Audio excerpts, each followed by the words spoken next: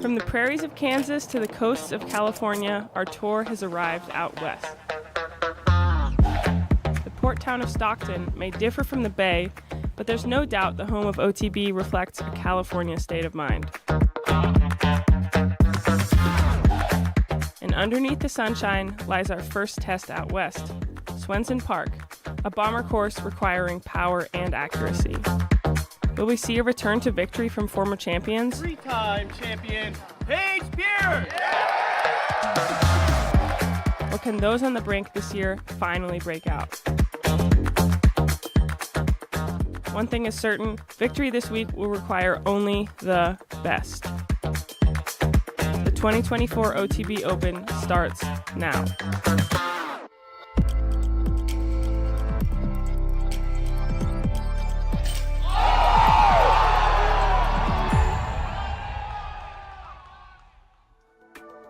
Good afternoon, disc golf fans, and welcome into Stockton, California at Swenson Park Disc Golf Course. The 2024 OTB Open presented by MVP Disc Sports is underway, and it's the afternoon show. Brian Earhart, Nate Perkins, it's Tournament Central Time to lead you into the MPO action that's about to unfold this afternoon. But first, let's quickly recap what went down in the FPO division this morning. Quite a few players shooting really hot on this property. What do you think? Yeah. Perfect day out here at Swenson. I mean, no humidity whatsoever when we woke up. The wind was down. You know, it's in high 60s, low 70s when these players were out there tossing, and it was perfect scoring conditions. And these are as good of numbers as we see all year on FPO.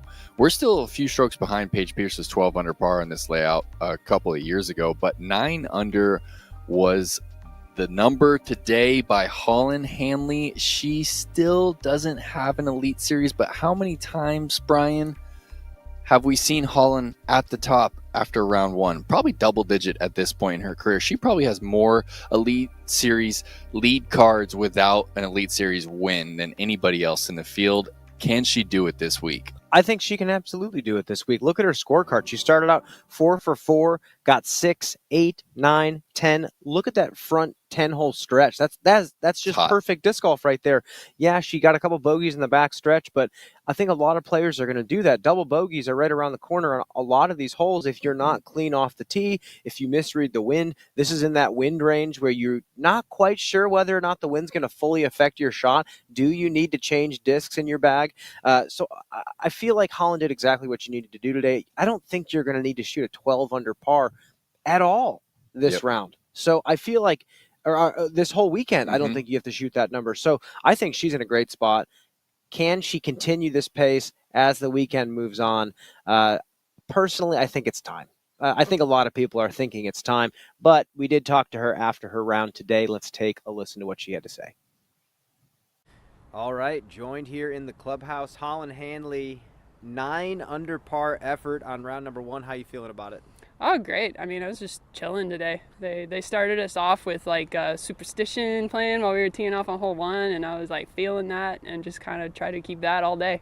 They had the Stevie Wonder playing. They had superstition going when you were teeing off. Are you a superstitious player? Are you a superstitious athlete? Not superstitious, but I'm a little bit stitious. Okay, I'll take that. I'll take that. I mean, you know, some little things. Like I definitely, right now, I think my red shirt is my lucky shirt, so I'm saving that for the last day. And I try to wear black on moving day. Like I got a couple little things I do. Slightly above average stitious, but let's talk about the round a little bit. How's the course playing when there's not much wind out there? Is it pretty attackable? Oh, it's very attackable. Yeah, really, it's just a few key spots where you need to really think about it before you get too aggressive. And if you're going to make a mistake, there is definitely a right and a wrong mistake to make. You don't want to end up in the water short or OB early or anything like that. And then, yeah, that's pretty much it. 9 under par, currently the best round of the day, but you had 2 bogeys out there. Talk about the bogeys, and are they mistakes that you feel like you have to make adjustments for? Not really. The first one was hole 12, I believe. It was that par 4 where you got the pond shot as the second shot. And honestly, out of my hand, I thought it was perfect, and I came up just a couple feet short. So not too worried about that. Might just aim a little bit more to the right so I get kind of that fatter landing zone. And then the second one was just like a little bit of a brain fart. Missed a short putt only missed 2 short putts today, so I'm not really too worried about it. Well, Holland, it was a great start, and under par. We'll see you tomorrow. Cool. Hey. Slightly above average. Well, I think Holland again did exactly what she needed to do, and I love her mindset right now. She's doing just fine. She knows what she needs to do to keep shooting good this weekend. The out of bounds on 12 can get cleaned up, and a couple little micro adjustments here and there, but she's in the right spot. Moving on, Kat Mertz dropped an incredible first round, 8 under par effort. She got done second on the day. They just absolutely flew through the round. She said she was very grateful to have the second tee time of the day, which I think is a great mindset. You're not playing with any backups. You're not going to have to worry about any of those pinch points on the course where 2-3 card backups can sometimes present themselves. They flew. There was a 4 card difference between them and the card behind them. So they were all in a good space, but Kat just played great today. Yeah, I heard she played in a threesome today as well. And you like playing with less people and playing the course pretty quick, Brian? You feel like it helps the overall scores? Well, if you're towards the top playing in a threesome, it's awful. You're always catching the group in front of you. But if there's just one group ahead of you, that's just easy going all day. That's best of both worlds, really. So I think the conditions were great for her to shoot the round she did. Clean 8 under par. Kat was in control today. She said there were some putts that she not necessarily was proud of. She feels like she can clean them up a little bit. 4 for 7 from circle 1, so almost 50% on the day. Got to clean that up. She's got to pick her sides of the green. That's the big thing with Kat Mertz. It's not like she has this super direct Kristen Tatar style, no wobble spin putt. Yep. She has a very pitch putt oriented style, and she has to be a little bit more choosy when it comes to where she puts her approaches. Yeah, definitely has to be conscious of what side of the basket she's landing on. And today was the calmest of the 3. The wind it doesn't peak until the late afternoon. So for this MPO round, we're going to see it pick up towards that 15 to 20 mile per hour. But for Saturday and for Sunday, it's going to peak a little earlier. And so the FPO is going to have to deal with a little bit more wind. And I agree with you. I think that Merch's putt, when it's calm and it's in the woods, it looks good, but it is susceptible to being affected by the wind. So we're going to have to see how she's able to dial in that putt. And a trend that we're noticing, Brian, the finish here at Swenson is tough. It looks like a lot of the scoring is done on those first 12, 13 holes. What do you think it is about the finish that is just that much more difficult than the rest of the course? 17, 18 are funny. There's certain positions on these holes where you get tempted to do something so silly, and a lot of times you bite unless you're very disciplined. 17, I think, is a perfect example. That low ceiling kind of creates this really challenging tee shot that you have to throw fast on and clear as much ground as you can. Otherwise, you're in that position where you're like, okay, I know distance-wise I can get to the green, but should I actually try to challenge this and get up to the basket? And a lot of times you make the wrong decision. Let's fly this hole right now. Low ceiling, got to bite off some distance. What do you think here, Nate? Oh, I love this hole, and Leonard used the oak trees that are here at Swenson to perfection, and you need at least 330. Ideally, you'd like to get something out there in that 360 range, and if you're too far left, you're going to have that ceiling that you were talking about on the approach, and the prevailing wind direction here on 17 is ahead right to left, so most of the time, players are swinging it out over that water and having to trust that the wind isn't going to flatten their disc out and cause them to throw their fourth shot from 250 short, and this bucket is only 15, maybe 18 feet from the water's edge right there. This is playing as the 4th hardest hole, but because of where it sits in the round, this is one that we see a lot of people really struggle on. I think the placement of the hole is very important because, yes, you want to go for those late heroics. You want to go for the green and stick a birdie that can potentially take a stroke on the rest of the field. And then a lot of players don't necessarily accomplish that task. So, yes, the finish here is brutal. And we'll talk probably more about 18 as the weekend goes by because I put that in the same category. Nate, our Perks picks are starting to look pretty good for our pick twos. Holland Hanley's in first place. And then Ella Hansen goes 8 under par. She's tied for second place going into the second day of competition. You watched Ella all day. What are your thoughts? Well, the distance is just so casual for Ella. I mean, right here, she's going 7 speed on a 360-foot hole. A lot of players are throwing driver right there. The distance is an advantage. It's not all that you need to score. Her approaches were on point, and the forehand Look at where she's delivering. Years past, we've seen her nose up, hyzer, find the water right there. She parks the 7th. Here's another forehand approach across the water on the 9th. They look great. After a boom and drive, yeah. Her forehand approaches, and then these putts right here, the 20-foot looks. She went on to cash that one. Here's another great forehand approach. Another water carry. Another one here on 12, and that's money as well. Goes on to make that 20-footer. There it is. Nate, we've watched her for years now mess up a lot of those forehands and say, okay, she played amazing. But then you look back at where the strokes were bled. A lot of times it's on that forehand side, and her releases are beautiful when you watch her practice. And now this forehand is a deadly weapon, and the consistency is much better.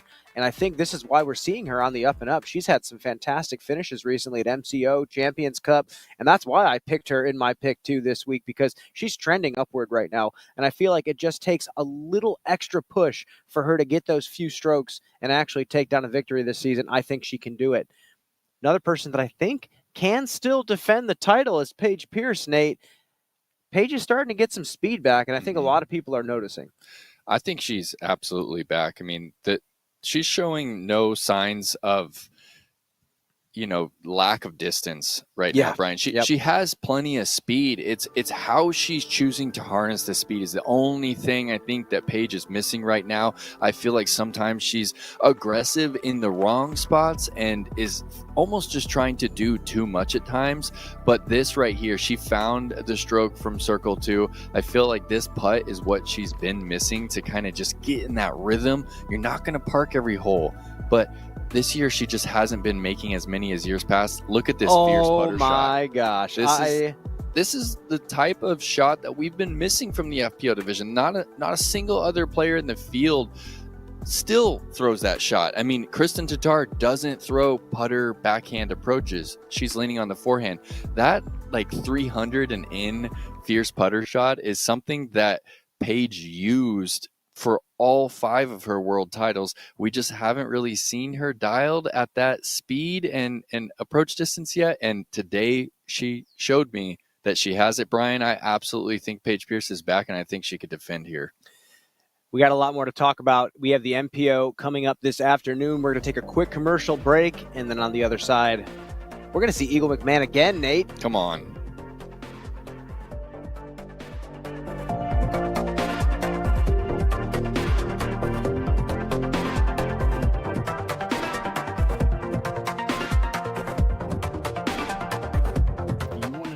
Disc is going to feel like before you get it, you have to check out OTB disc. The first thing I'm looking for when I grab a new disc is the feel of the disc. It's got to be confidence instilled. Virtually in your hand tells you what the disc is going to feel like, how heavy it's going to be. It's everything you want to know before it shows up to your house. It's really, really helpful in not only finding a disc that looks beautiful, but is also exactly what you're looking for it to feel like. Of course, when you're dealing with OTB, you're going to get only the best.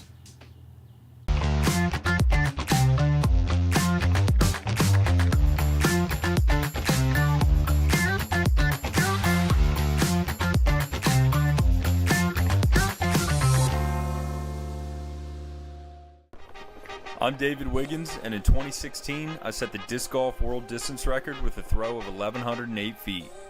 Whether I'm out in the field measuring a max distance throw, or on the course checking the elevation change for an upshot, I rely on the Eagle Secret 360 to give me accurate distances. It's the only rangefinder on the market that measures in feet, yards, and meters. It's USB-C rechargeable and features a lithium-ion battery. Visit EagleSecret360.com to get yours today. Coming back, everything just came flowing back in. People are calling me the champ and just talking about last year. My first practice round coming up to 18th green was almost emotional for me, and it just brought all that feeling back. And a year ago I was speechless. I still am. How does it feel to be a DGPT champion? It feels so good. I have been short time. I have been waiting for this kind of, and it feels good. And there's so much things that came with the win, like the final spot in the DGPT championships, which was one of my biggest goals this year, and I kind of feel a bit empty, to be honest. And why is that? I think it came so quick. I didn't even I wasn't sure if the win would qualify me there or anything like that, and now I got information that it did. So I kind of feel a bit empty, and but still, yeah, super excited about it. Are you able to, kind of hold on to, the rhythm and the routine that led to good putting at DDO? Yeah, putting was really good that final round at DDO. I wouldn't even say it was great the first 2 rounds, but I felt pretty good out at Vegas. Made most of my putts out there. I actually, for that final round at DDO, I used a completely new putter for the bag. I just need to change something up. So, and those putters are, that one and the next new one I put in, they're flying really good right now. Nate, let's start out by talking about Emerson Keith. You've known Emerson Keith for a very long time. You guys are both Texas boys. You've watched him grind weekend after weekend after weekend in Texas, and now full time for however many years. He just doesn't lose that competitive spirit. I mean, he won last year and then comes into the season. Hasn't been a great year, but he's still going out and playing leagues. He's playing flex starts. He is all in. What can you tell us about Emerson Keith, and can the energy from last year's win take him to the victory again? I honestly, Brian, am a little worried about the nerves from last year's win affecting Emerson, because I feel like Emerson is obviously more of a people's champion. He's not some superhuman, athlete with the 7-foot wingspan like we have in, AB and Gannon Burr. I mean, he's a different kind of player. Like you said, you used the word grinder. Like, he grinded that win out, the 23 under par. It's not like he played close to perfect for him. He can definitely exceed the 30 under, but he played out of body at that tournament.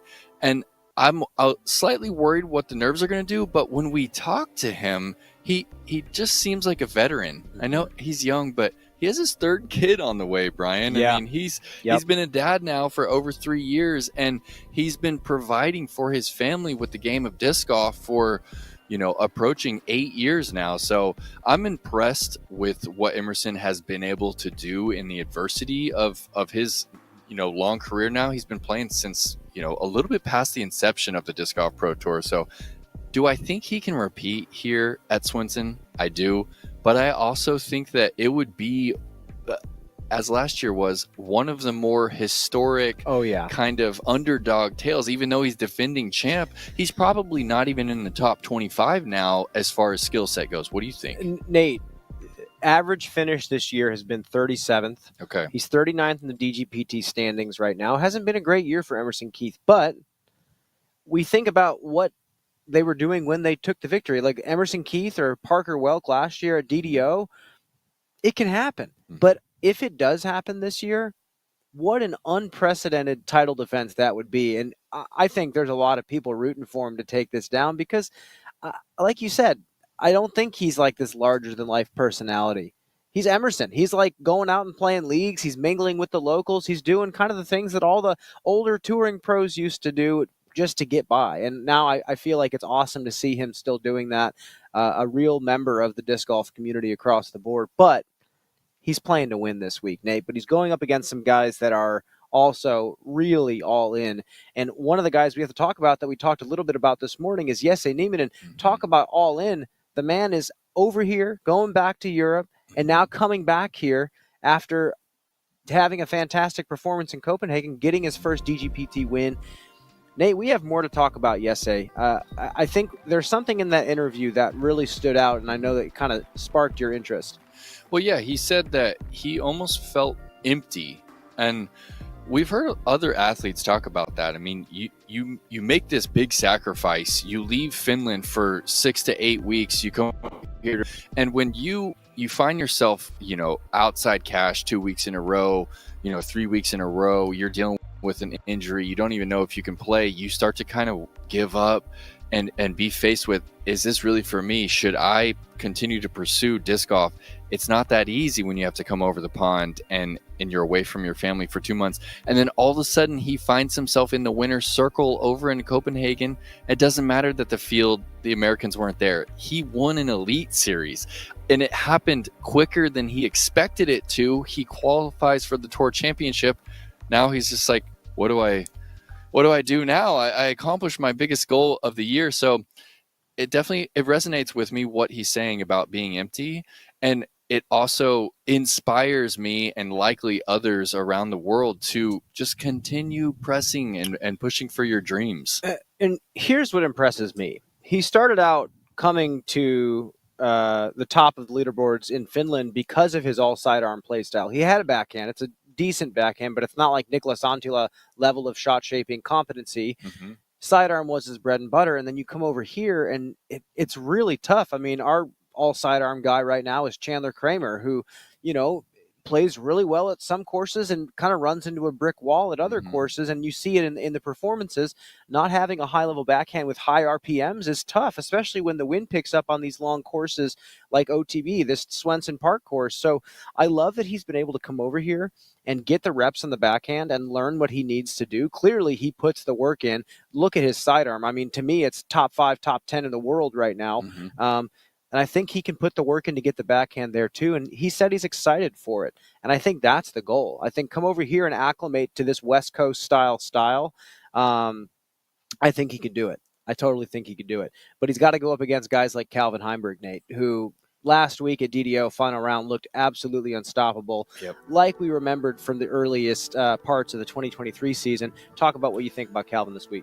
Well, I remember back at Texas State's, you and I were calling that and thinking that it was the end of everything for the rest of the field. I remember asking if disc golf was over, if Calvin felt bad for the field because he was winning by 8 strokes after 2. And then all of a sudden we saw the human side of Calvin Heimberg the rest of the season. We saw him, falter time and time again in pressure moments. We saw him crumble in the majors. And then 2 weeks ago, at DDO, I'm with you guys. Calvin found the putting stroke and found the late flipping drivers into the wind, and again looked like there was nobody else in the field that can touch him. And I think if he continues to find that rhythm, that routine that allows him those deep circle 1, shallow circle 2 makes when there's a little bit of wind out there, I don't think this course is safe today, Brian. I think 9 under par right now is the score to beat. That's coming in 10:57. Cole shot that in 12 holes. I think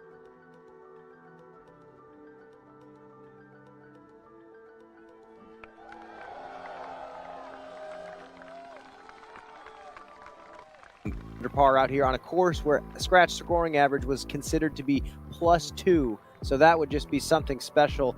But Calvin is a generational talent. Have we seen another Calvin Heimberg? Are we seeing one in the junior ranks right now that's playing like him? Like, I know a ton of young players were playing like Paul McBeth when they were coming up, but you just don't see anyone play the game like Calvin. And it's such a beautiful thing to watch when he plays the game. I think most specifically hole 15 at Nokia overseas in Europe for the European Open. 500 plus foot downhill par 3. This man is grabbing an eagle out of his bag, a 7-speed fairway driver, and throwing it on a frozen rope down to the basket. I mean, nobody else is even thinking about doing that. And he does it with such ease. And now that he's starting to feel a little bit better on the forehand side, he says he actually likes the late flipping turnovers that he kind of had to start learning because of the forehand being off limits. And now he's going to keep leaning on them as long as he can. And he says the forehand's there. Doesn't have to use the forehand. So I think he might be in a little bit better spot than he was before, giving that he makes a full recovery. Nate, last thing we got to talk about. Speaking of players coming back from an injury, Eagle McMahon is back. Yes. Eagle McMahon is playing at an open course. We get to see feedback. We actually get to see his discs fly. Yep. It was kind of frustrating as a spectator to watch him go out to Northwoods because his timing is clearly going to be off. He's still recovering. He's learning a new bag. We want to see how these new discs are flying. And if you hit a tree halfway up the fairway, we don't get to see how they fly. So what do you think about his chances this week? But also, what do you think this means for his career and this season? You know, I think Eagle's the type of guy that we've learned a lot from mentally. Like he wasn't shaken up by this. I obviously think that he found himself in a tough way, not able to have his timing, and obviously the fans didn't cut him some slack on last weekend. They were harsh on him, Brian. But what you're talking about with the feedback is being able to see how this new plastic is flying. And I think Eagle's probably forgotten all about what happened at Northwoods. And honestly, he probably didn't even have expectations for himself at that tournament. Today, and this weekend, I feel like he probably is coming into this tournament in the proper mindset to be able to throw. He's going to forget all about those shanks and the numbers. I think the fans at home, they were too zoomed in on, hey, he shot 10 over par. He's going to win the tournament. Yeah. That doesn't matter if you shoot 12 over par when you're just trying to get back into the tournament, kind of scene and get your timing right with, a bit of pressure with the cameras. And at a certain point, when you're that far over par, you're just going out there and you're trying to enjoy it. I saw him throwing some rollers. I saw him re-teeing when he didn't really need to. So we can't zoom in on the numbers and try and cut him down and say, hey, he's not coming back. Eagle McMahon could potentially just blank out this whole course. I don't know if you remember, but he shot the 13 under par here at Swenson the first year we had it, and ended up, winning the tournament. So Eagle has obviously everything that it takes, and now he's playing at an MVP event, and we're going to see that plastic get ripped on today. We might see a 700-foot roller. Like, I can't wait to see how he's putting with the Nomad. So as a fan, I just can't wait to see the bird fly again. Well, we're going to get to see him throw some really spectacular shots out here, and especially for the power players, there's some holes that allow you to do some pretty incredible things. Let's talk about hole 9. Let's actually fly hole 9 and talk about this really special hole. Again, golf course, but they use the trees in a really creative way. Talk about this shot. Yeah, we're sitting under these coastal redwoods right here on the tee pad, and this is one of the tee shots, Brian, that if you mess this up short, and if you mess this up right, you're potentially adding 2 strokes to your score right here. You've got to feed it inside this next eucalyptus. You need at least 430 to clear that OB line right there. You really need 460 if you want to land in the center of the fairway here. And then the second shot here is asking you to throw 330 to carry that water. You've got some reeds on the right that you need to get the disc up and over. The wind right now today is a left to right headwind that kind of keeps the disc from swinging back in. Well, I talked to Leonard Muse. He said these reeds on the right side are no longer going to get cut. He's going to let them grow as high as they possibly can to get players to think a little bit more before they throw their second shot over the water. I love hole 9. This is my favorite hole in the course. Playing is the 7th hardest today, just a little bit over par. Man, so much to talk about this weekend. A really special place here in Stockton. Let's take a look at some hot rounds of the day and get you down to the DGN booth for another round here. Cole Redallen, 9 under par effort. You said the 9 is not going to stand. What do you think? I don't think it's safe right there. Isaac Robinson hoping to catch his brother by the end of the day. We saw Paul McBeth go 3 for 3. I think, honestly, Cole might be on the chase card after these guys come through there, Brian. I'm telling you, steak dinner. Somebody goes 30 to 33. I would be so blown away to see that. I'll take a medium rare ribeye. Well, let's just wait to see how round 1 goes for the rest of the MPO division. Wrapping things up here for Tournament Central. Brian Earhart, Nate Perkins. We're going to send it down there. See ya.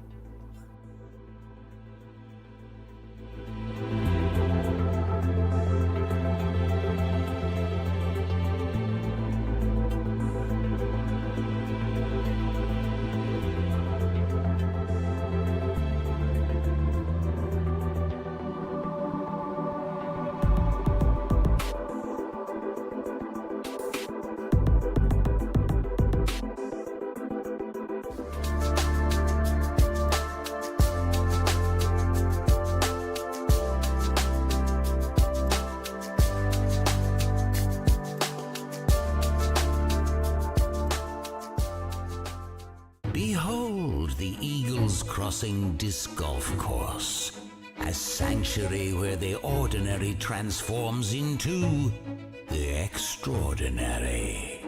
As each disc takes flight, Destiny intertwines with the flight path. But beware, brave souls, for the course harbors challenges that even the boldest must confront. Yet, fear not, for victory and camaraderie are your companions on this voyage. Visit eaglescrossingdiscgolf.com.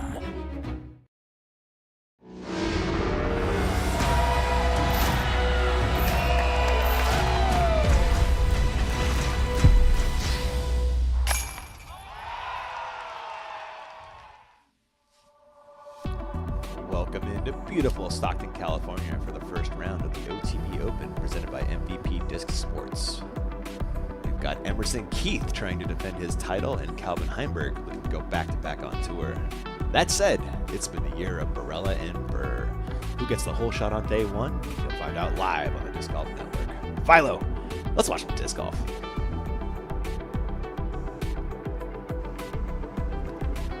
Getting right into the action, Radalin capping off his round on 18 with Abe also on the card. That was a par for Radalin. Robinson, this will be a birdie to get off the course.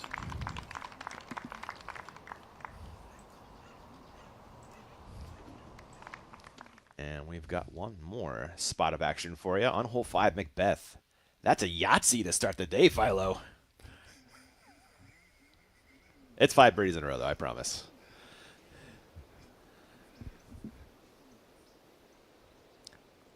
And checking out our hot rounds, our Innova hot rounds, as it were. Darwin and Robinson at the top there. Brandon Mata also just one stroke back. Bunch of those young names once again popping off. Cole Radalin clean 9 under at that. Excellent shooting. Did get a little cold on his way into the clubhouse, but all in all, solid day. Yeah, absolutely.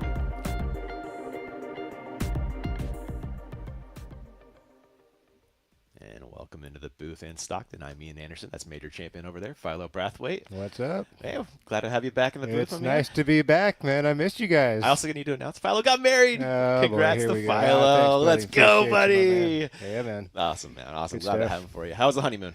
It was warm. It was nice. Nice. Awesome. Cancun, Mexico is lovely in the spring, so not too hot. Just, Beautiful. You know, nice and chill. That's the way we like it. Hot has been the play from Barella and Burr to start the year, Philo. Telling me, man, it's been fun to watch these guys dueling it back and forth throughout this first third of the season or so. We're about the third of the way through the season mark, and these two young stars are just lighting it up. Back and forth they go. Started off the season like that. Chess.com. AB comes out, gets the monkey off the back, as we like to say. Big win. Next tour stop, boom, Gannon Bird. How about that? In dramatic fashion on the 18th. Grabbing that one from Luke. Yeah, these two guys are going at it again. Texas State, back and forth, near flare skip in there for Gannon Burr. AV says not so fast. Keeping things close, keeping things tight. Somebody's closer there. Really did come down to the wire out there in Texas. This on 18. Applying the pressure. With a great shot. Barella needed to match, and sure did it, Philo. Absolutely. Can't say enough about the way he's been playing this season. Spectacular disc golf. Showing up at the right moments, making the plays at the right time, picking up wins. He's got 3 already this season. Got another one at Jonesboro just a few weeks later.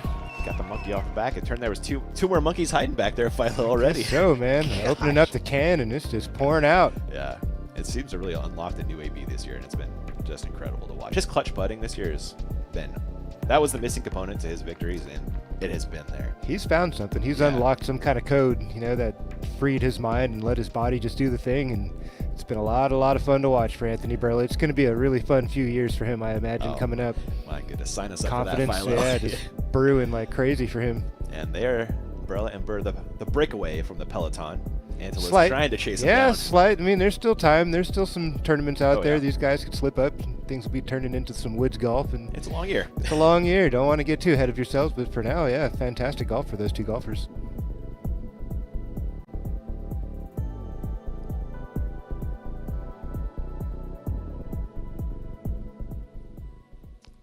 There's Anthony Barella warming up. He'll be on one of your feature cards today.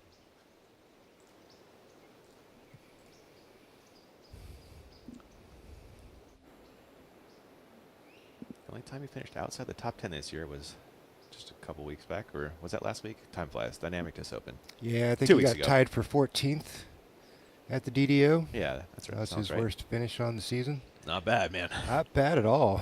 And getting 3 wins through his first 5 events, I think it was. That's insane, man. Yeah. And Burr has not missed the top 10 at all. Took second last year, Philo. You like his game for this course, man? You like his game I for like any his course? game for pretty much every course that he shows up to. He's one of those guys that just figures it out, you know. It may not really suit his game, but he usually finds a way to navigate and execute to a high level, usually making up some ground on the putting. That's really where he separates from Anthony Barella, if anywhere, within the game. Yeah, that's definitely true. And McBeth to start 6 for 6. Back in his home state of California, trying to get some feels. Here in Stockton, 6 for 6. Doing Pablo proud. Wow. That's... Don't unleash the beast, man. Oh, He's man. you never see that guy again if he gets rolling. I want to watch that. It's been a while, hasn't it? It has. It feels like it's been a little too long. His last win back over in Europe, I want to say, right? Oof. He got that win in the Pro Tour on Europe side last year. So it's a Park Notes, one of the longest courses on tour. Yeah, those par 4s are no joke. Whoa. Average coming in 754 feet. Hole 9 featuring 2 pins this year. Got an A and a B. You'll see B round 2. And Swenson Park will be the host of the 2025 Champions Cup. Congratulations to the North California area. Yeah. This is a wonderful opportunity for Northern Cal to show off and show out. Yeah, it's in great hands, man. Sean Jack, Sean Mercy, the whole team just does incredible work. Let's send off the 305 group now. First on the tee box, from Urbandale, Iowa, Gannon Burr. That's my friend John Toby right there doing the announcing all weekend. Huge thanks to him.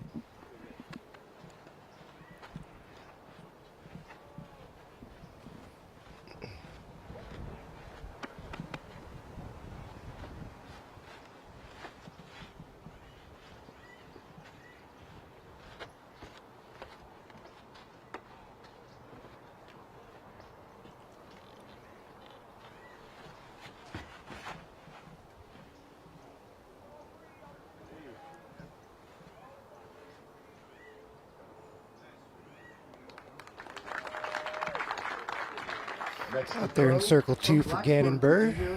James Conrad. Always a fun day when we get to watch the long man, Philo.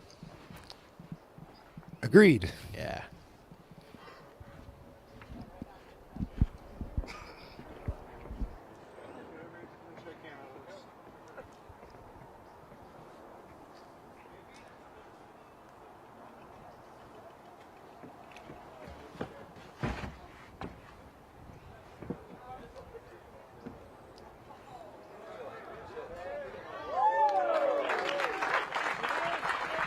Just ducks under the canopy, skips out there, circles edge to the left. Jesse Nieminen.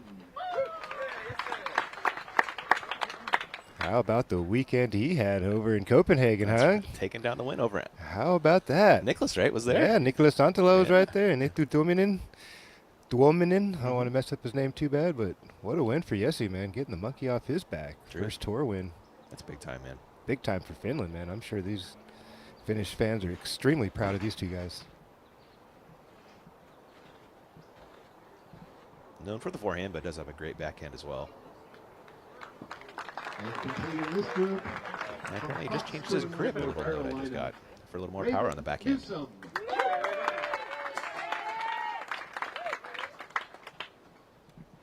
And crowd favorite, Raven Newsom. Always fun to watch this man as well.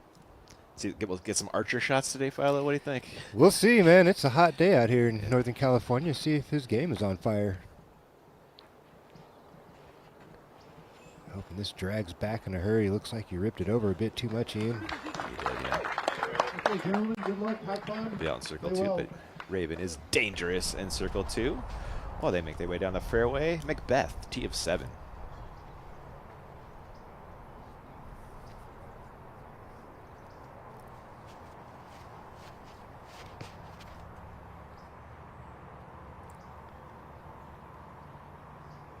That's an interesting swing from Paul Philo. Did you see that?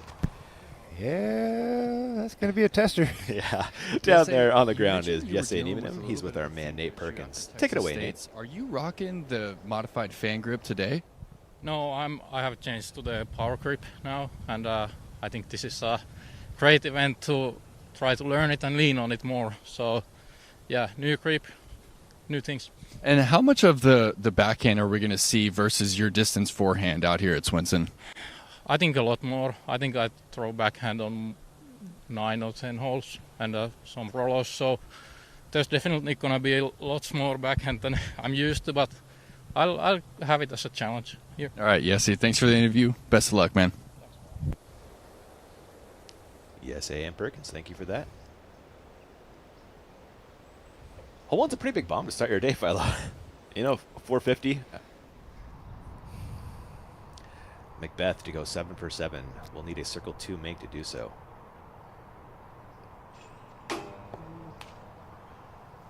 Mm. 6 for 7, still pretty good. I'm sure he'd like that putt back. Oh, yeah. Right on line, just dried up short. Looking at Raven Newsom. Fairway, maybe circle 2. Looks like he's inside circle You see 2. him? Okay, He's cool. 55 feet. Ooh, right on the edge there.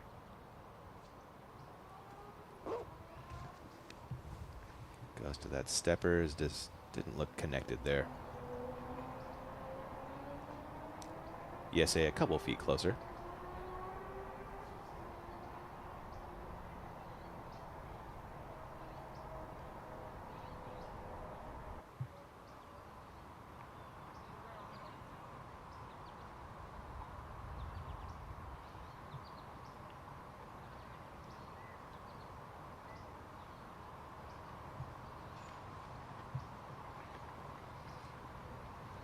Perhaps a bit of jet lag on the putters. Hustled back to the States after the big win in Copenhagen. Not quite the putt he was looking for to start off. Still early. Burr in circle 2. Birdie look.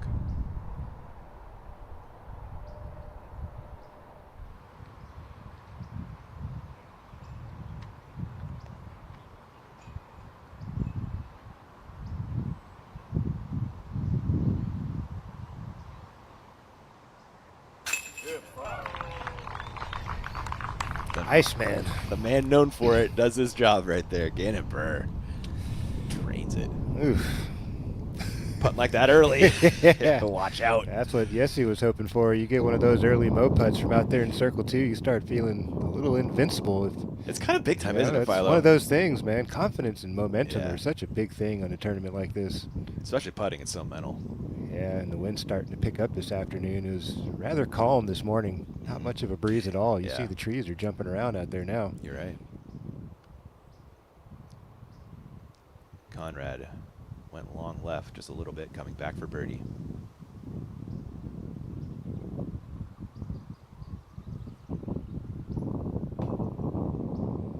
Conrad off target with his bid as well. So Burr grabs a stroke on the card. Jumping ahead to 8 for McBeth. Par 4. We will show you that second shot on the other side of this break. We'll be back in just a few.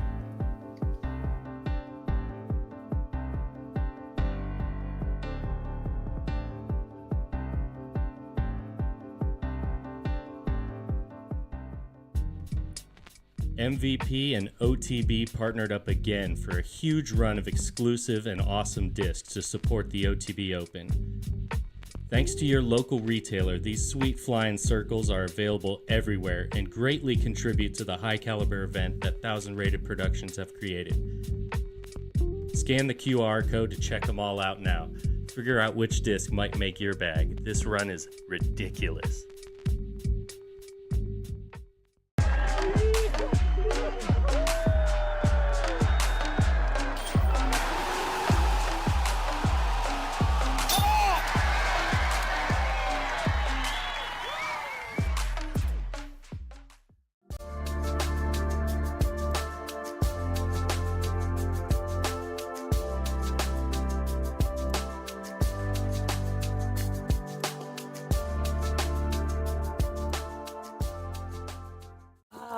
backup hole. Y'all ready for this? Girl, we're always ready. Yep. Sarah, have you tried this new True Athlete pre-workout? It's so good. Good food, good birdie. 5 o'clock somewhere. Soup's up. What's even in there? It is birdies. Simon in for the birdie. He's just been making these like it's nothing. It's just no problem. That putt has looked so good this week. Another nice birdie for Simon. Oh my. Come on, dude. Yeah, I mean, that's a perfect putt. 2024 MPO champion, Simon Lazat!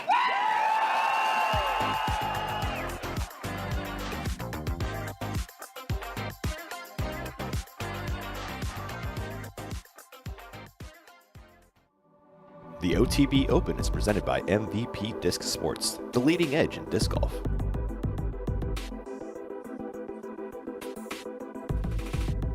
Jumping from a fox to a beast, McBeth throwing 2 on 8.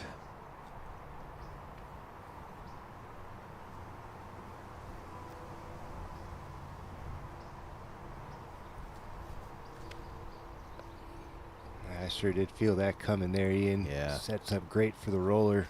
That's really wide, right? Looked like it. Yeah. Looked like that landing off the ground really affected the angle. Maybe caught a little hole or some soft dirt or something. Yeah. Burr now on the tee of 2.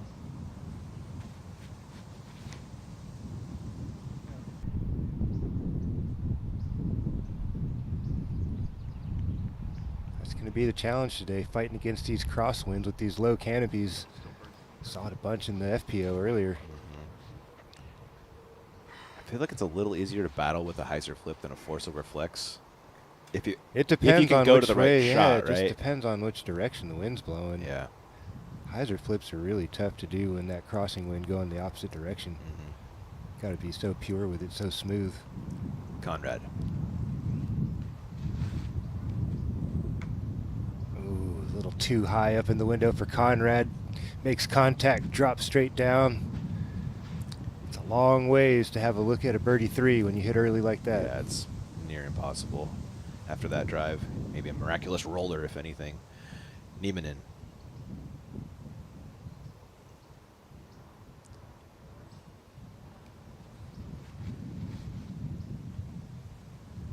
Unleashes a low laser along the left side. Should be skipping right back towards the middle. I think it caught a tree. Oh, no. Yeah, I'm pretty sure. It was looking really nice out there. It was. Let's take a look, though, at your Copenhagen Open champion, see how he got it done. Shots like this, I'd imagine, Ian. Little tasty sidearm into the green. Under the koozie, even. Yes, sir. Nice circle 2 banger there. Going back to the sidearm again. Just weaving them. He's got a great flip-up forehand game. That was tasty. It was. Little tap in and call it a win. 2 strokes. Young gun. And Nicolas Santola. Conrad's second. Keeps it in the air. Playing for par. Yep. Ooh. Yeah, that ain't going to hurt him too much. Another 40, 50 feet doesn't change much on the approach there. We'll look down at Switson Park from our Flight Factory drone. If you're in the area, come check it out. This is a great tournament to watch. There's sightlines all over the course. There's no low brush, you know. No, it's a pretty nice walk out there. Yeah, it's really nice. Tons of spectator stuff. Yes, 8 throwing 2.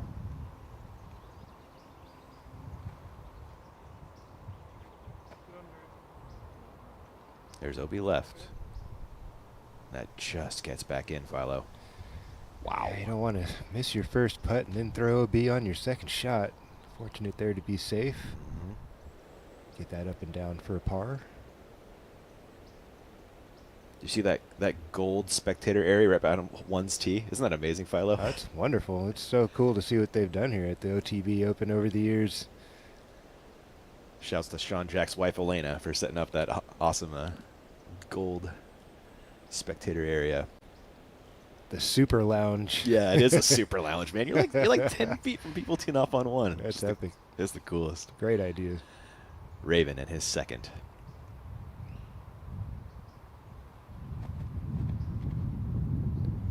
Force over sidearm along the left side, looking to get some ground play. Gonna come up a bit short. These long par fours, Philo, with these low ceilings. It's tough. You got to have a lot of speed and velocity. Not just speed, but, you know, everybody's throwing it about as hard as they can, but they don't all have the same velocity on them. No, give me that guy's arm for some velocity right there. No doubt about it. Eagle McMahon. You will see your feature card take the tee after this break. We'll be back in just a few. Do we all have our digital scorecards all set up there? Good. Then that's all I got. Take notes of this, Philip. We'll send you on in the following order. Emerson is going to throw first. Matt will throw second. Eagle will throw third. And Amy will throw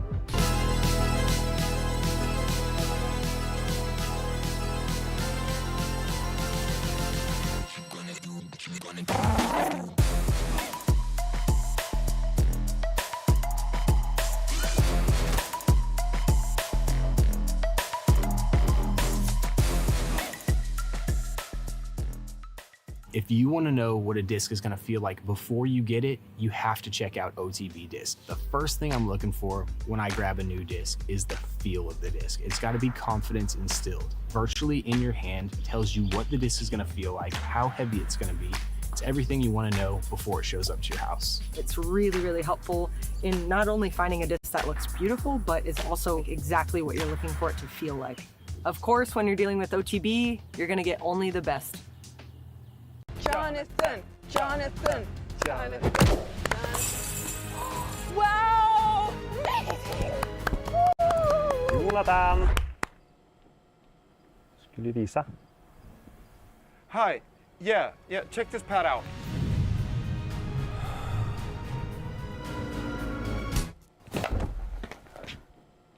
I think you should use your wrist a little bit more.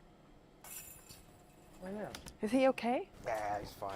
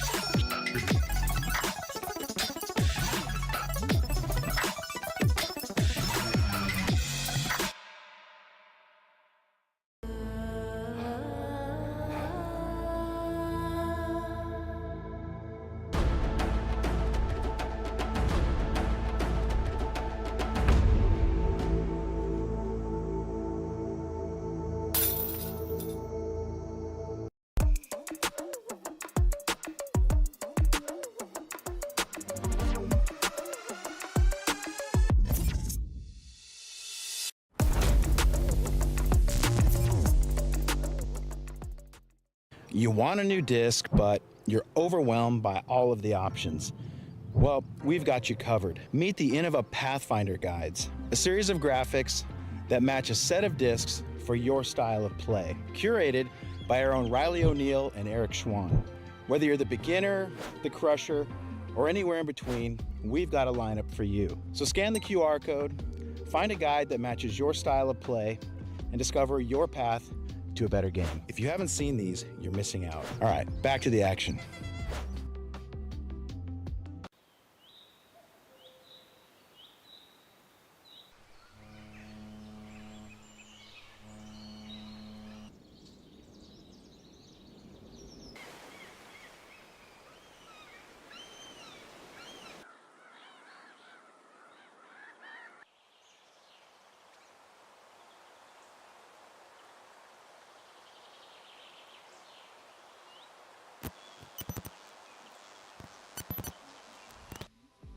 And if you guys are watching on YouTube today, thank you so much. And if you'd like to watch the rest of the weekend, scan that QR code and subscribe to the Disc Golf Network. We would greatly appreciate it. Yeah. Look at all that extra cool stuff you get when you subscribe. Come on now. Get in there. It's the only way to watch the live finish on Sunday. All the action on moving day tomorrow as well.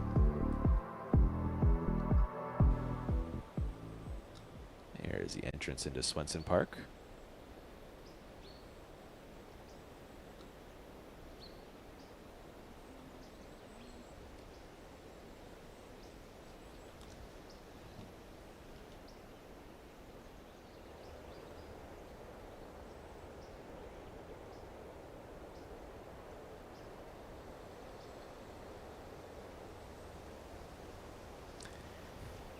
should be flying down to 1 here shortly.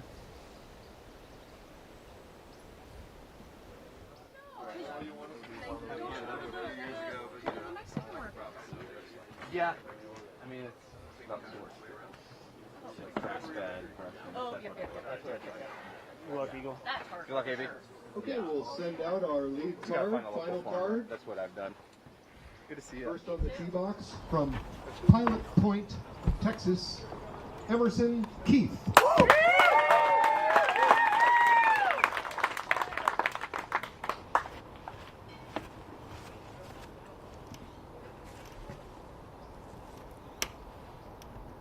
How will things go for the defending champion here, Emerson Keith?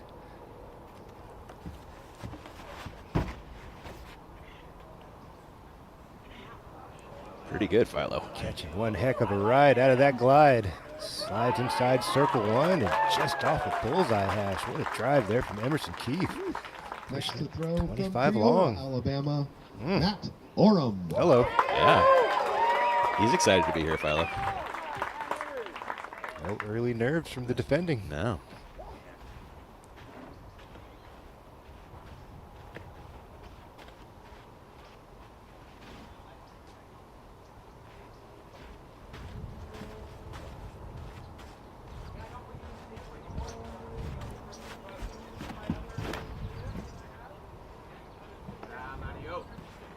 Nice and wide, looking for a skip. Doesn't quite get it. Gets to circle 2 and gobbled up by the thick grass. There's some spots out here. You got to be aware of that. Some spots skip pretty quick and some do not.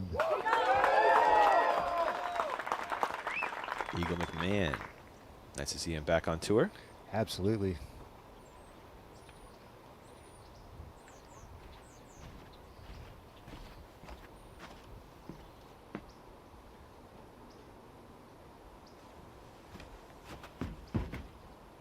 One angle hyzer from McMahon.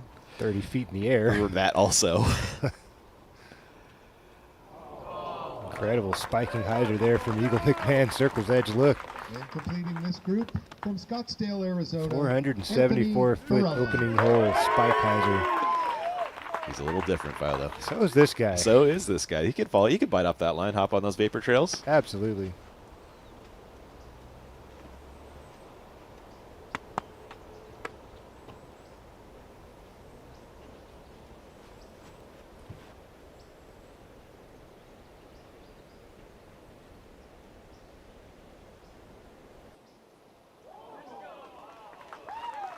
Barella into the circle. Good Nicely luck, done. gentlemen. Have fun. Play well. Oh, they make their way down the fairway, jumping ahead to Burr in his 3rd on hole 2.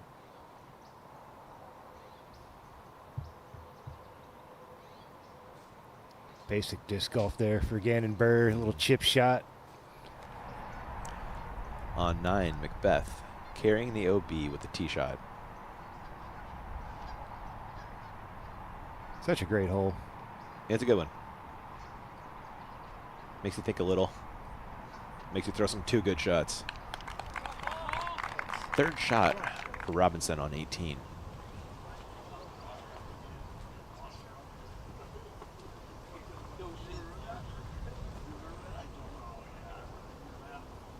And he will have that left for par. Let's check out Philo's Philosophy, brought to you by our friends at blackingdisc.com, the premium disc golf store.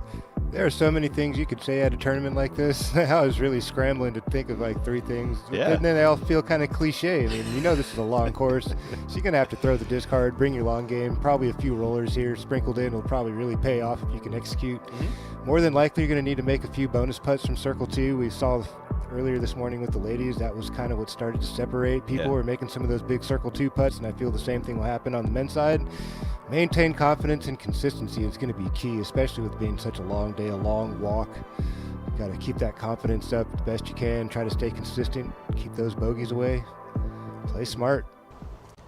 The par putt for Robinson on 18. 7 down, but we'll head to 6. Hopefully it's 6. Yeah, it stayed in bounds. Wow, rarely see that out of Mr. Robinson, huh? Airball, huh? Inside the circle? Yeah, just didn't touch a thing. Back to 1 for Oram and his birdie putt.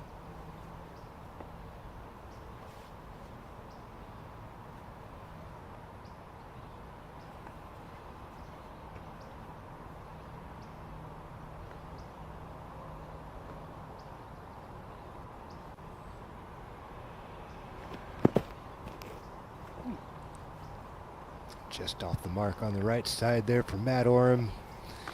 Jumping spin putt. Doesn't touch a thing. McMahon, a little bit closer for his birdie bid.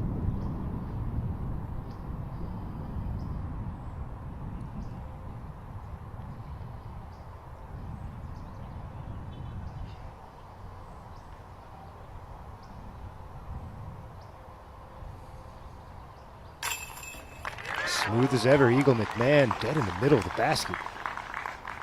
One of the world's best putters, Philo, right there. He's still got it, man. Little break, but still looks like Eagle. I don't think he's just going to disappear off the face of the earth. You know, that game is locked in mentally. Yeah. He knows what to do. Once his body's back in the right place, you know he's going to be dangerous again. Perfectly put, Philo. Keith for 2.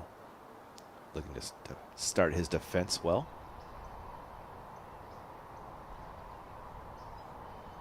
That was one heck of a line Emerson threw. Low laser beam, hardly leaked off the line until it started running out of speed. Just a little strong.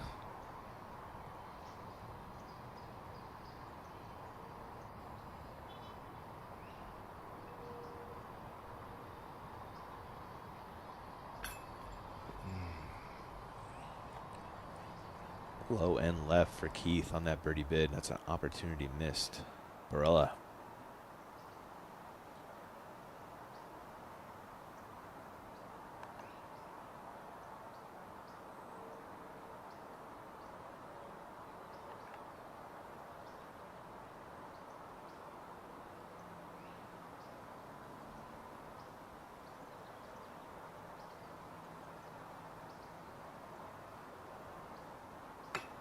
No. Maybe that'll wake him up, Philo. Can only have 1 or 2 of those, man, you know. It's got to be, that's it, you know, in your mind mentally. I cannot allow myself to miss like that anymore. See if Anthony Barella can turn it around here early on. Keith for par.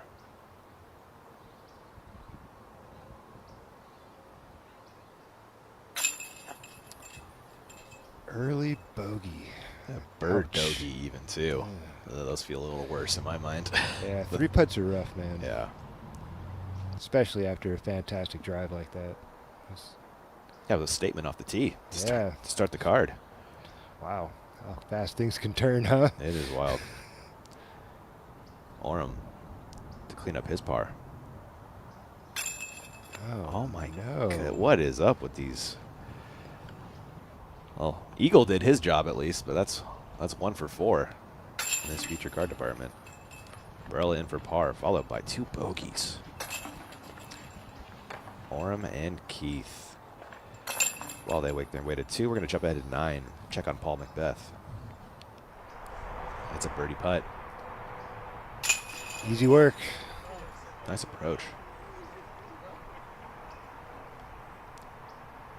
On hole 3, Burr has a birdie putt. Oh.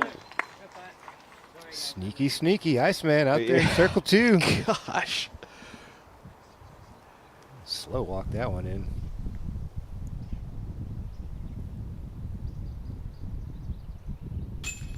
Perfect. Nothing wrong with making them low when you're out there 50, 60 feet. Yeah. Not a bad place to, you know, to go in. Talk about this hole too, Philo. It's tricky. It is absolutely tricky. You got this low tunnel, these trees, maybe got a 13, 14-foot canopy up there, but man, it's so easy with those crossing winds for the disc to lift, especially if you throw something that has a stable edge. You see a lot of guys trying to go something somewhat neutral, push it out there, 380, 400, somewhere off to the left side really opens things up. If you can finish in the middle, that's really nice, but you definitely don't want to go right, especially on the second shot. There's this natural OB over there to the right, not a lot to work with. You can clearly see the OB line along the left side to navigate. Basket's perched up under the oaks back there, nice and pretty like. Great hole. It is really. Yeah, you got that OB left. You got the natural OB on the right. It's just perfect. Could go roller off the tee if you can control it. You know, it's not one you want to get wild with, that's for sure. But if it's one of those shots you got locked in, this could be a good place for it. McMahon with the box after the birdie on 1.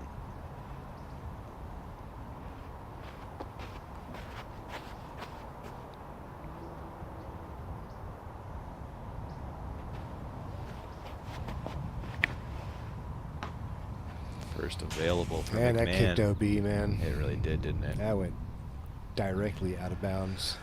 Oh, that's going to be a big number, Philo. A little bit Yankee there from Eagle McMahon. Yeah. Best you can do is save bogey, you imagine, right? That kind of feels like it, doesn't it? Barella.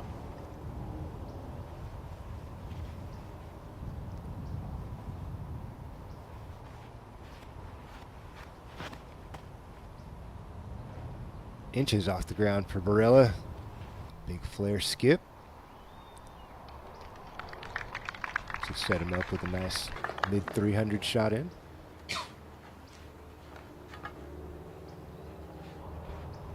Emerson Keith. I think I saw Ari back there on the bag, Philo.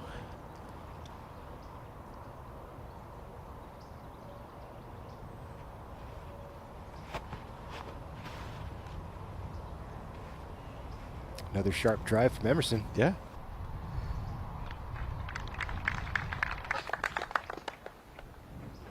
Sure, you're still shaking off the events of hole one's green, man. Definitely deflating the 3-putt the first hole, and all those, you know, they're all hyped up, all the adrenaline flowing, and walk out of there with a bogey. He'll bounce back. Yeah, no doubt. Matt Oram. Oh, no. Also finding first available. Rocky start for all here. It is looking a little off on our future card so far. They'll get it cooking eventually. Let's jump ahead to 10, McBeth. Classic hole out here at Swenson. Beth trying to wave this ever closer. Green flag, but looks a bit shy, huh, Ian? I'm curious if that's close enough for a putt. You never know with these guys. Yeah, right. We saw Scoggins make a 50-footer on that hole this morning, man. So cool. She has no fear with the putter in her hand, and she made 3 or 4 of those. That one on 7 was awesome. She made one on 11, another 50-footer. Yeah, Back-to-back 50-footers. And McBeth, he is going to putt it, Philo. Death putt galore. Up and short for McBeth. Can't blame him. Yeah, it's tough staring at that water. McMahon and his third.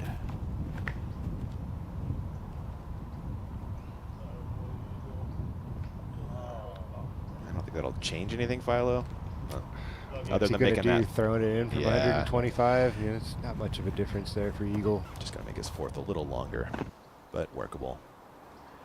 The other side of that tree is Matt Oram. Throwing 2, though. Still has this Mando. That shouldn't be much of an issue.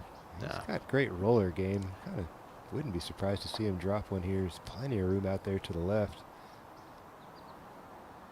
Maybe he's just going to play smart golf here and just chop something down there as far as he can, keep it safe, get his par, and walk out of here. Eat the hole one bite at a time.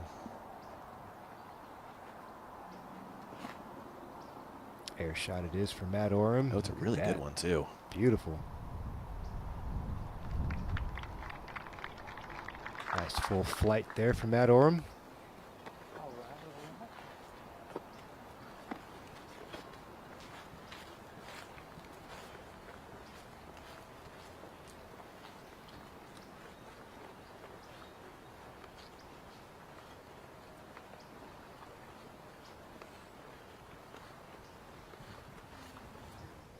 Checking out a live shot from our Flight Factory drone and your Cana. Current conditions 81 degrees, 10 miles an hour. Perk, how's the field on the ground? Is the wind picked up from this morning? Just about the same? How are we looking down there, my man?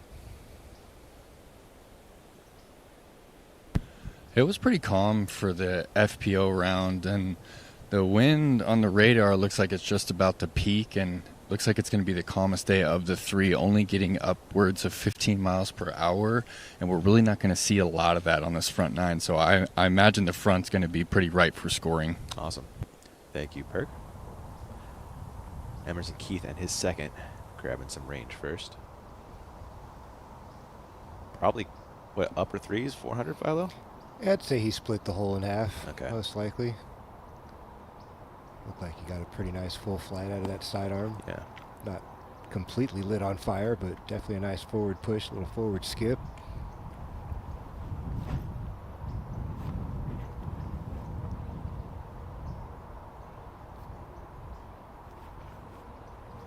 This will be tough, Philo. A backhand with that ceiling. It's workable. Yep. It's workable.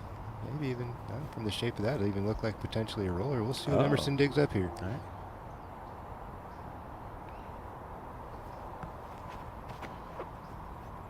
Nope, just a standard Anheuser swing there from Emerson.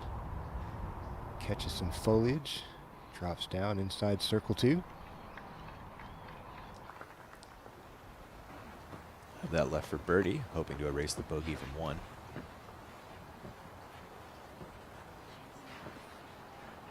Burr throwing 2 on hole 4.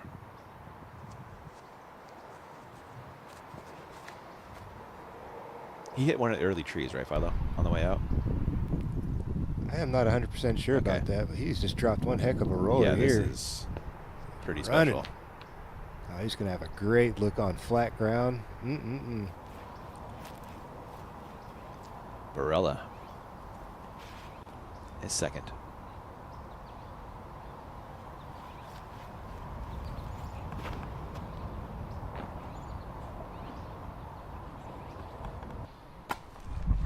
Tacking camera position must be long of pin. Circle's edge. Okay. It's a good shot there from AB. Another opportunity to score. Some solid juice by my man Josh down there. Doing a little footloose on the green there. McMahon.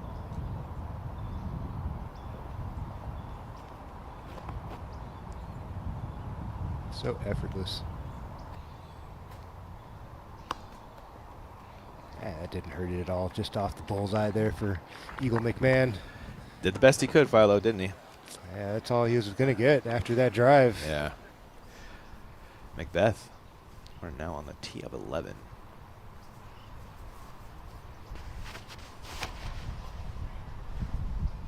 Par 4 water carry off the tee, and then optional water carry on your second. What do you think he does from there, Philo?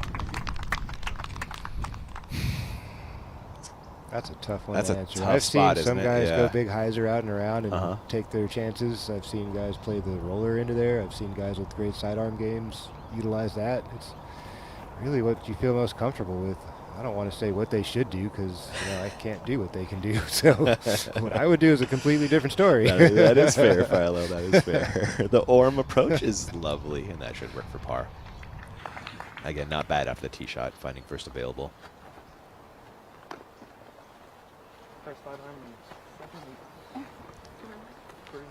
Is Matt wearing croquis? Are we not going to see the sunglasses fly off his face anymore? He's got, he got a little thing back there. Holding Yeah. on. Let's check out our scores. A lot of action all over the course. Look at Paul McBeth on a run. Yeah. Adam Hammis. Is Adam Hammis on the same card? Looks like they might be. How about that 6 for 6? Oh, Adam Hammis. Heimberg. Whoa. Wow, 3 of them. No, excuse me. My bad. My bad. Yeah. Still, Calvin Heimberg. Yeah. Man, you think about a low line drive thrower. That's my guy. And that's what this course demands. Agreed. Keith for birdie. He's not the only one that can do it, but No. he seems to be one of the better ones at it.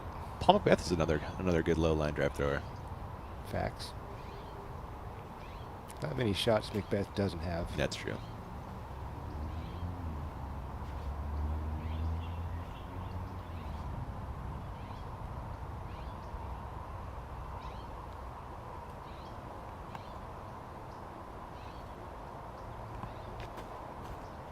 Come on now. There you go. Emerson Keith covering up that early 3-putt. Big bomb, 56-footer. Huge bounce back.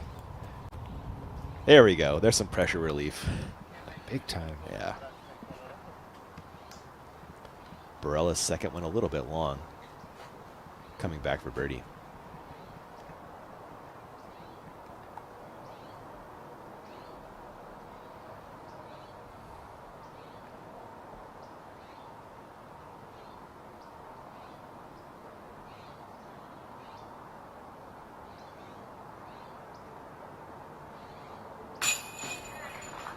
There's the putt, Philo. Yep. More of that, please. McMahon should produce bogey.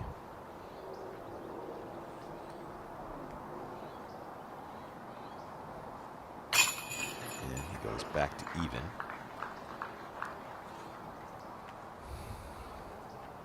Oram a par.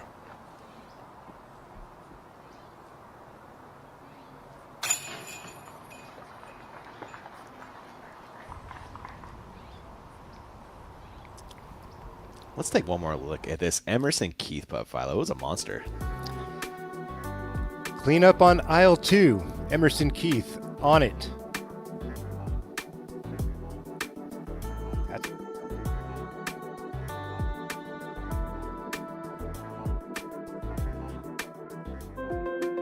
EDGE is a nationally recognized 501c3 charitable organization. What we do is we empower the teachers with complete programming along with the equipment and a standardized curriculum. So you have a one-stop shop for teachers and youth educators. That's really what EDGE is. It makes everything simple for the teacher to get involved with disc golf. If we want disc golf to be recognized, we need to introduce disc golf to the youth. And if nothing else, they've got a healthy game that they can enjoy with their families throughout the rest of their lives.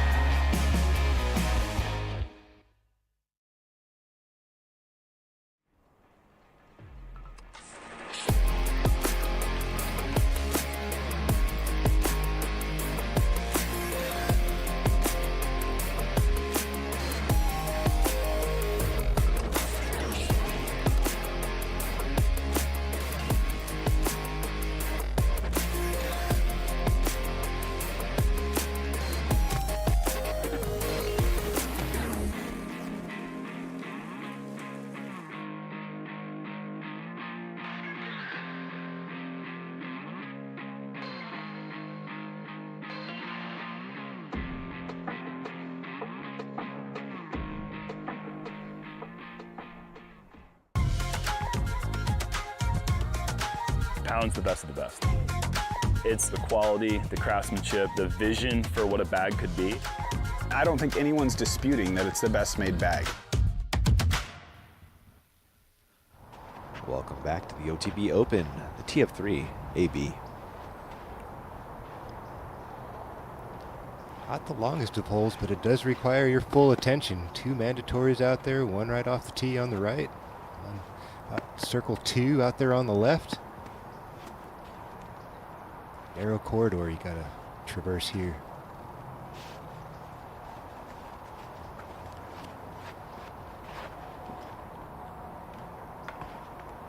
AB tugs it on the inside just a bit, pays the price.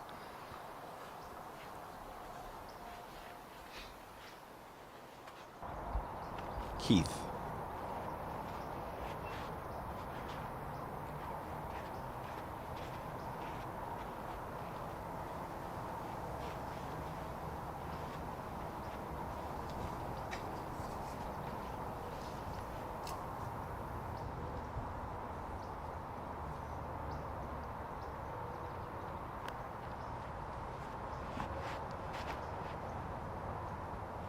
Emerson sneaks by on the right side. Oh. Somehow fights through and gets into circle 1. How about that, Ian? That worked. You'll take it.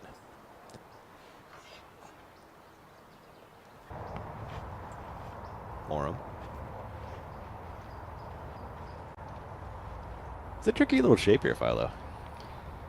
It is, especially with the low ceiling. That seems to be the big a elephant in the room at this tournament, you know. Yeah. Just everywhere you go, you got to navigate these low tunnels. Oram keeps it too low. Yeah, he didn't seem connected on that swing, Ian. His body posture was off. Birdie putt for Burr. That will be a par. He got worked on that shot into the green, caught the canopy of the tree and face of the hill, rolled backwards into circle 2. I haven't seen a forehand on this Philo. Interesting. Let's see how it works out here for Yeah. McMahon.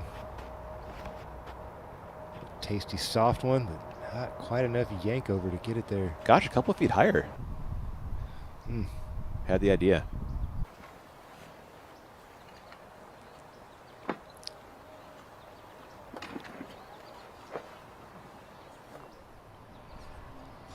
McBeth for birdie, hole 11. Green light, go. McBeth short again. Did it stop rolling?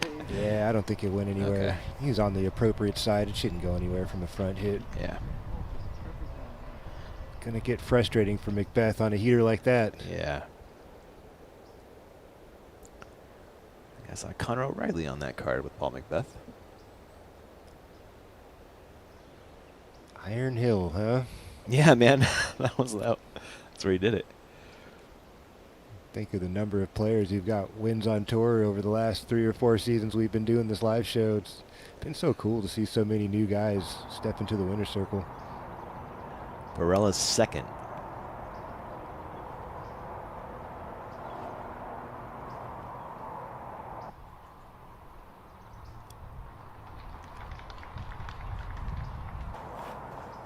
Should be fine for par for AB. Oram also throwing 2.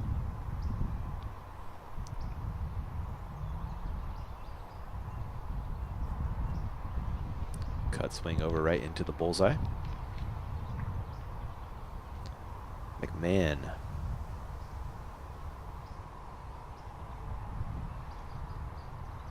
Does he get this a stab even? He's such a good putter from distance. Trying to throw it in there. Yeah. Nice little soft touch there from McMahon, just past the bullseye.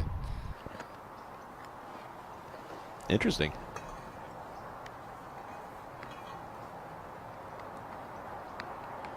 And Keith, the lone member of the card to sneak into the circle.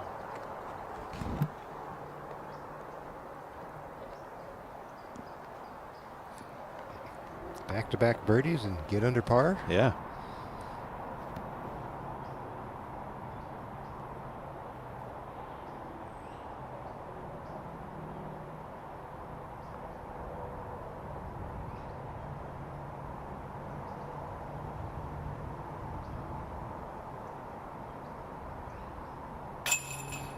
Up and in for Keith.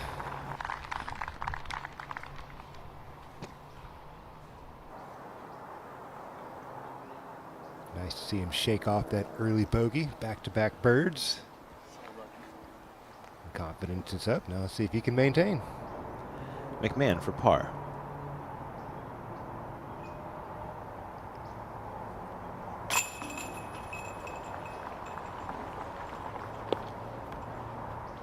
AB also putting for par. And one more of those from Matt Oram.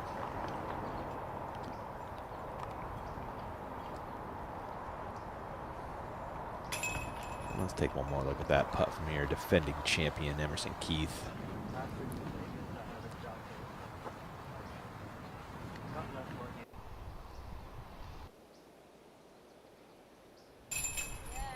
Trying to go back to back. It's not easy, Philo. Well, I guess man, defending hand-eye. anyway. Yep, there it is, hand-eye. Putting that hand in the space where the eyes are looking.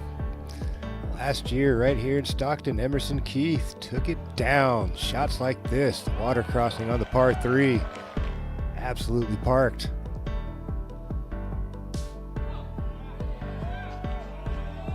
Riding the wind out there, Emerson Keith. Dropping in for the win on 18. That's his first and only Elite Series, right? I believe it was. Yeah. He's had some great finishes over the years. Yeah. Put in some work over in Utah, I remember, over at Ogden. Had some really good moments on tour, but man, to pick up a win with an elite field like that out there, that's huge. Heimberg, we have caught up with. Last year's final boss. It's like hole 8, his second shot. A little tickle. There is a golf green short. That looks like some hazardy in. Yeah, that does. First blemish of the day for Heimberg. Hole 12, McBeth, that par 3 we just saw at Emerson Keith Park in the highlight package.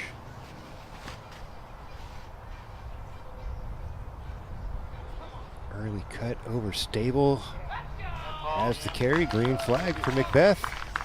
Looking to get to 8 under par. Nice shot. And if you guys are a Disc Golf Network Pro subscriber, you can watch the McBeth Effect. That is a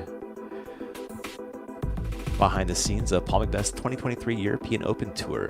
Don't miss the McBeth Effect. Episode 1 is coming to DGM Pro and Jomez Patreon Tuesday, the 21st. Wait, did we change that? Yeah. Keith, now on the tee of 4.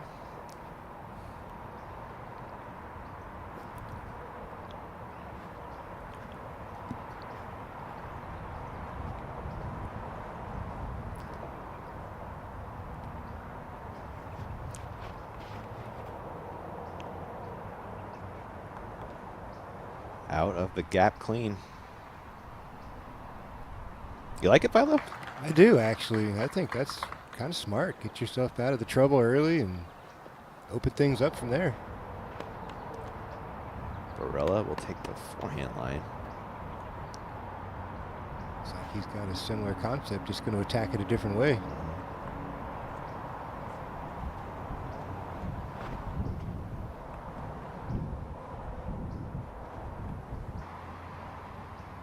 Joins Emerson.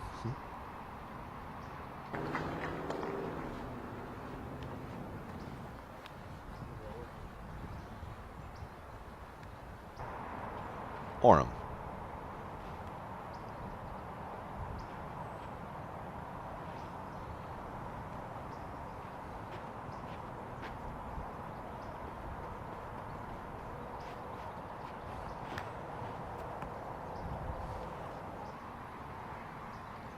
Matty O lit the match on that one. He did. That thing was moving. Low laser beam, that's the shot you've been talking about so far. And definitely keep things on the straight and narrow. Out of trouble. Ooh, roller coming from McMahon.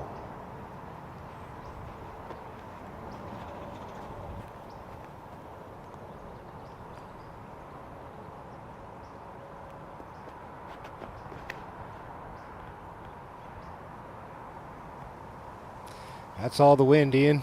Wow. That's the wind blowing from the right, just pushing on the plate of the disc. Just give you a pretty good idea of which direction the wind's blowing from now. Sure. Everything's blowing off their right side. That thing was moving, Philo. Yeah, it was. God. I guarantee that was over 80. Burr, tee of 5. Smooth roller. Hopefully that landed on the appropriate angle. That could carry a long way.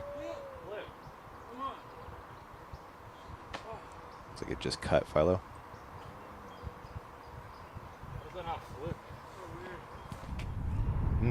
From the hazard on hole 8, Heimberg for par. Talk about a massive par save here. Trying to keep things clean. Heimberg settle for bogey. McBeth for birdie, hole 12.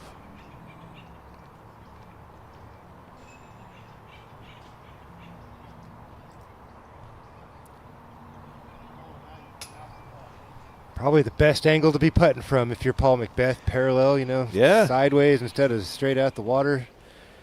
Does not take advantage, though. Does not, unfortunately. A huge thanks to our friends at Flight Factory, providing the drone coverage all year long. Head over to flightfactorydisc.com and grab some merch. Speaking of Calvin Heimberg, they have Calvin Heimberg gear there.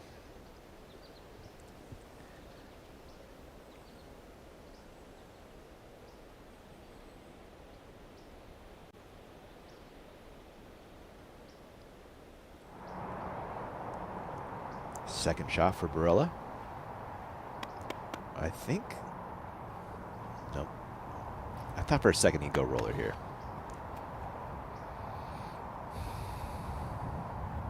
He still might.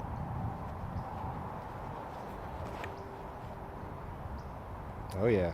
Big sky roller from Anthony Barella. That landed on a great angle. Good chooks by the spotter. Oh. Still great, though.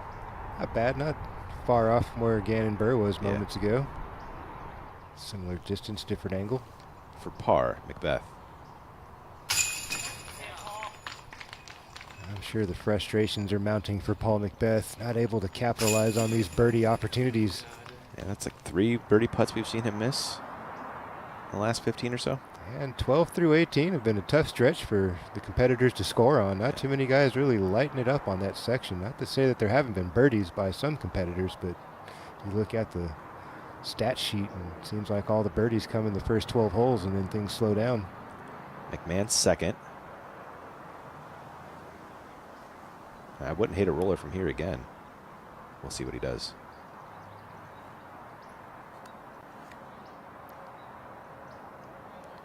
Just a huge air shot, Philo.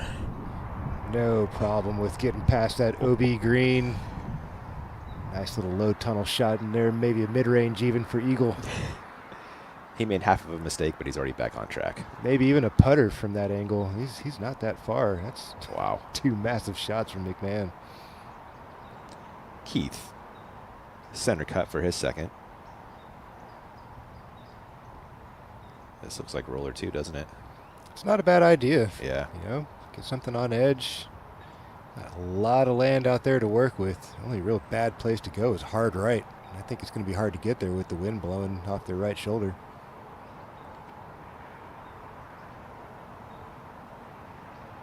Wow, this is loverly from Emerson. Down there with McMahon.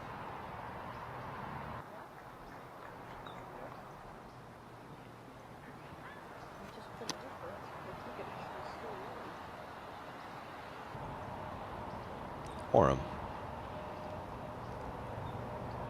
Looks like we'll see our third roller. You see how far left he's aiming there, Ian? Yeah. He's anticipating getting some kind of a reaction out of that crossing wind, so he's aiming way to the left of the fairway. He's been reading those other rollers, hasn't he? Yeah, yeah. Look how far over that is. Now it's going to get that push. Oh, no, but it cuts out. Bad bounce out there for Matt Oram. Took the angle away. Burns over early. He's going to have an interesting third shot.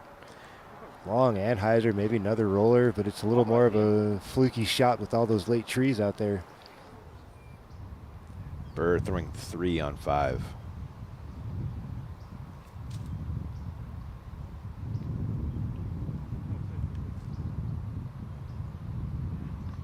Looked like the distance was about right. 13 with McBeth. Did Burr go OB back there? I think he did. He looked like he was straddling an OB line. Yeah, yeah, exactly.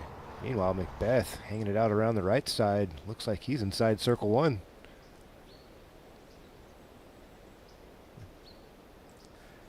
C. Mont. Wow. Colton Montgomery, winner out there at Waco a few seasons back, showing up big out here in Stockton. 1 hole to go for Colton. See if he can get it into the clubhouse. 10 under par, be the outright clubhouse leader this afternoon. Adam Hammond is going to try to say something about that, though. Yes, he is. Not far behind and a few extra holes to play. Heimberg, T of 9, coming off the bogey on 8. This is absurdly good. Yeah, it is. Gosh. Wow. Calvin's going to have a straight look. Yeah. Exceptional stuff. Burr, it's a par putt.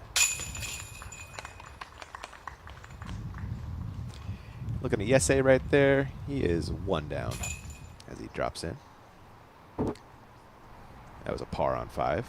McBeth for birdie on 13. He's got a window. No, How McBeth. did that not go in? 4 putts we've seen in the last half an hour, just unable to get one to drop. Had that stellar start, and things have just gone cold for McBeth on the putting area. Yeah, 3 cage hits, right? Yeah, 2 of them low, I believe. Yeah. He sailed the one on the previous hole, and then cage is there. So that's 3 out of 4. We're back with Oram in his third. See the basket just left of center under the trees out there.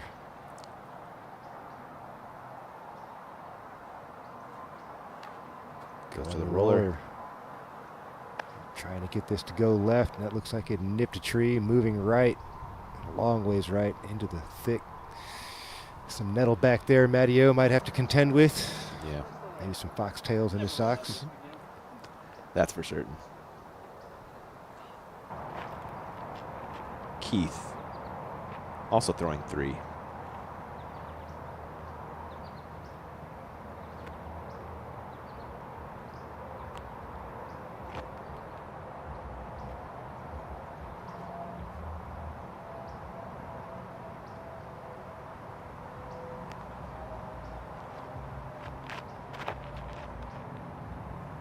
Looks a little low. Doesn't have enough velocity to push all the way in there. Yeah, it's a little short there, Ian. A little more air would have been helpful for Emerson Keith. You see who has a share of the lead now? Adam Hammis, you called it. Oh. Hammer time. When he gets on a heater, gosh. It's a lot of fun to watch. Yeah, they are. That's for sure. He's a very entertaining guy when he's on. Very charismatic and lots of smiles and fist pumps. And yeah. And 80-footers galore. Barella, his 3rd.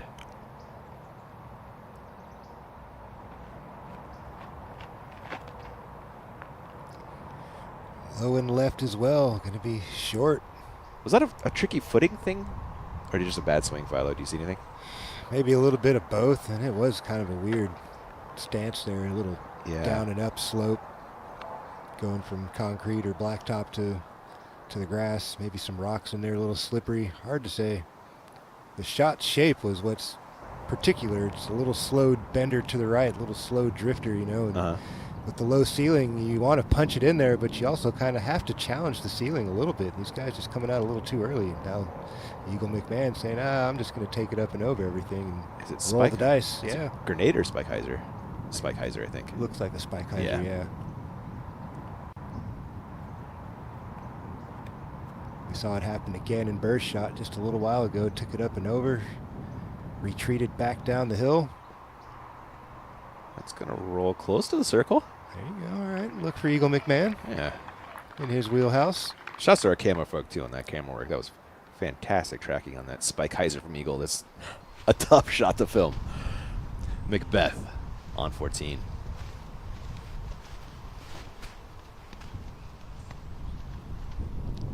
Ace run, perhaps. Big flare skip. They liked it down there towards the green. James Conrad after the slow start looking for 3 birdies in a row. Long man, world champion, putting it together. He woke up after that bogey on 2. And U.S. champion. Yeah. Don't want to leave that out. That's right. Give that man's name some respect. He wins the big ones, Philo. You know? Not a bad thing to be known for. Not at all. That is a par for Burr.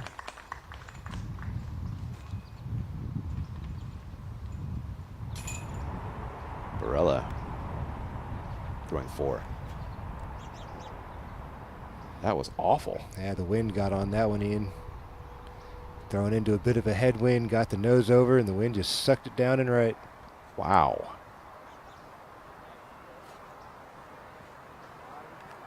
That was so weird, Philo. Not much of a breeze. You see it. He threw the grass up. It kind of pushed away and to his right. That's a heading crossing wind and just a little bit too much speed with a putter perhaps from that distance. You know, maybe a mid-range, something a bit more stable. Maybe just take a little bit of the angle off. Yeah. There's one of the pieces was off there for Anthony Brello. Keith has a long look at birdie. He's made a huge one back on hole 2. Yeah, 56-footer. This is similar range.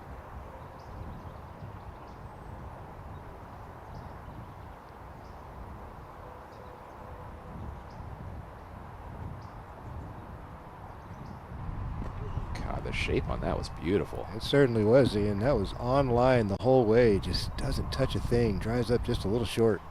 Good effort, though. It was. And no 3-putt at least. Yeah, that's a big thing out here. You don't want to give yourself extra work if you don't have to. Speaking of extra work, Orem headed into the brush for his 4th. Unfortunate with that bounce on the roller. Yeah. Started off looking pretty solid, and then all of a sudden just took a turn for the worse and then ended up in a nasty little spot out here. Yeah, I love the angle when it was on the ground for the first time.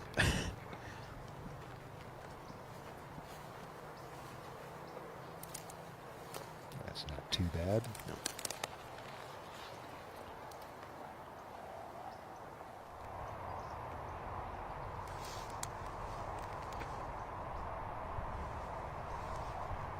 That's kind of what I would like to have seen out of AB. Yeah. Have two different ways of going about things. Yep. Barella to clean up that approach and save par. Circle 2, though.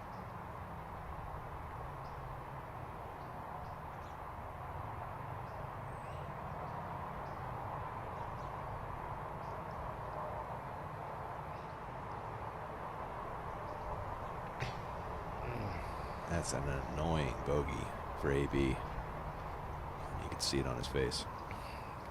Par 5s have got to be your place to score when you're a guy who can throw 700 feet plus, you know. It's just, you're just kicking yourself when you're walking away from a par 5 with a bogey.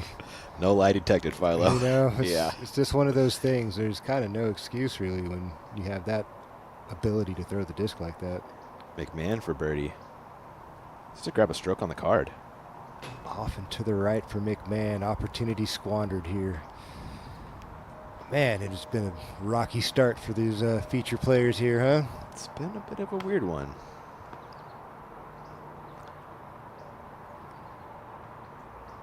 Keith to clean up par.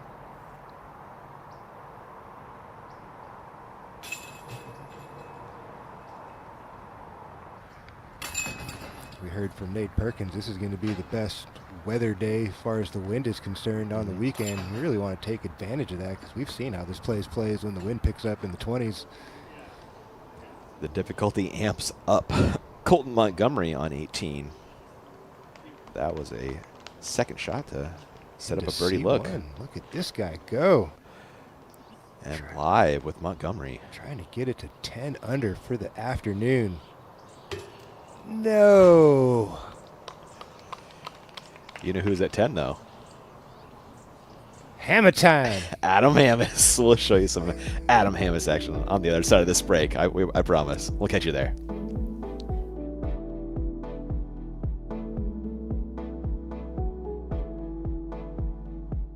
OTB and MVP have curated another release of discs exclusively for the OTB Open. Here's Phase 1, highlighted by the Tempo and the Proton Soft Plastic.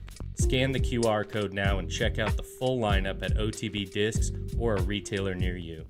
Behold the Eagles Crossing Disc Golf Course, a sanctuary where the ordinary transforms into the extraordinary. As each disc takes flight, destiny intertwines with the flight path. But beware, brave souls, for the course harbors challenges that even the boldest must confront. Yet, fear not, for victory and camaraderie are your companions on this voyage. Visit eaglescrossingdiscgolf.com. With this collaboration with Discraft and Grip, the goal is to make the best bag in disc golf on and off the course. This bag is designed beyond the course. This is made for the travel. This is made for the tour. It's really made for the athlete of the sport. So many new changes that I can't wait to show off and others see and use and utilize. I believe disc golfers will love this new bag.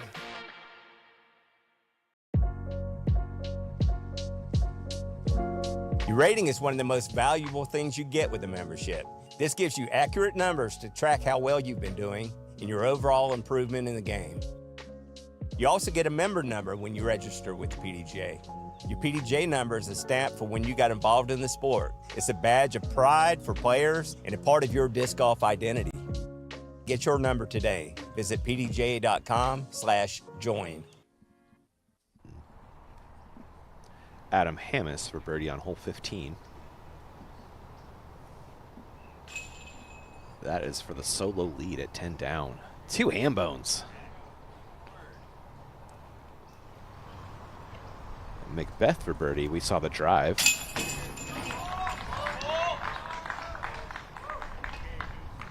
Should get the putter working again.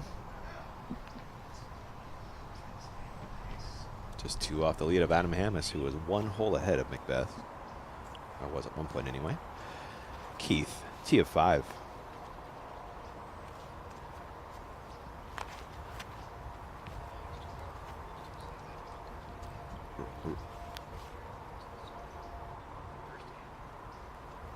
Keith going roller?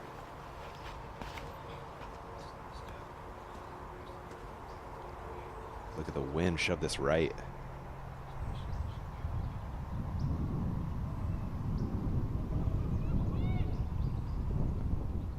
Perk, how is that roller looking for Emerson Keith? That made up some serious ground. Yeah, I love the roller play, and it looked like it was going to flip late in the flight. Ended up cutting out. He's nearly pin high, just maybe 90 feet from the bucket. Wow, huge stuff. Thanks, Perk. Orem's going to bite off that line.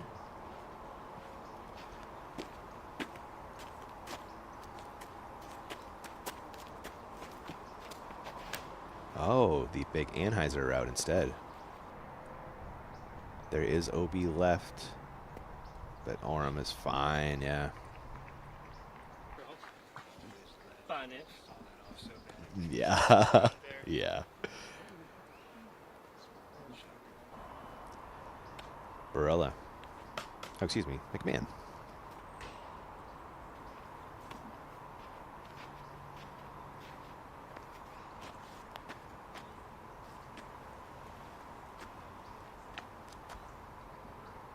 I can't tell. I think this is going to be a big Anheuser like Orem. Let's see. Yeah.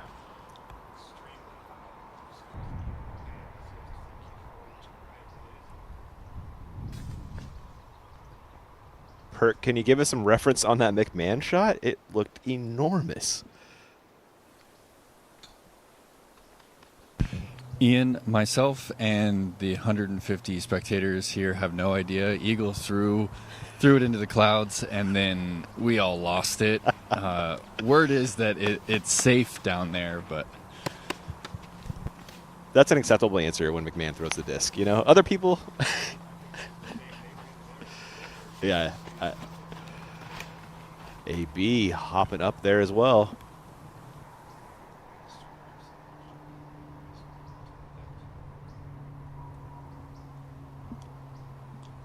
Ooh, OB. Huh. Wow, that did unravel early for Anthony Barella.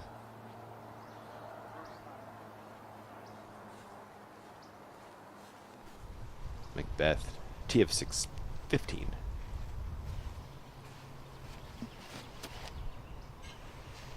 I looked high. Can it find a window? Oh, it does, Ian. Thank you. On the side hill, looking like he's right on circle's edge for McBeth for another birdie. In business. Gannon Burr on the par 5.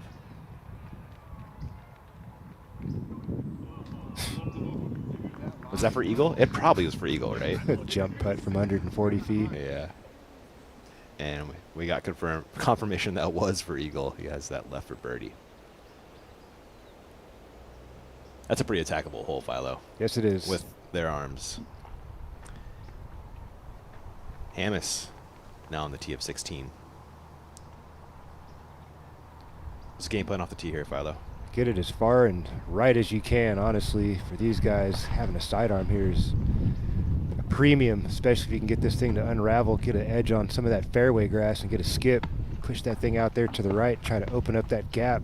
I've seen a lot of guys just play for the edge of that water, that pond over there, and then just play the spike hyzer up and around. Oh, okay. I imagine with the day getting windier as it goes on, that variable is just going to increase. And we camera cursed Gavin Rathbun. Ouch.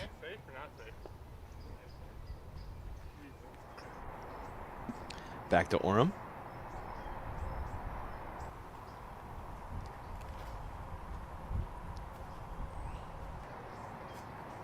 Little chip shot there from Matt Orem. Dries up just shy of the bullseye. A little drop-in birdie coming up.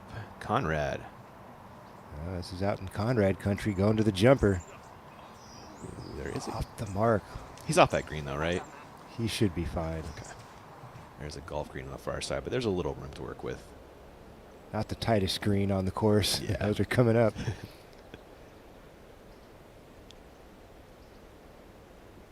We are looking down at Barella, I believe, or McMahon. That looks like a McMahon. Okay, thank you. I could be wrong. No, that it was a Barella. Yeah. So that was his third after the OB. He'll have that left for 4. But Kind of throwing away a pretty easy birdie if you have a good tee shot. Like the rest of the guys, all inbounds and making pretty short work of this. McMahon, his second.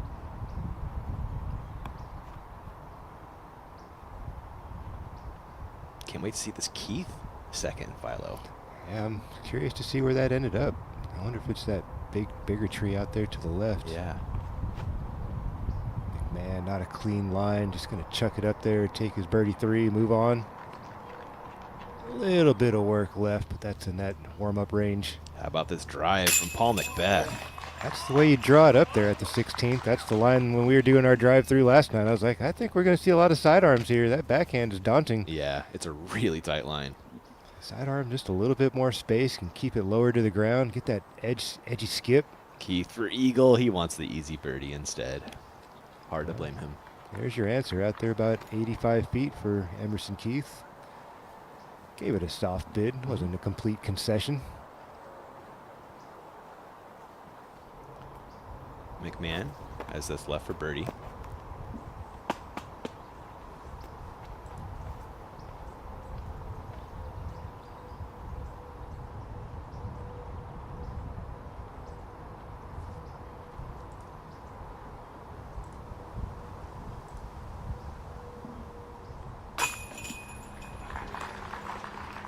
And cards a birdie on this. This is the easiest hole in the course. You surprised by that? No. It's really not the hardest tee shot for these guys. They all throw the disc well over 500 feet. Most of these guys getting off the tee clean, just give yourself an angle, and it's a pretty routine up and down from there. There's really nothing to worry about. OB nowhere within 150 feet of the basket, and just a couple of late oak trees out there to contend with. It should be a 3 for pretty much everybody. It was a 3 for everybody but Barilla as he cards the par, heading to 5. Yeah, miscalculation there on the tee pad. Second shot for Hammis on hole 16. So he came up a little bit shorty, and he didn't catch that full flight. A little low out the hand, coming up just in front of the... It's on the back edge of the ball golf green if you're playing the course, but on the front edge going towards the disc golf hole here. He's got a long carry. Got a distance guess on this one? Like, is it 450? At least. Okay. And he's going to most likely going to try to play it up and around the closest trees to the pond. That's a rip. On hole 7, Gannon Burr attacking with a forehand. He loves it. Likes it already. Turns his back on it. Cool guys don't watch park jobs. Is that how it goes? Yeah, he knew it was going to happen. At the right angle, good speed. Let's take a breather and check our scores. And wow. Adam Hammis, Paul McBeth, 1-2. Colton Montgomery in the clubhouse. Cole Dolan in the clubhouse. Look at young Zach Nash. National Amateur Disc Golf Champion a couple seasons back. We've been saying his name on the regular. Yeah, Have he's you been noticed popping that? up, man. Yeah. It's good for him, man. It just shows how hard these young guys have been working. All of these cats have been grinding hard over the past few seasons to get their names in the books, and good on them, man. It's good to see the hard work paying off. That's what it's all about, man. Absolutely. All right, Adam is ready for his second. Hole 16.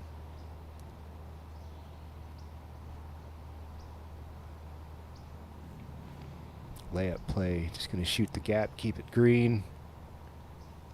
It's not bad golf in there if you're Adam Hammis. He's kind of around the FPO pin, more or less. It's right on it, practically, so he's going to have a 100-foot approach shot or so. Smart golf. Burr on 7 for par. He was OB. He was OB short. OB short, man. Look at that. Did he hit a tree on the way in? Interesting. I thought he loved it. Yeah, he did. I guess he was smacking himself. It was an errant shot. Now he's got this left.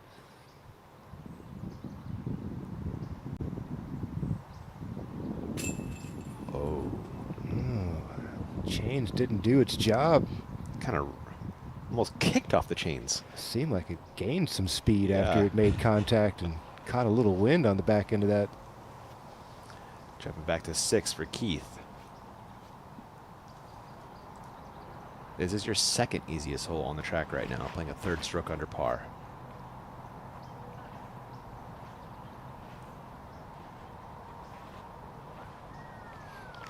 Solid rip once again from Emerson.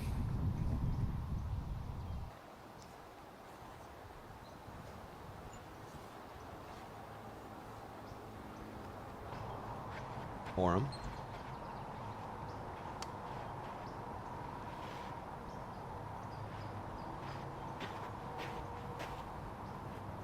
course designer Lettermuse has done such a great job of using trees to shape shots, Philo. This course doesn't offer much in the way of elevation, so he had to make it long and had to make it technical, or these guys are just going to eat this place for lunch. It's just so much space to work with if you just keep it out in the open, you know, and best players in the world are just going to have a field day with that kind of track. Had to use what he had available to him. Barella.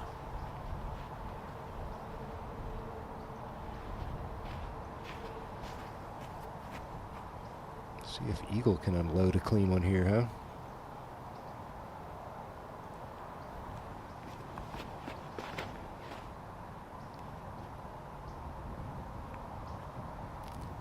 It's okay. It's not great. Got there in a hurry. Yeah, he got there fast, but a little low.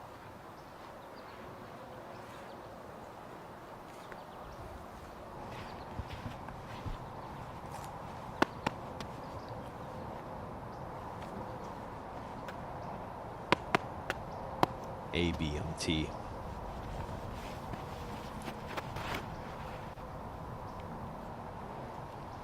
Not thrilled with it there, Ian. No, way too high. Perhaps not the worst of connections there with the tree. Yeah. Saved him from going deeper to the left. Yeah. AB hit one of the many trees on this course as McBeth throws 16. You just saw the tee shot from Adam Hammis here. That has better height there, Ian. Yeah, that's Blitz pushing.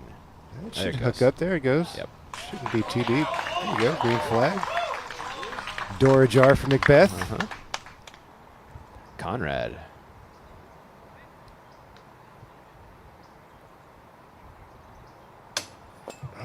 Just a step inside the circle, high off the band. Long man having some words with himself. As Philo called Adam Hammis about 100 feet short and lays that up perfectly for par. Or at least I hope so. Yeah, it shouldn't get away from him. That didn't have much speed on it. Taking a look down at all these amazing trees out there, Nate. We got some oaks, we got some redwoods. I'm told you found a third type of tree out here. Talk about that. Oh yeah, there are actually cork trees out here, like what they make the corks and wine bottles from, and there's a few of them dotted around the track here. And yeah, I think Leonard did a phenomenal job of using the trees he had available out here at Swenson. With you, Nate. Thank you. After a couple of early tree hits, Barella throw his second.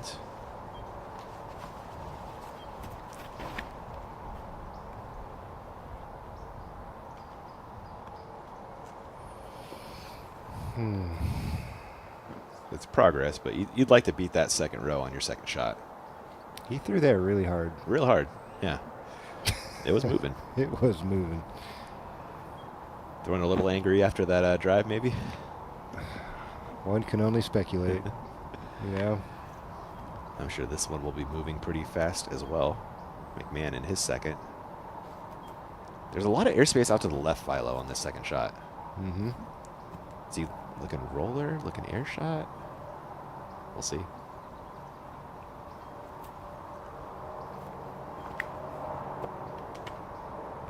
A little nippy there off the tree. Whatever it wasn't good, Philo.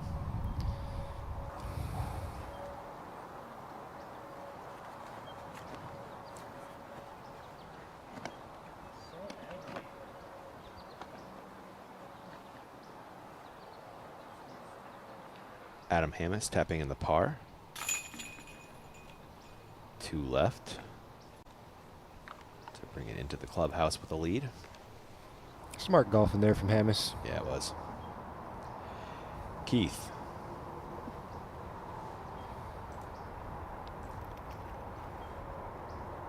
This is his second shot. All the room to lay down a roller if he wants to. He's going back to that same driver probably from the first hole. That thing flew a beautiful line, little stand up. I hope that's what he goes to. Yeah, it is. It's got to be the same disc.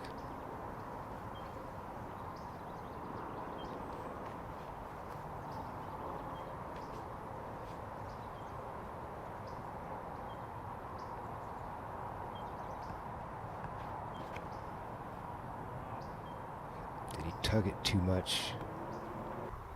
A little bit, though. Got through. Yeah, it doesn't cost him anything. Easy up and down from there. Next up looks like Orem.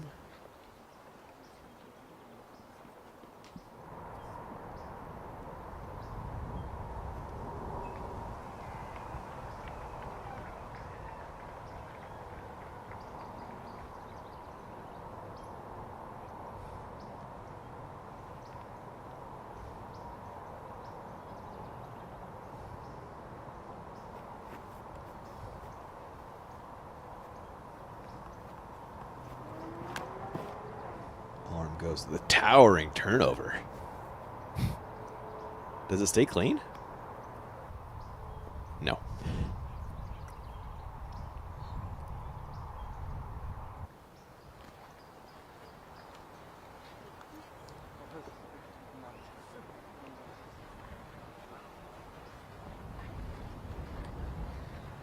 Saban said I need to quit throwing that thing. We have caught up with Heimberg once again, putting for birdie. Hole 11.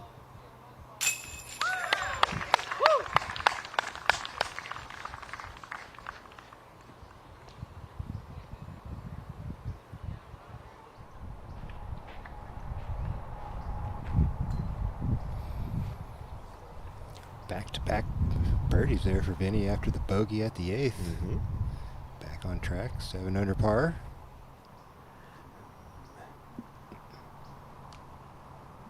McBeth is second on 16. Excuse me, 3 in a row for Vinny. Oh my. 8 under par. My miscalculation there. That should putt. Maybe a little short, Philo. Hard to say. I couldn't catch the angle. It looked like he had the right, flare skip approach into the green there, but we'll see if it had the distance. Yeah. McMahon, his third on the par 5-6.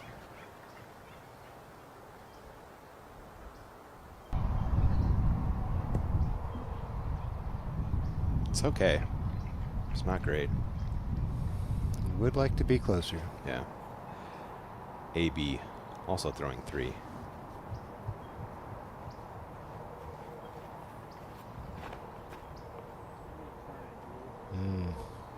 Badly sawed off.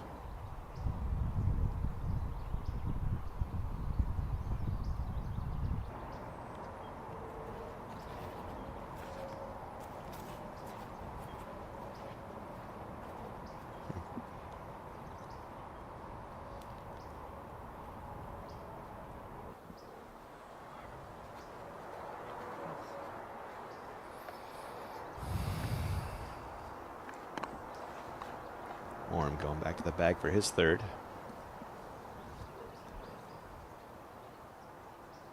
I think we'll see one close here, Philo.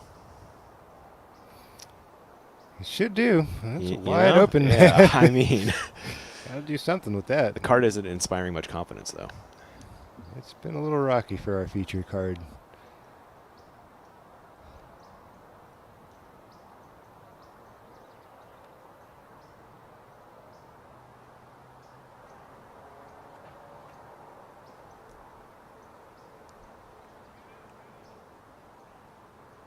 Little short, little right there for Matt Orem. Little work left.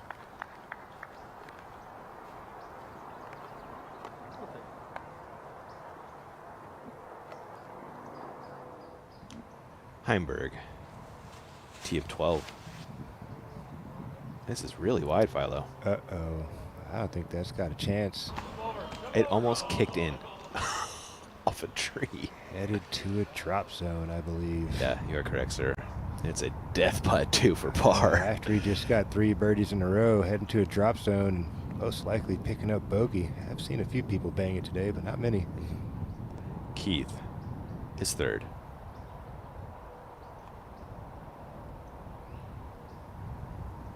That should be good enough. Yeah, it's inside circle 1, maybe a step off the bullseye. Yeah. McBeth for birdie, hole 16. There he is, circle 2. Putting towards the water, short again for McBeth. One can only wonder.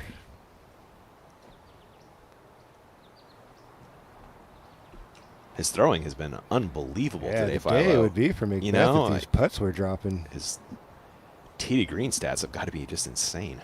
It says he's putting 89% from C1, 8 for 9, but man, C2 is only 2 for 5.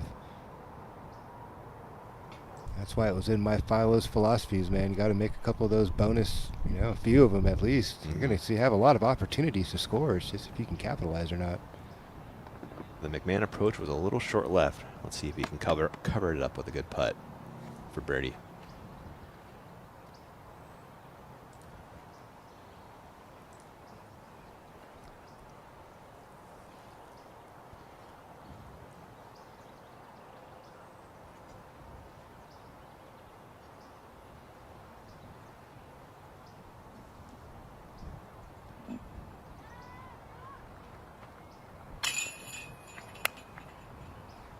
Heavy chains, but nothing doing. Expecting perhaps a little bit of wind to assist the disc towards the center. Didn't get it. I think you're right. Oram and his birdie look coming up. That's better than it looked from the angle behind him. Yeah. Definitely inside circle one. A little bit of headwind here for Matt Oram. Shouldn't affect his cut putt at all. A little spinny cutter he likes to throw out there. 1 of 1. The Matt Oram putt. And it's good. Under par for Matt Oram. See if he can get something rolling here. Yeah. I guess the only guy that kind of reminds me of Oram, Nate Doss. He's coming back for Portland Open, Philo. Did you see it? Is he He's now? signed up, man. How about that? Yeah. When's the last time that guy's been out there? It was the 2018 Zootown Open, I want to say. 6 years. It was How either about 18 or that? 19, yeah. Good luck, Mr. Nate Doss. Yeah, man. Keith with a nice putt for birdie. This is a par coming for AB on a birdie hole. That's 2 holes. He gave up the 2 softest holes on the course with his arm. Let's jump ahead to Adam Hammis on 17. Definitely a hole that you can birdie. All about that drive, being good attacking position. Nice rhythmic swing there from Adam Hammis. Right down the middle. And we will show you his approach on the other side. We'll be back before you know it.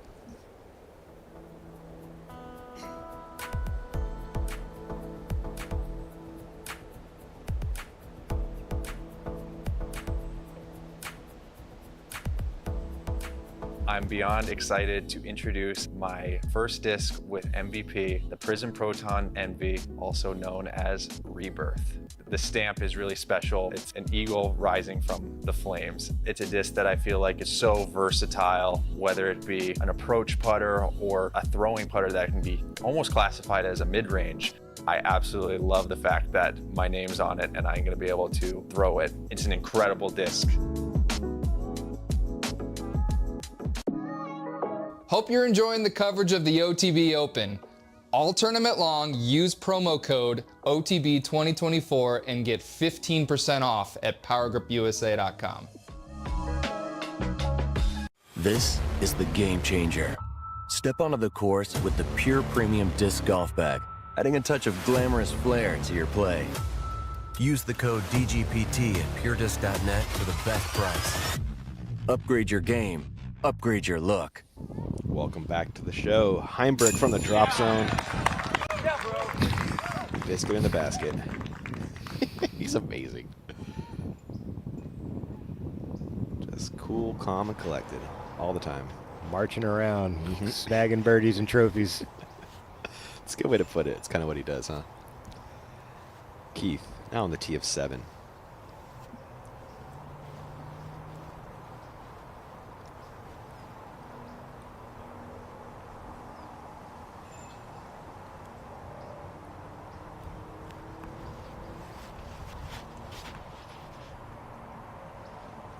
This is such a technical shot here, Ian. Look at this from Emerson Keith on the bullseye.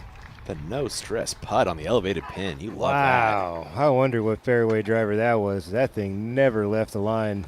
Well, you can put one in your bag if you want. I bet you I could. You can go ask him after the rounds. That was pretty. Sure was. Oram will try to bite off that line. Good luck, though. That was perfect. Wouldn't be a bad place for the sidearm if you got it. All the danger off to the right here at the 7th. Got those cattails sticking up on the edge of the pond. You got the limbs of the oaks hanging down. Angle of the hill rolling towards OB. Matt Oram fillets it. Nice soft skip there from Matt Oram. He's well inside circle 1 looking at birdie. Well executed cut swing there. It was.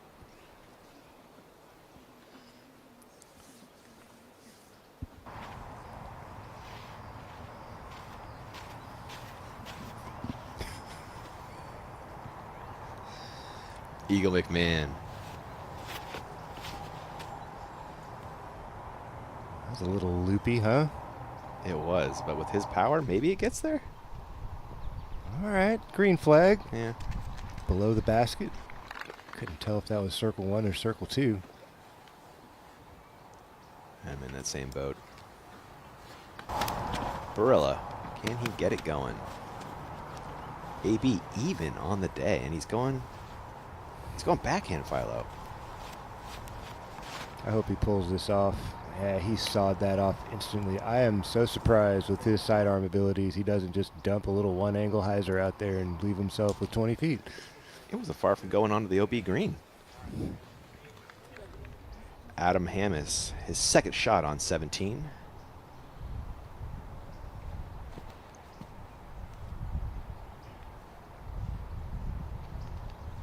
Very conservative play there from Adam Hammis. And is the magician from Minocqua powered by Nocqua Philo? That's a mouthful, dude. Yeah, Good luck. I'm glad that's not my job. You want no part of this basket with that swing. He's just pitching that thing out there for a par and get on over to 18, try to get this thing to the clubhouse 10 under for the day. All day. I love that play from him right there. He's played smart the last couple of holes. Yeah. 16, could have forced the issue, said, no, I'll just take my par, move on. 17, same. We'll see what he does on 18. If he gets clean off the tee, got an opportunity. If not, take your par, get it to 10 under. McMahon in circle 2 for birdie. Deep circle 2. Oh, it's well early. Can he find it? No. Missing on the right side. Really that uphill grade back up the other side. There it is. Tree in the way. 7 meters. Probably not, right? Tester. Yeah. Barilla. Long. What's he doing over here, Ian? It's a wild miss, man. Like you say, he's got one of the nastiest sidearms of the game. And it's a chip shot for him at 360 something, you know. You throw it 340, get a little ground play, and give yourself 15-footer. Now he's going to throw it OB. Well, thankfully he didn't do that, but it almost felt like it for a second.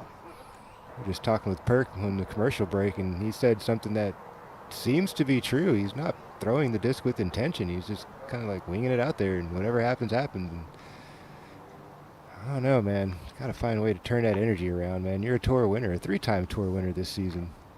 You know? It's in there. It's in there, man. Just settle down, throw a couple good shots, and get rolling again. McMahon has this left for par.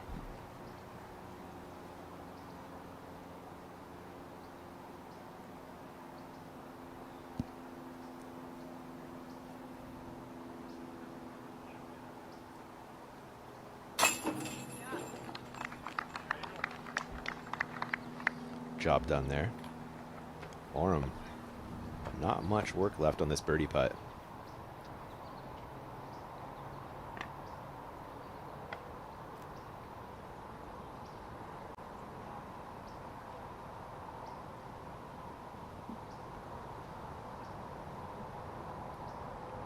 It's a slow day for Matt, but this would be 3 in a row. And it is. Gave that little 25-footer its full attention. Elevated basket, a little tree in his face. Oh, yeah. Stuffs it in there nicely. It's a comeback par look for AB. It sees the bottom of the bucket. And a drop in for your defending champion. What a turnaround for Emerson Keith after that opening hole 3-putt. Yeah. You know, I mean, that can go so many different ways for a guy when you're a defending champion and you got everybody watching, you're on camera, you got some sharks on the card with you, and you just come out and shoot a goose egg to start. Hole 13, Heimberg goes to the inside outline. I thought maybe we'd see a flex from him in here. Trying. That doesn't quite get right enough for Calvin. He's going to have a long look. Yeah, like 60-footer, pin high left, something like that. 17, McBeth.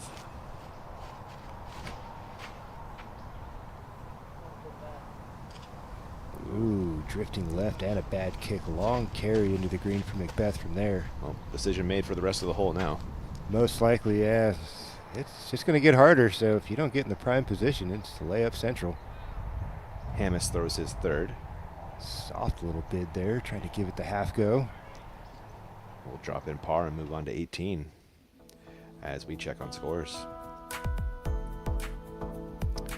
Not much happened since the last time we took a peek. Yeah. Calvin, Tuomas. Yep. Rathbon's still cooking too. Oh.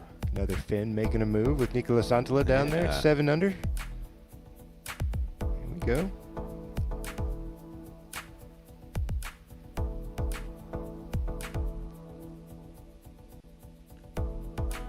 Who can hold on? Keith, T of 8.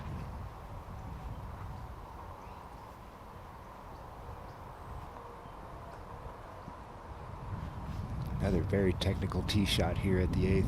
Long par 4. Really got to find yourself in good position here to attack.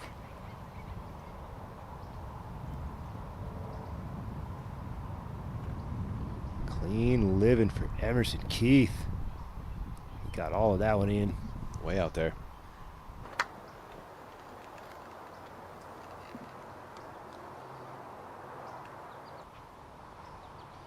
Oram. 3 straight birdies, looking to make it 4.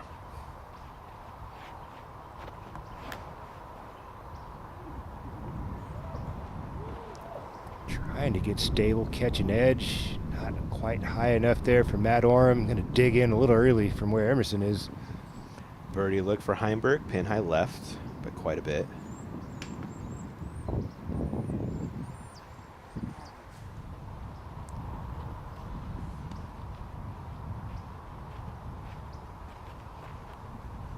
McMahon back on 8.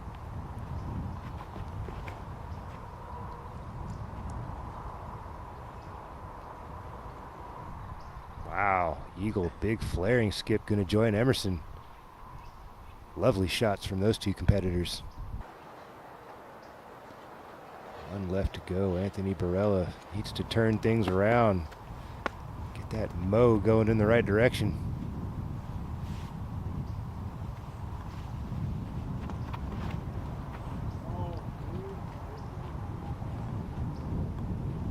Up into the trees again, Ian.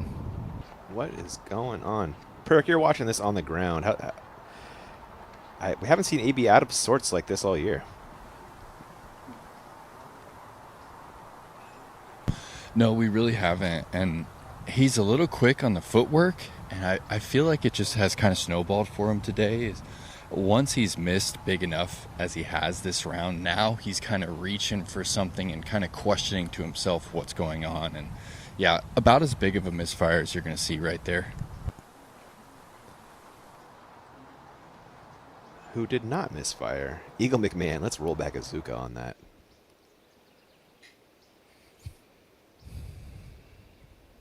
Just smushed Philo.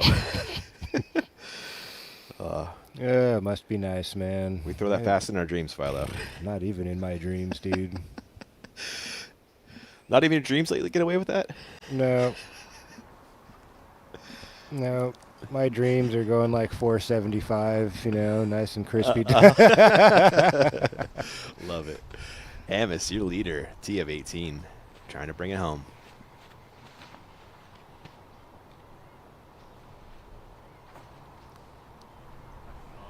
Solid tee shot there for the hammer.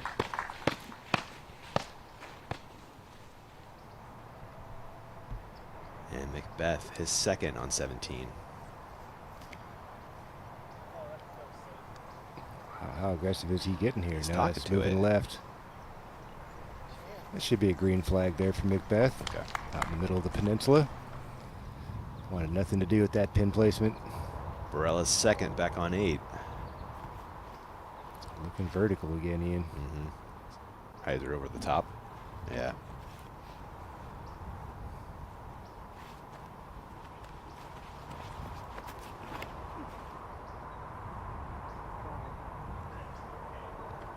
Oh, caught the very tippity tip of that tree up there, 35, 40 feet in the air. So unlucky. Oh, man. Anthony Barella's just a little discombobulated this afternoon. As you guys were saying, first time we'd seen it all season where it's continued on for longer than one shot. It's a long birdie bid for McBeth. Half go at most. Throwing the disc great, but the putter just quite hasn't shown up all the way yet for McBeth. 18, Adam throwing his second. Yeah, this gets him. Looks short, doesn't it? 11, huh? Yeah, it's short. It is short. See if he does a little soft stepper there and sends that home to get to 11, or just lays it up and content with the 10 under. Yeah, no bad decision there. Oram, his second on 8. It's not going to birdie, but it should be an easy par from there. We'll call that a break. Shoot it the long way across the green. Yeah. Probably even use the green to his advantage because they skip and slide so well. Get that thing on edge and just throw it with enough speed to get across, and it should settle right there. That's how we used to do it back at Verdugo back in the day. Before they turned the lights off? Oh, man. My heart still breaks every time they say that. Turn the lights off. That was so much fun. That was a cool thing, you know? It's pretty unique. You think about it, like, you're not going to find that in a lot of places. Pitch and putt par 3 with the lights, with the burger barn and Night the beers. disc golf, and man. Yeah. Gosh. Epic stuff. They got it down at David L. Baker down in Orange County. Do they really? Yeah. Wow. Huntington Beach crew runs that one, I believe. Oh, nice. Jeff Sporer, I think, was the guy doing it for a while. Hopefully he's still doing it. I don't know. Yeah, that's him.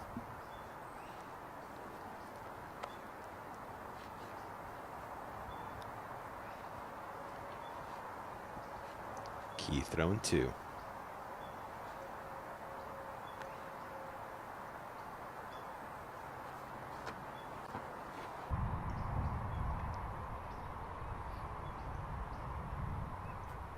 Emerson. Look at you, dude. Rarely seen birdie here at the 8th. Not that effortless anyway. That was super smooth from Emerson. 2 near perfect shots. Great drive and even better approach. Hole 14 with Heimberg. Waving this thing right. He's going to hustle. No. Clobbers a tree. He's going to be short and left. Hammis for birdie on 18. What do you think he's doing? I think he's laying this up. That's smart. Good job there, Adam Hammis. Yep. That's what some experience does for you. Yeah, he's gotten to that point now, hasn't he? I think so. It seems like it, you know? Like, why take the risk and throw that variable out there? McMahon, his second. This needs to get overstable in a big hurry. He hung that out there a good 70 feet too wide, Ian. I'm not sure what was going on there for Eagle. Is he grabbing it? He's taking his time. Yep. See if he can cover it up with a big putt. Into the clubhouse with the lead, Adam Hammis. Excellent day for Adam Hammis. Yeah.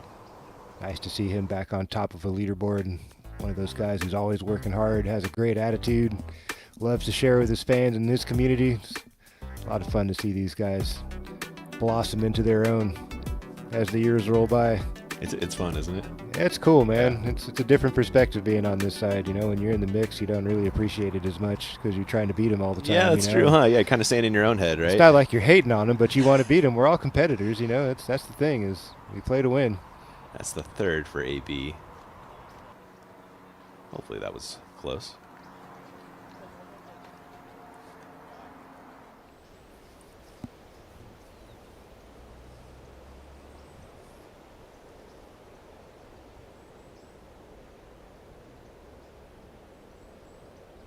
Oram in his third.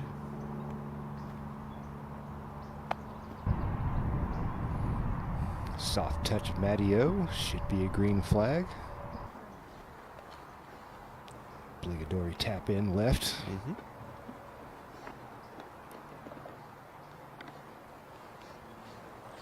I want to sneak in a quick shout out to all our volunteers. We had every card score kept out here, man. Excellent. Yeah. McBeth on 18. Smoothing it right up the middle, Philo. And then directly behind a tree. Yeah. That was a nice swing. It sure was. He's throwing the disc well this afternoon. McMahon for birdie.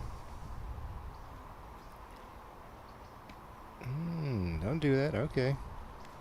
Little half go there from McMahon from about 45. AB, not especially close here, Philo. Yeah, not the angle you'd prefer to putt from. If he doesn't touch a thing, this could run off circle's edge the opposite direction. And that was for par.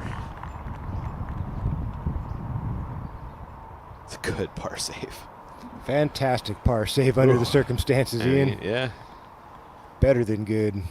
Even par, almost halfway through the course. Struggling to find a rhythm, and then bangs one from circle's edge. Death putt at that. Yeah. That's a big moment there for AB. Matt Orm for his version of par. Does the job. How about that birdie for Emerson Keith, man? He's kind of on a heater. Actually, no, he's officially on a heater, man. I mean, he's doing the same things he did last year when he took it down, you know? He's just playing to his strengths. You know, throwing the shots that he wants to throw, not worrying about what other guys are doing, making some putts. You know, sometimes when these guys with the big arm try to do too much, things get away from him, and if you just stay consistent and steady like Emerson's doing here, you get 6 birdies on the front 9. Potential to get 7.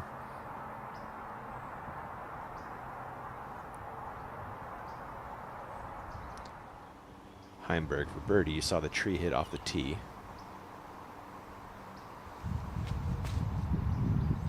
It's up there, Ian.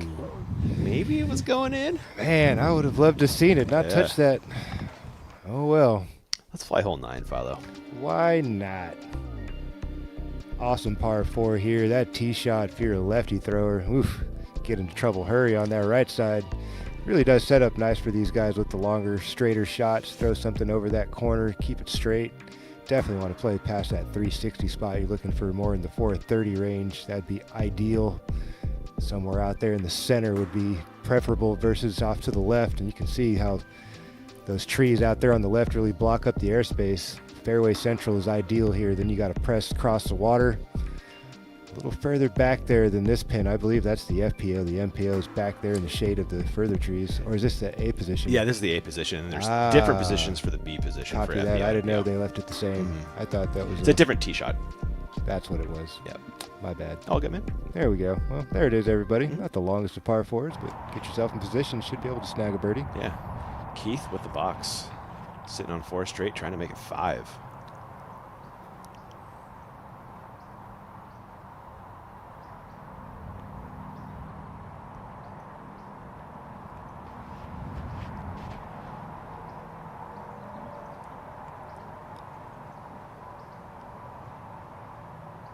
Emerson will live with that.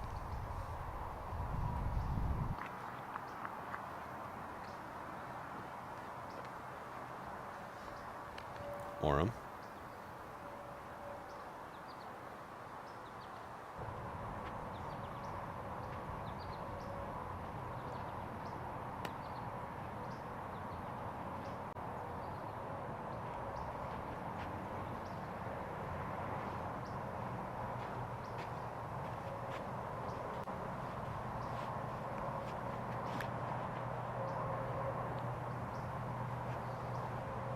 This is great.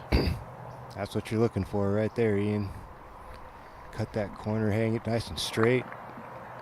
Stop it in the middle. Give yourself all the room to work with. McMahon.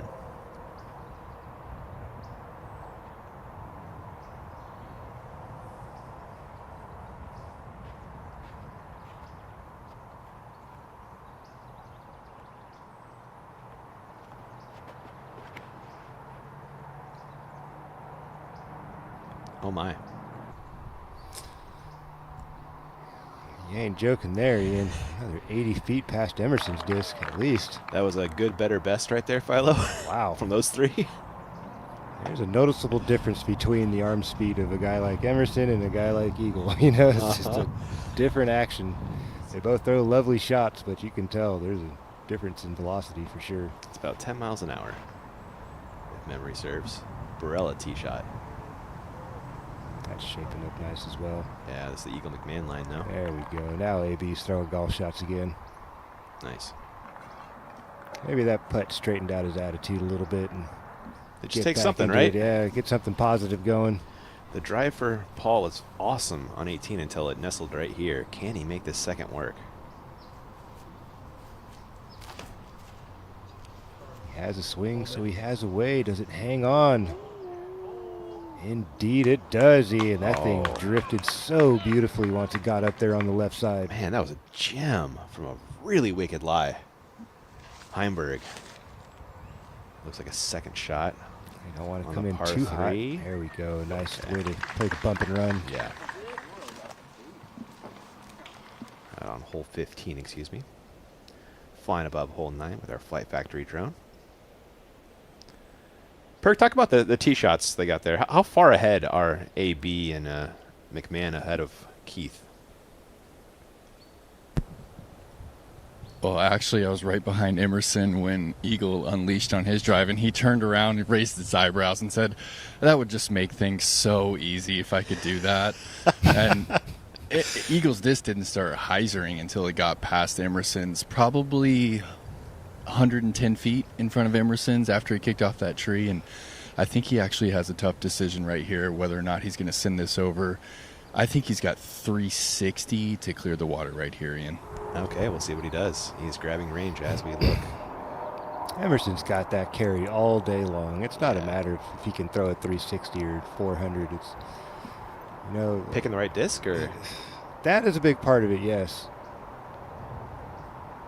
I think that red disc he's been throwing today is a good option here. That thing flies really straight once he puts it up on that hyzer. Anything similar to that is going to be fantastic here.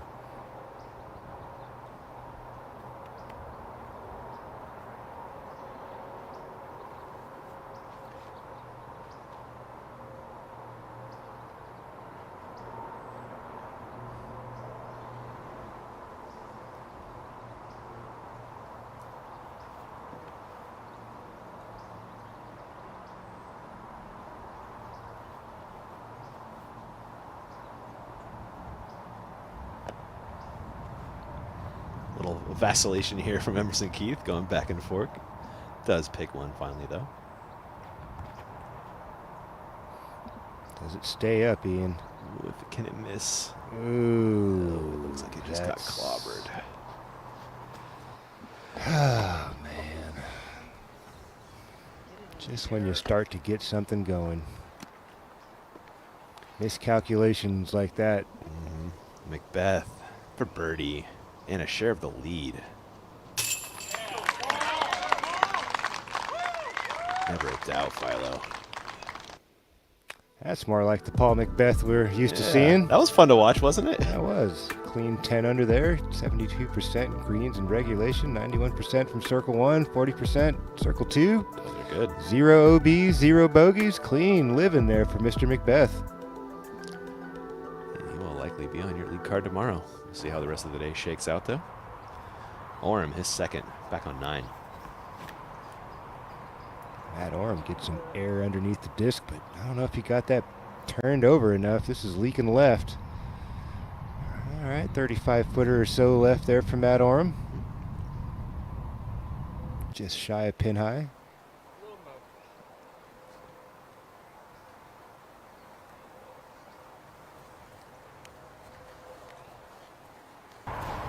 Barella next with the second shots. Right next to McMahon. Putter perhaps. Overstable putter for these guys. That wasn't overstable, Philo. Not enough anyway, man. Took forever to fade. He just dropped out of the sky on him. Yeah, is it like a left to right wind on these shot, Perk? I think the hyzer just really got held out.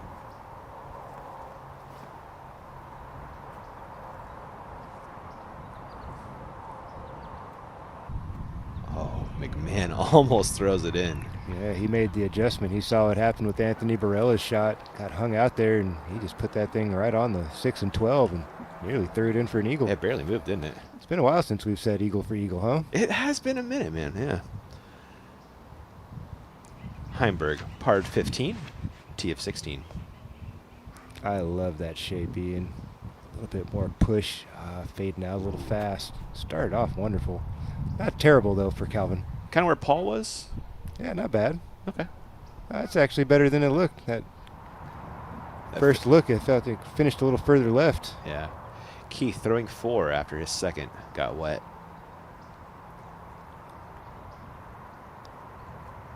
Ring it up, Emerson.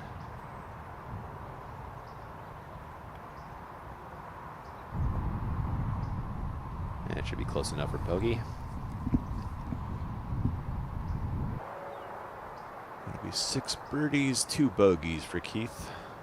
Netting a 4 down, front 9. It's not bad. It isn't. Still on pace to have a strong afternoon. Get this thing 6, 7, 8 under par on the afternoon. You're still right there in the mix. Not a bad performance for a returning defending champion. Yeah. You know, you'd like to get that 3-putt back on the first. You'd like not to throw that shot away. Yeah, but that's golf, right? You got to keep it moving, and still got 9 holes ahead. Yeah. Still some opportunities to make some birdies.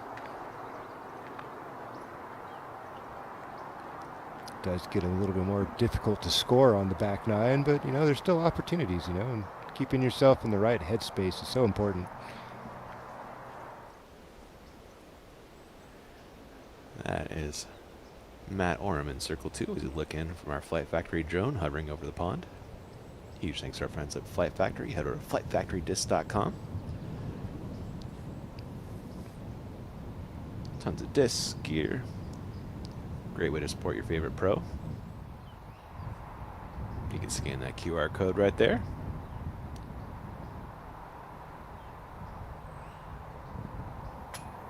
Oram strong off the top.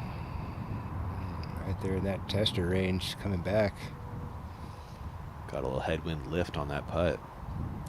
AB from the other side for birdie.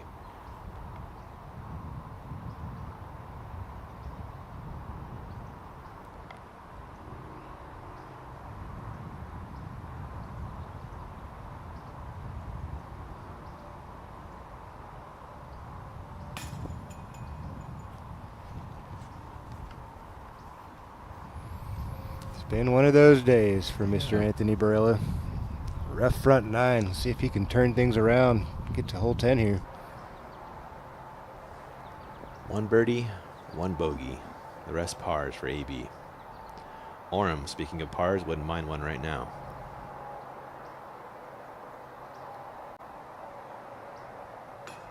And he finds the same spot as a Barella. It's a 3-putt for Oram to produce a bogey. McMahon for birdie to get to 2 under on the day.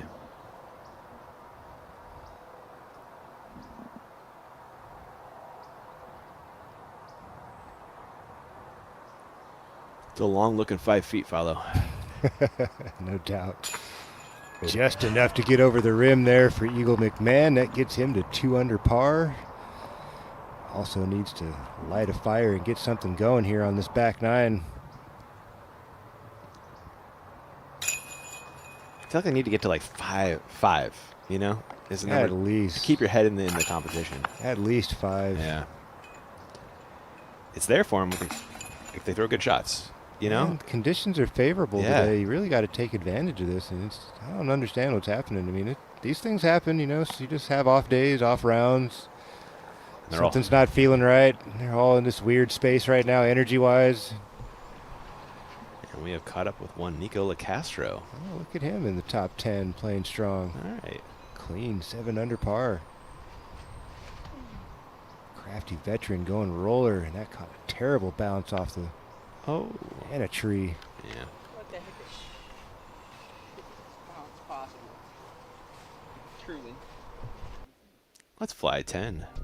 I really like this hole. This is a fun par 3. It's been around since this tournament got in the ground. 8th most difficult hole, playing just a smidgen over par on the afternoon. Guy's having a hard time getting inside circle 1, just 21%. You can see why, all that water looming just behind, 3 steps away. Hard to get extremely aggressive unless you're playing that wide overstable skip where all the speed gets burned out on the flare. But it's very touchy. Just 435 feet for these guys isn't a full blast, but gotta have the right pace on this, so you're picking up a stroke.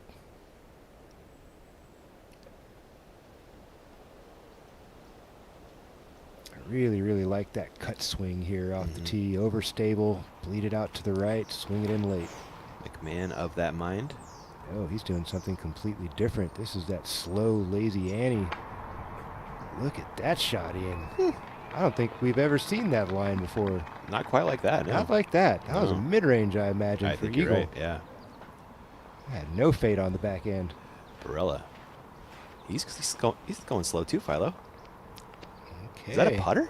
Yeah, it looks like a putter to me. Wow. This needs to get understable in a hurry. Not a chance, Ian. Why throw this shot, Philo? Oh. We've said that 5 or 6 times today. Why throw that shot? Oh my gosh. I'm not sure what's going on with AB today. Uncharacteristic from what we've seen of him this season. Keith. You can see the wind's blowing from left to right. I'm sure he was anticipating some help, but didn't get it.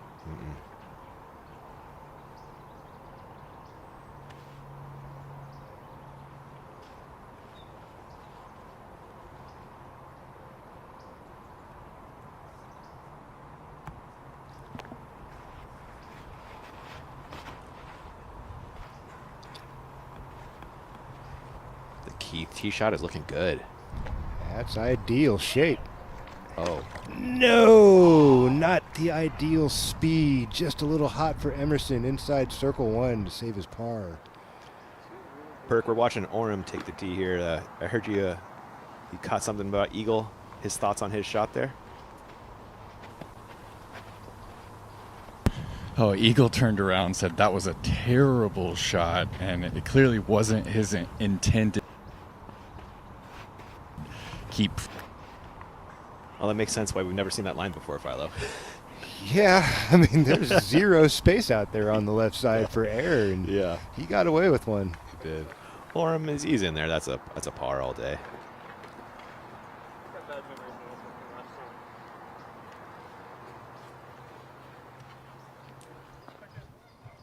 Heimberg is second on 16. You saw the drive a while ago.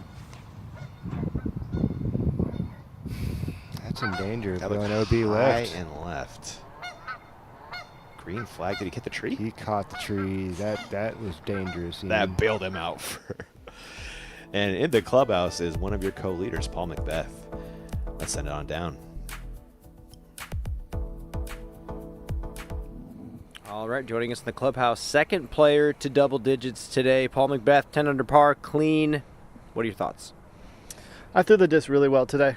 I cannot be mad about that. I gave myself a lot of opportunities, but once I got onto the green, it was anyone's game there, and hit the cage a lot. So I feel like 10 under felt like a very poor 10 under today.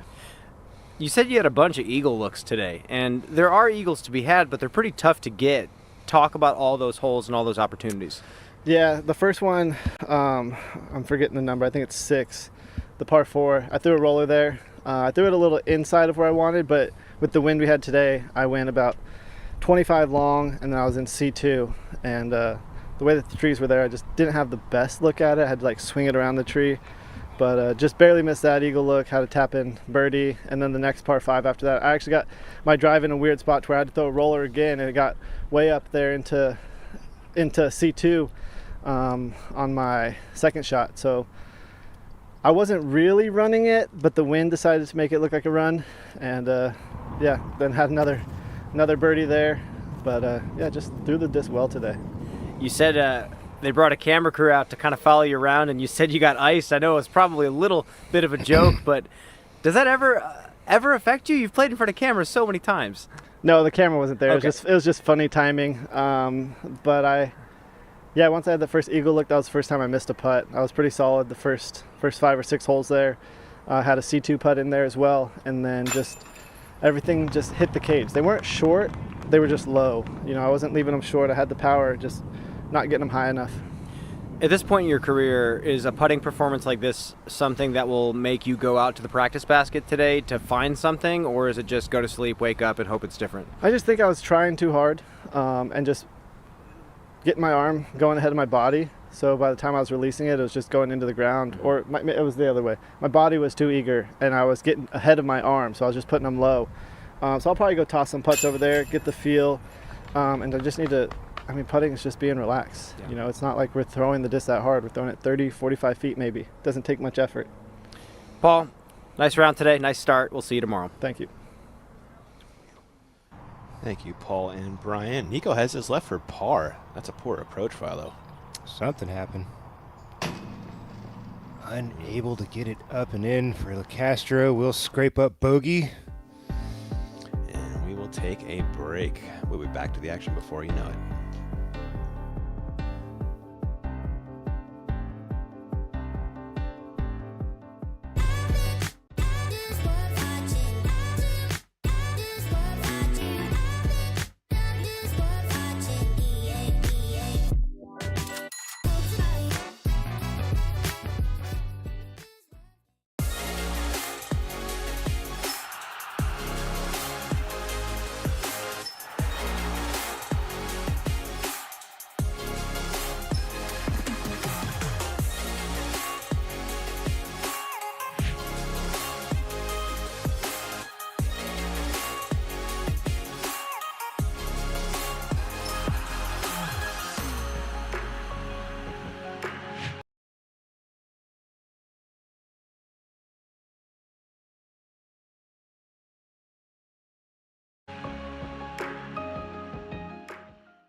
I think this golfing can improve our community in many ways.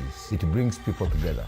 That maybe some of these kids who feel a little bit lost could find something like disc golf, find friends, find people to come together and play the sport. Encouraging people to work together, kids to know one another, love one another. A way for these kids to have a really fun thing to do together. I think that's what we need in the world, love one another and do life together.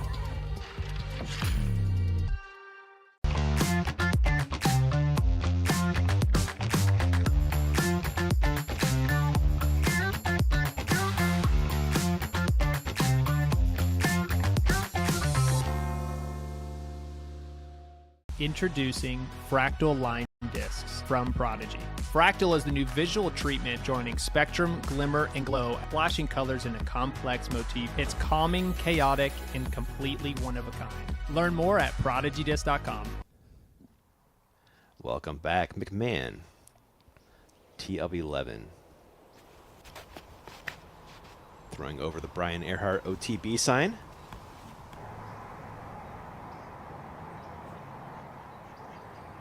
Effortless 500-foot drive there from Eagle McMahon.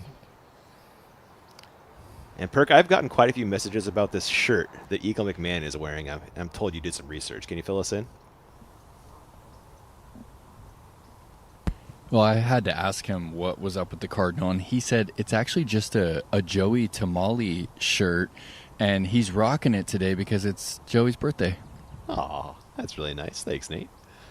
Emerson Keith.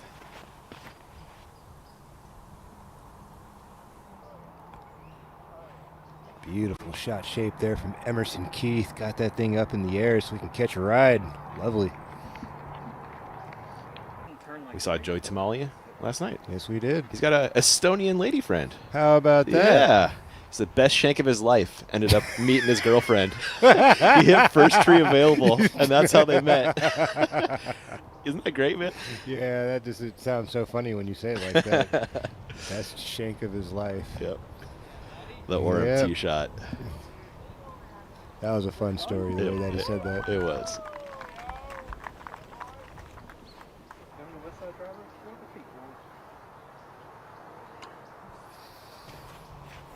AB.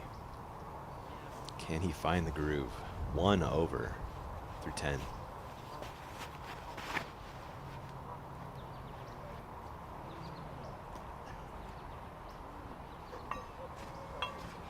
Yeah.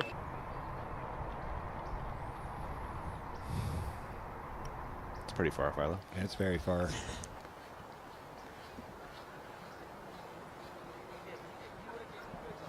Are you seeing anything on AB's putt? Is he not following through, or is...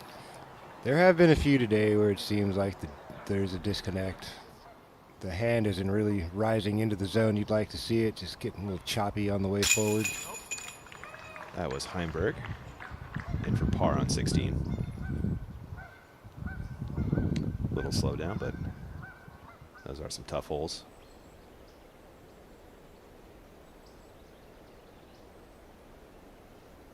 We showed it this morning, but see that OTB sign? Yes. It's got a little Brian Earhart signature on it. Nice. From when he tagged it. He did say par, though, Philo. What a guy. Right?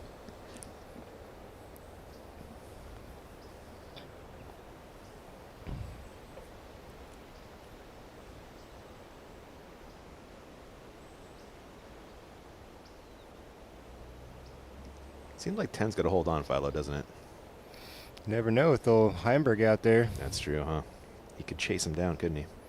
2 more opportunities for him. They're both birdieable. It's not like they're impossible to birdie. Just requires you to throw some excellent disc golf shots. LaCastro on 15. He's throwing that flex play we've been talking about. Look at this shot from Nico. Bump and grind off the green into circle 1. What a shot. I'll erase that bogey from 14. Heimberg, D of 17. He's groaning a little bit, trying to stay under those limbs and push it as far as he can. What a shot from Calvin. He's going to be all set up. The water line, Philo. Look at that. That's a mid-range, maybe even a putter for Calvin into the circle area there. What a shot, man. And he's straighter, and he's OB in the water off the tee. Just blasting this. Man, he's kind of groaning at it for a second, but man, this turns out probably about the best we've seen. Yeah, he made all the use of that ceiling. Exceptional. Back to Orem on hole 12. Or 11, excuse me. Playing the poke and hope along the right side. Oh, my. Let's take some courage. Get a forward flare. There you go, Matt Orem. Circle's edge putt there from Mateo. Crafty shot from the savvy vet. Thank you. You saw the drive, now the putt for LaCastro. Nice birdie. That's a great birdie. Yeah, it's a good separator. Not the longest of holes, but it's got some teeth. Mm-hmm. OB green short right, OB left the entire way. Yep. Back to 11 for Keith in his second. Nothing looks that enticing from this spot, Philo. Yeah, it's a nice big angle out there. It's always that wind that makes this second shot dicey, because it can kind of lift and go, you know. It'll lift one shot and drop the next. Hanging it out there over the water is always a little dicey. Emerson's lining up a sidearm, it looks here. Safer play. Initially, it can get slippery on the backside if you misfire.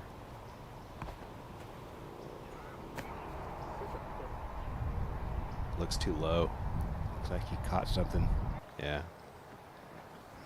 100-foot approach left for Emerson.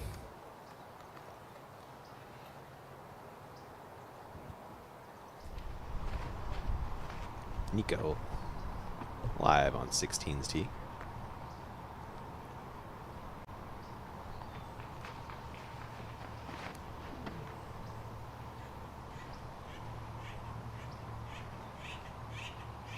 Similar to what we saw from McBeth, finishing a little left. Should be a green flag. What do you get? He gave me the green. I just. McMahon back on 11, his second.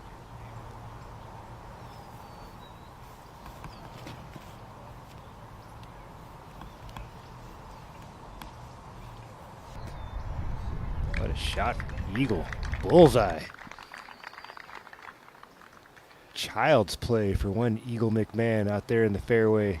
Starting to heat up maybe, Philo. That's going to be 3 in a row. There we go. Get a little something cooking here late on a Friday afternoon. Perfect. Everything about that. Mm-hmm. Thanks, Azuka, for rolling that replay for us. Barella in his second.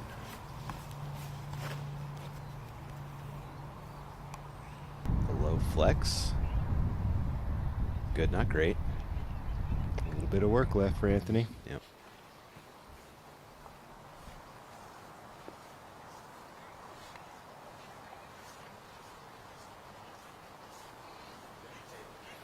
Doesn't seem like those two talk much, does it?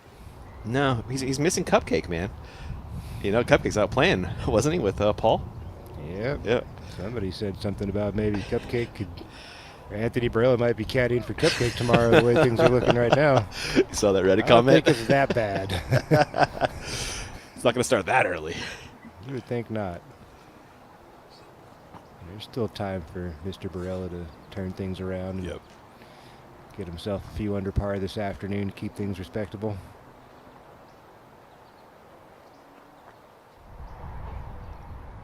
Oram.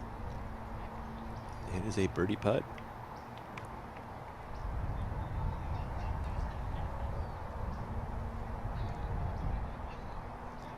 Whoever's shooting that Bushnell thing has got some work to do. I said 25 feet. Looks like he's about double that, Ian. He's definitely circled too. Spinning jump put away for Oram. Catches chains, dribbles out. How does that jump out of the bucket? Just a smidgen on the right side there, Ian.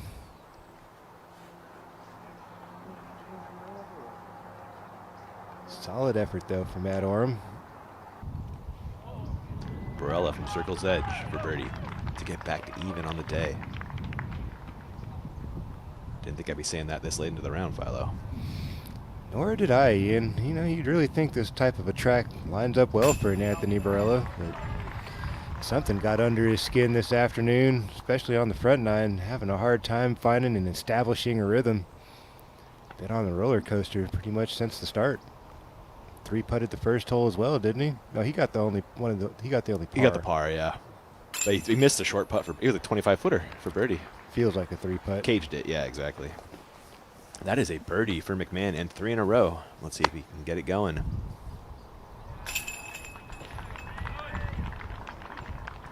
McMahon now 4 under par. 6 off the lead with 7 to go, day 1.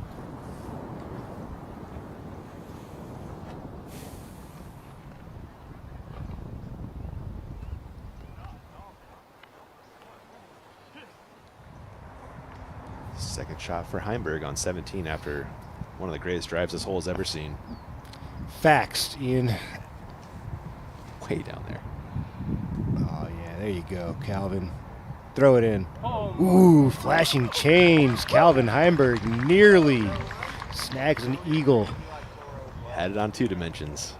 Beautiful tee shot sets up this wide open approach. Just a mid-range overstable for Calvin, hanging it out over the water. Tons of land to look at that chain high entrance into the. Gosh, a foot short. So close. Onto that tricky peninsula green as well. One more opportunity for Calvin Heimberg to knot it up. That's for certainly going to turn into 9 under par for Calvin. Count it. See if he can make this a 3-man race here. We're going to take a peek at hole 12 before your feature card heads there. Walk us through, Philo. This is a great one. I love this par 3. Not the hardest hole on the track, just 328 feet.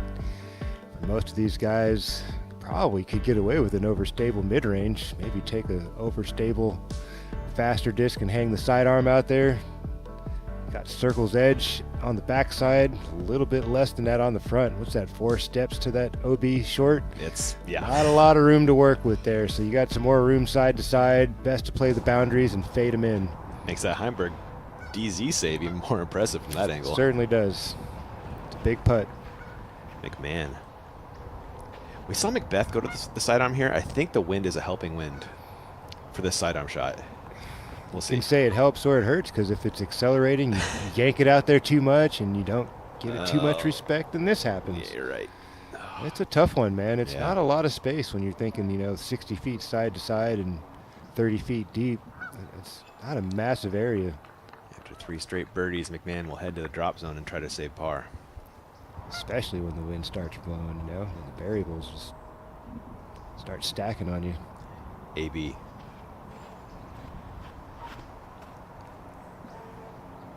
Got to hustle up, Ian. It Water could skip? Flare skip. No, It's the 1 meter curve. short. Brutal.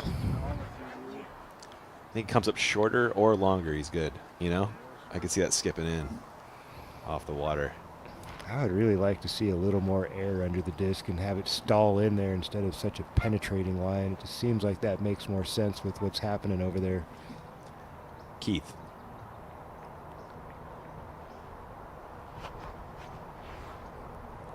Emerson, just a couple extra feet of height. Let's see how this finishes. Short as well. Nate, is this just a tough win for this forehand shot right now? What are you seeing from behind the tee?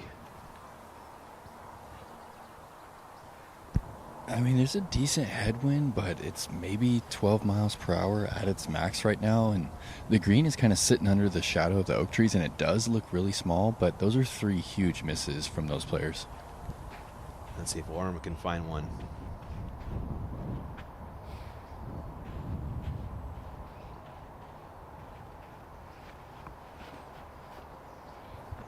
Matt Orem gets this thing up into the air. Does it have the carry? It does not. All 4 competitors taking a stroll to the drop zone. Rarely seen. I don't think I've ever seen it.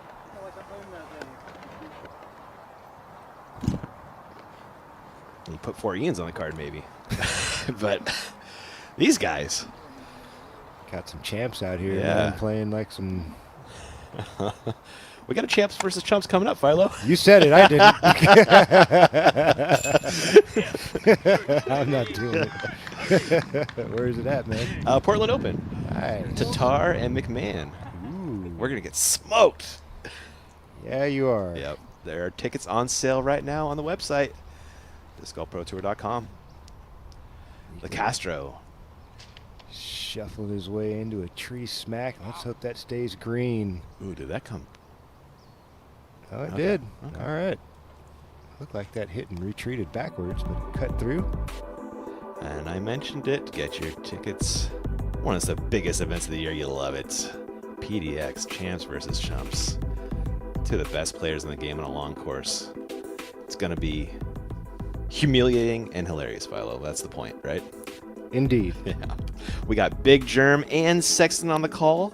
Live commentary. You get roasted in person. Memorialized forever on the internet. Your bad shot, your good shot, whatever it may be. Your slip and fall. Yeah, I have done that too.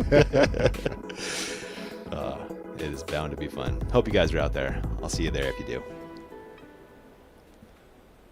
I'll be chump wrangling, as it were. I might sneak in a couple shots. We'll see. From the drop zone, McMahon.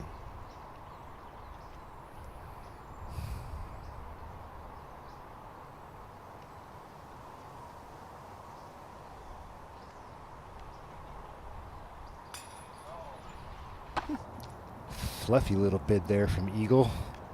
Tickles some chains. Feels like the appropriate pace with not much behind, huh? Yeah, you can't throw it much harder than that unless it's dead center.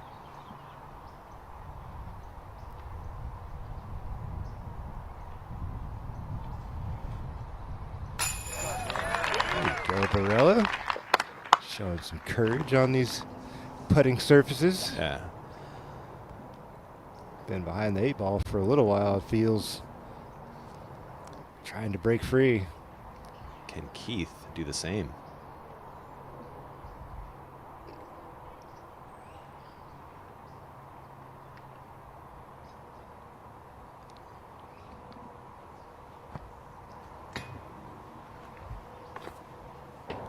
Step through finds the cage. And a bogey coming up for Keith. Orem for par.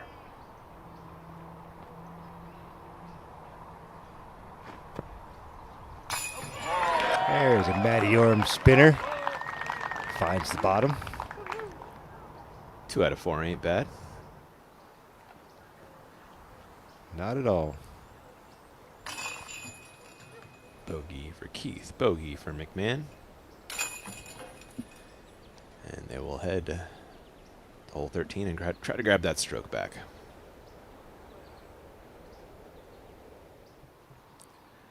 Heimberg, tee of 18.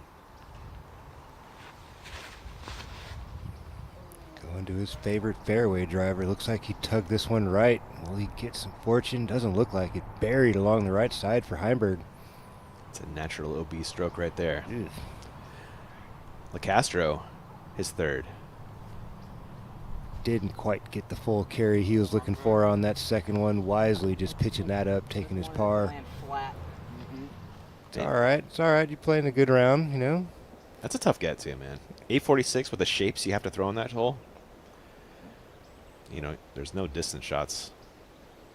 It's a very technical tee shot, which doesn't allow you to go crazy on it because you've got that pond creeping up on the backside. You got OB to the left, OB to the right, so it's a very prescribed tee shot there. You can't just get wild with it and take your medicine. You got to think small, aim small, miss small type thing. And then that second shot, very, very technical, either going up and around or keeping it down below. It's a very thin line either way.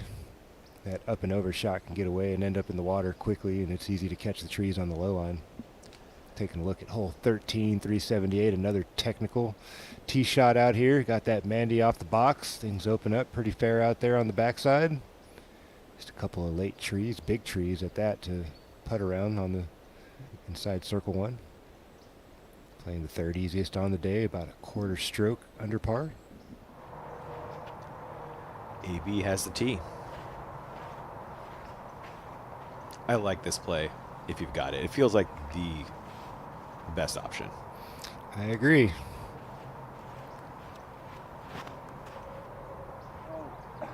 Early?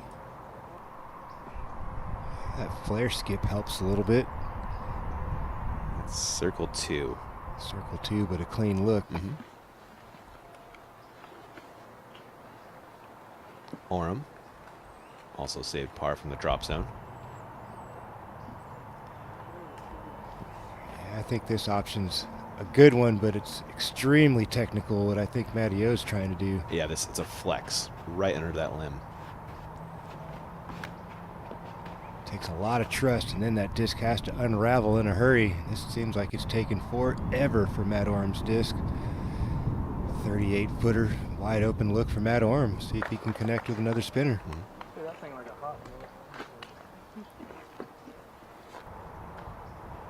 McMahon.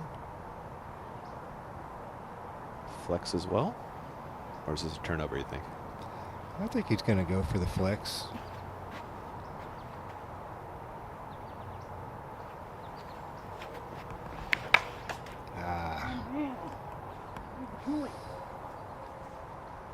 Misfire from McMahon in a big way there. A long ways to go.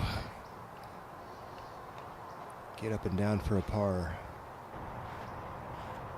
Keith.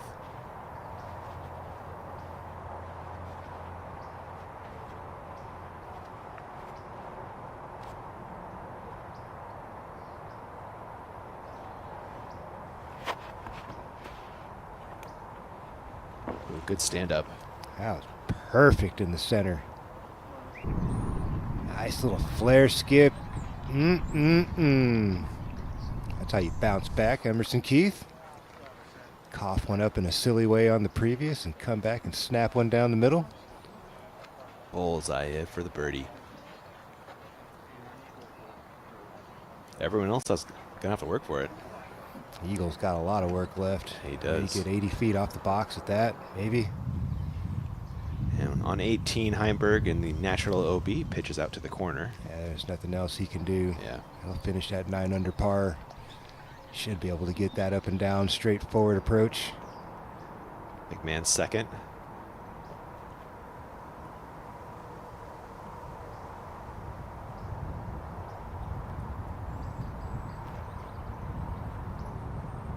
That's going to need to hustle. Oh no, Eagle McMahon out there in the fairway. Long putt to save a par now, Ian. That is going to be back-to-back bogeys likely after ripping off 3 straight and kind of getting in the mix, man. Yeah, the roller coaster's real out here on Feature Cards. Sure enough. 18 with Heimberg, his third. Perfectly paced approach there from Heimberg inside circle 1. Maybe a few feet shy of what you'd really like, but didn't overthrow it and send himself into a weird spot.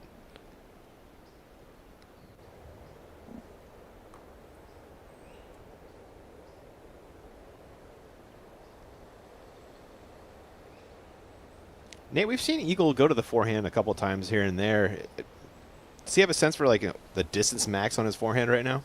I thought he maybe would have used it off the tee there. Yeah, honestly, I don't think that there's a limit to how far he can throw the forehand right now after watching him just ease off on one and have plenty of pace on 7 and then go for it on the island with the forehand. I just think that the execution just isn't quite at 100% today. Just doesn't have that Eagle stuff we're used to seeing from him. Yeah, it takes a while to get back into disc golf shape after. Man. Oh my goodness, he had a ways off. Yeah. You feel that, don't you, man? You can talk. You can speak to that for sure. Especially coming off of injuries and having some ailments, And Eagle with his elbow, and then it was his shoulder, and he's had numerous other things come and go. Take time off and you get out of the rhythm of the touring life, and like I was saying, mentally the skills are there, but physically you have to earn that stuff back, earn that timing, earn the confidence, and it takes time. Barella in circle 2.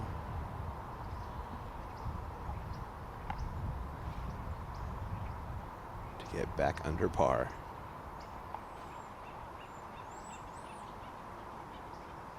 Last time he was there was hole 2.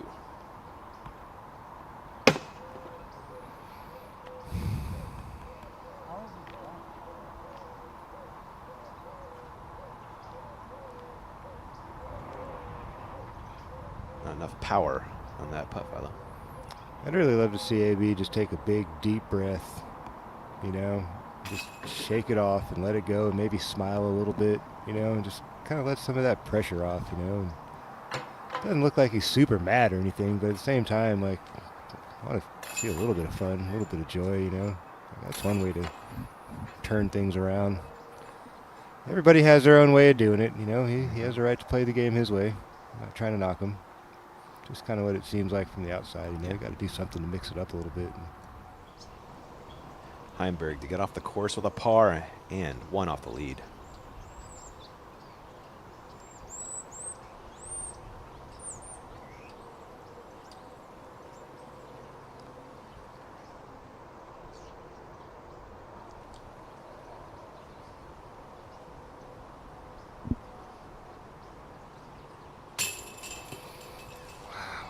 Look closer than it ended up being for Calvin Heimberg. Circles edge, dribbles out the right side, and he's going to drop a stroke to 8 under par. Opportunity to get it to 10 and tie it up.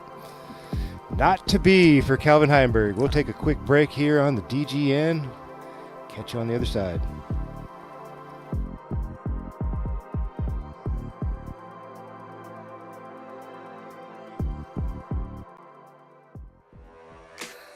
My name is Garrett Gerthy, and I'm the founder of Double G Craft Jerky. I love the fact that it's resealable. I can just get a little bit, keep my energy levels up, but not eat like a half of a meal in the middle of my round. My favorite bag is the smashed cracked pepper. That's my perfect salty snack. This is my go-to, the Sexton Sweet and Spicy. If this bag gets open, there's no need for the seal, because I'm gonna eat it all.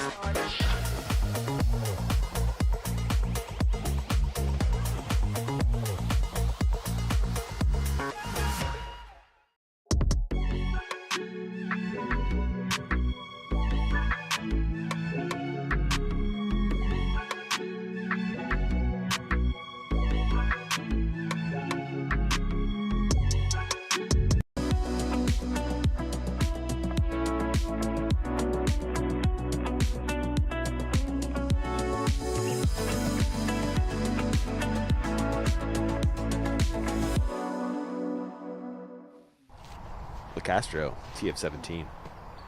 Welcome back. Now skip left somehow. Get over there. Trying to talk it into position. Not a bad angle, but not quite as long as we saw from Calvin earlier. 14, Keith.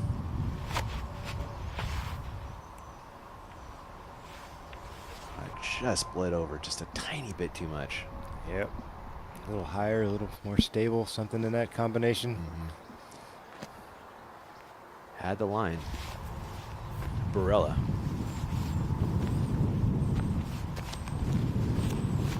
Inside line?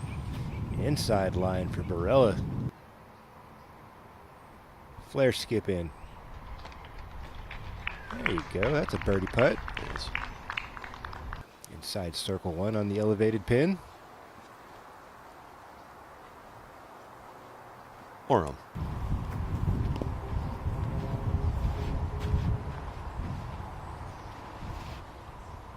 Slow day for Matt as well. 3 birdies, 2 bogeys.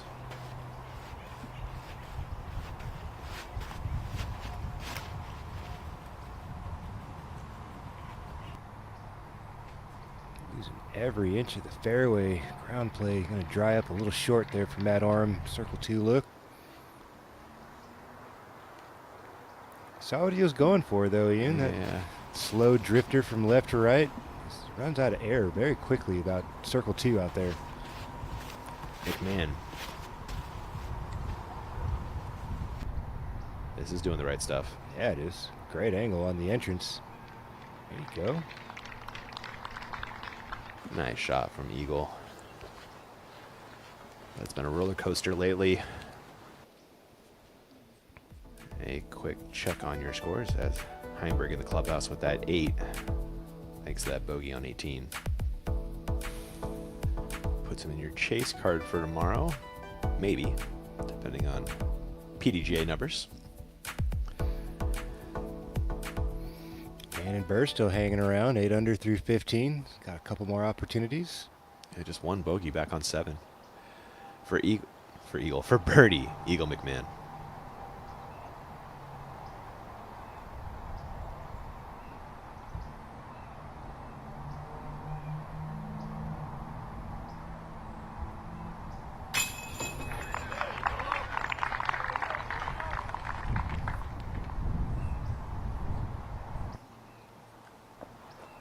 Barella, also a birdie look. Orman Keith just pitched up for par, being out of range.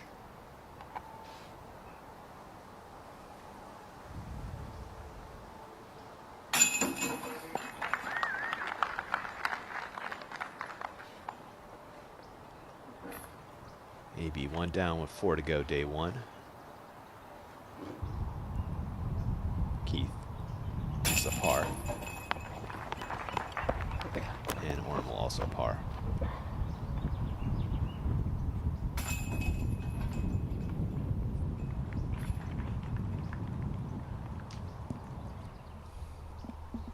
We got a Dago.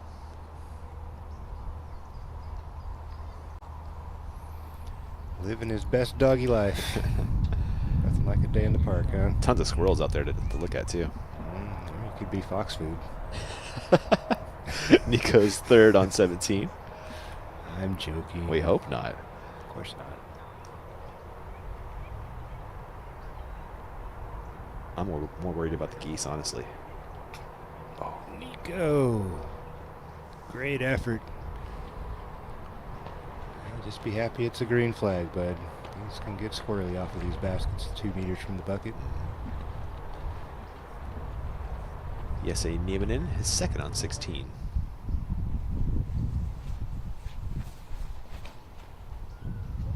Flip.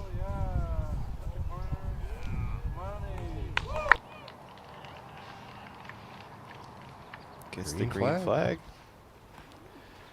Back to 15, Barella.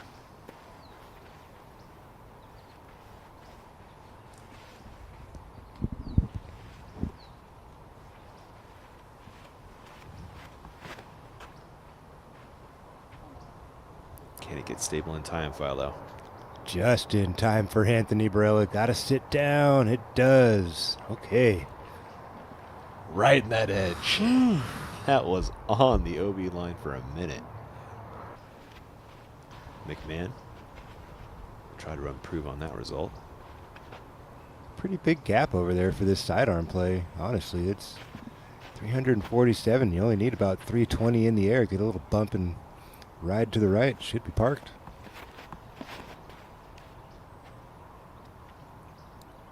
Similar. It's almost exactly the same. Living on the edge over there. They sure are, but they are happy with the result.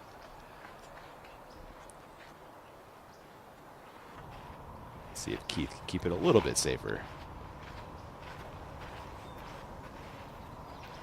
Those two discs looked pretty neutral in flight They for both- Eagle and Anthony Barella. We'll see if Emerson goes similar, or perhaps a bit more stable and ensures that right turn.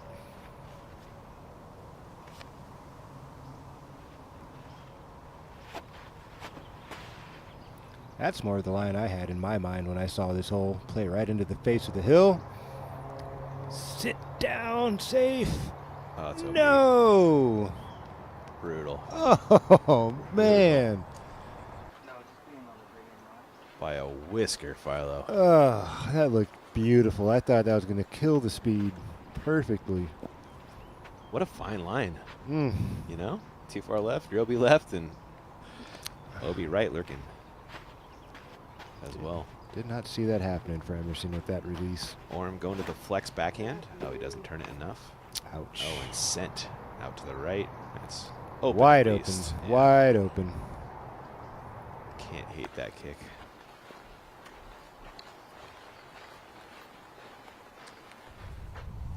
Second shot for Burr on 16. Looking vertical. No, right down the middle.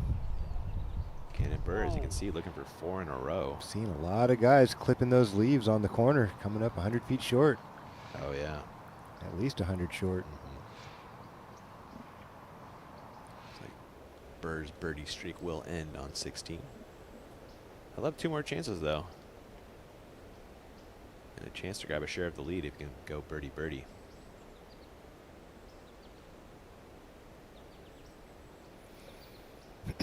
It's out there for him. Yeah, it's right there. That is Matt Orm, center of your Flight Factory drone screen. His second.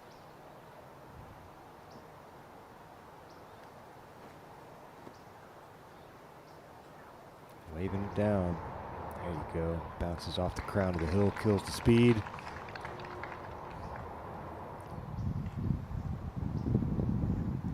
Burr, technically for birdie. We'll see how aggressive he gets, though. A little flick of the wrist there for Gannon. Not 0% aggressive. Didn't even give it a chance. See, it's on a bit of a downslope there, so it could potentially catch an edge and roll. Smart play there from Gannon.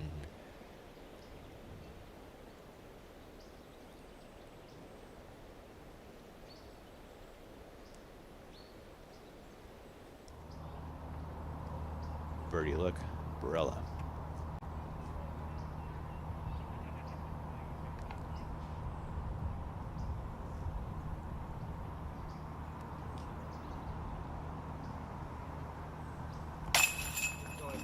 Putter's coming alive for Anthony Barella late this round. Gets him to 2 under. Yeah. Just fluffed right out. Yeah. Keith for par.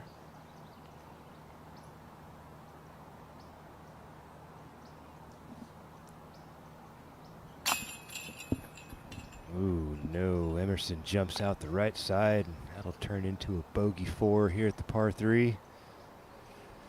Bit of a roller coaster this afternoon for Emerson. McMahon for birdie.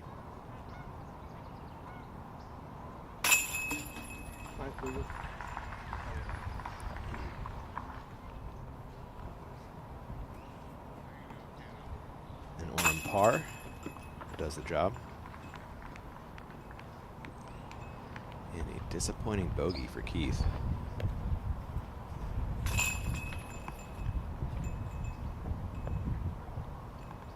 probably thinking birdie 90% of that disc's flight, you know, from the tee, and then at least I'll get a par. You would think, and then it spits out on him. He scrapes up a bogey. Yeah. Niemanen, a birdie on 16. Nicely done.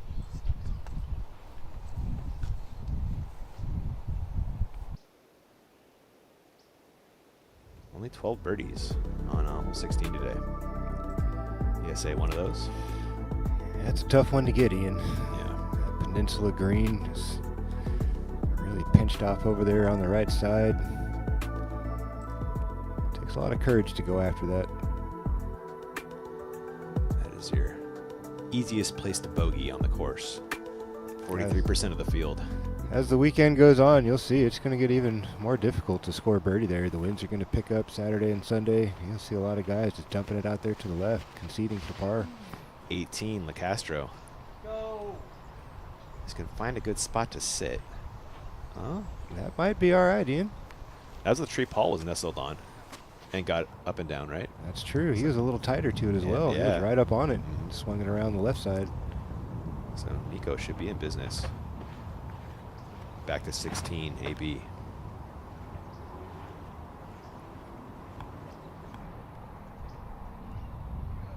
I like that, Ian. This? I like that a lot. It kind of gives you more angle into the green. You can throw a straighter up the tunnel instead of having to start it off on hyzer and then make it flatten out and then carry and then hyzer again. Should have a straight up and down 6 to 12 look at it. McMahon. Thought this might be a forehand for him. I like this play for Eagle. As long as it stays in the air, doesn't cut over too hard, he should be heading right over there by Anthony. There you go. A little shorter, but similar angle. Oram.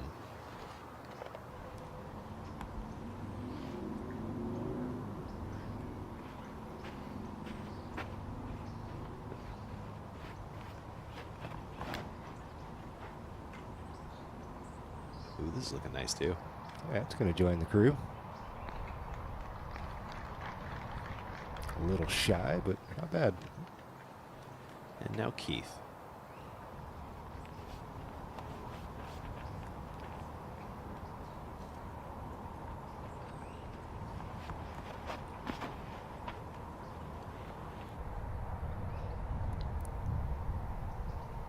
Beautiful. Hyzer, flip up, glide, fade. Right in between McMahon and Barella. Let's check out Philo's Keys for Closing, brought to you by our friends at BlackInkDisc.com, the premium disc golf store. Yeah, it's one of those things. It feels cliche to say, but try not to take on some late bogeys. We just saw it for Calvin Heimberg. Had an opportunity to tie it up at 10 under par, and now back at 8. Creating good angles to attack is key here on these closing holes. You can see it here on 16, 17, and 18, really setting yourself up for an angle to attack so that you can clean up and close out strong. That's the name of the game out here. That's where this tournament's going to be won and lost, these last few holes come Sunday. Yeah, 16, 17, 18 coming down the stretch. Those are stroke swingers, Philo. It's Big time. I mean, you could easily take double bogey on any of those holes if you get loose. On 17's tee, Gannon Burr.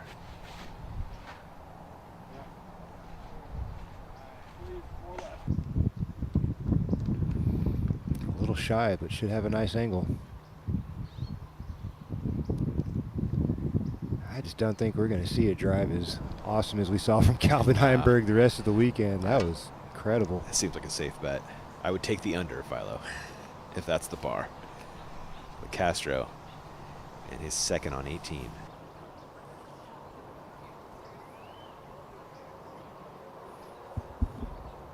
On the inside of that tree McBeth was next to. Yeah. More open shot for LeCastro. Disc in the air. It's too stable, though. It's starting to unravel. Oh, fortunate little love tap off the tree. Straightens him out, but still circle 2 look for LeCastro on the elevated. Back to 16, Oram in his second.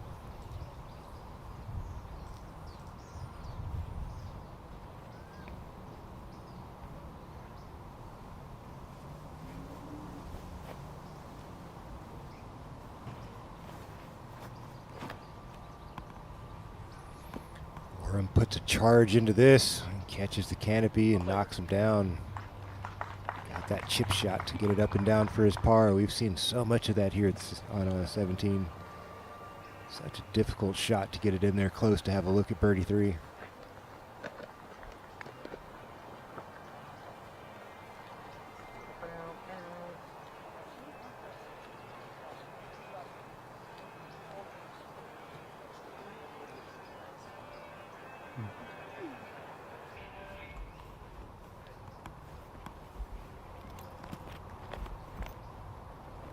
Oh, this angle is so much nicer than those shots on the left, Philo. Big time. A world of difference. Big time better. Like throw an actual like distance golf shot into this green from this angle. There's some room to work with, and for a couple of these guys, they could definitely play that big wide hyzer and actually see everything that's happening instead of being to the left and it's blind on the entrance. Keith throwing 2. Oh. See if it's got enough carry. Indeed it does. Emerson inside circle 1. That's a golf shot, Ian. He's still in it. Has that putt to get to 4. You see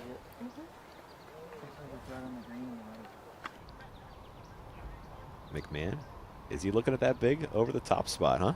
He is.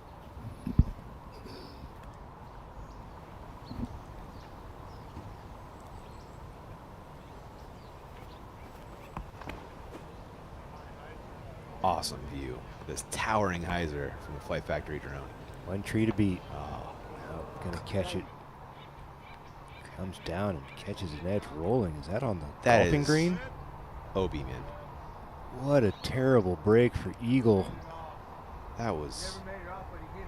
What a reaction off the top of a tree, you know?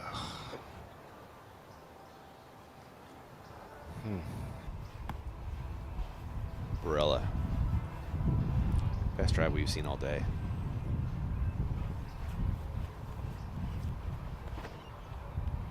Anthony chooses to throw the golf shot down the middle. It's got to slow down. That water comes up quickly. I don't see a ripple. Spotter's on it. He's marking it. That's out of bounds for Anthony Barella. Oh.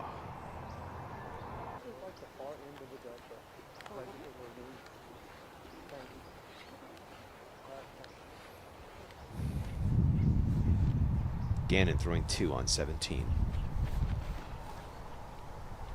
Onto the Peninsula Green. Too far? Too far. Too far. Gannon will have that for par.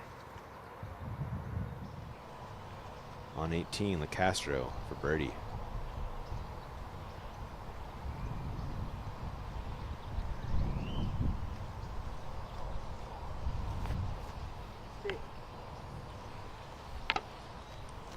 All in all, not a bad day there, Mr. LeCastro.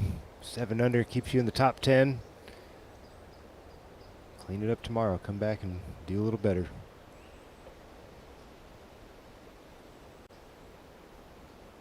There's your feature card heading into the green of 16. Perkins, did you happen to watch that McMahon shot come into the green? It looked like a pretty rude reaction off the tree.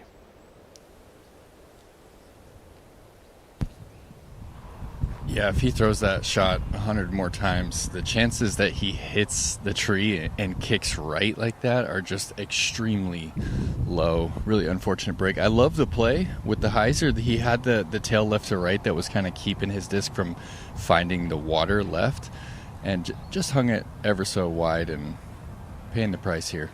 Yeah, brutal break for Eagle. Hit, and just like 4. it out. Is that cool, you guys? Okay. And likely pick up another bogey. The man hasn't had a par since hole 8, Philo. That'll be 3 bogeys, 5 birdies in that span.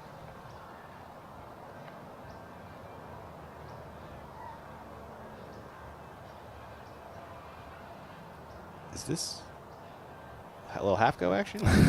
Yeah. It's who knows today, man. Yeah, I think it was. It's been one of those days. You just Why, when you think you got your finger on it, it just goes the other direction? It has been that kind of day, You man. know? Yeah, Seems like these guys are pulling out of the funk, and then there they go on the bogey train again, and then here comes some birdies, and then they sprinkle in another bogey, and it's not been a solid performance from these guys up here. This is where Barella's disc rolled into the water. Has this for par.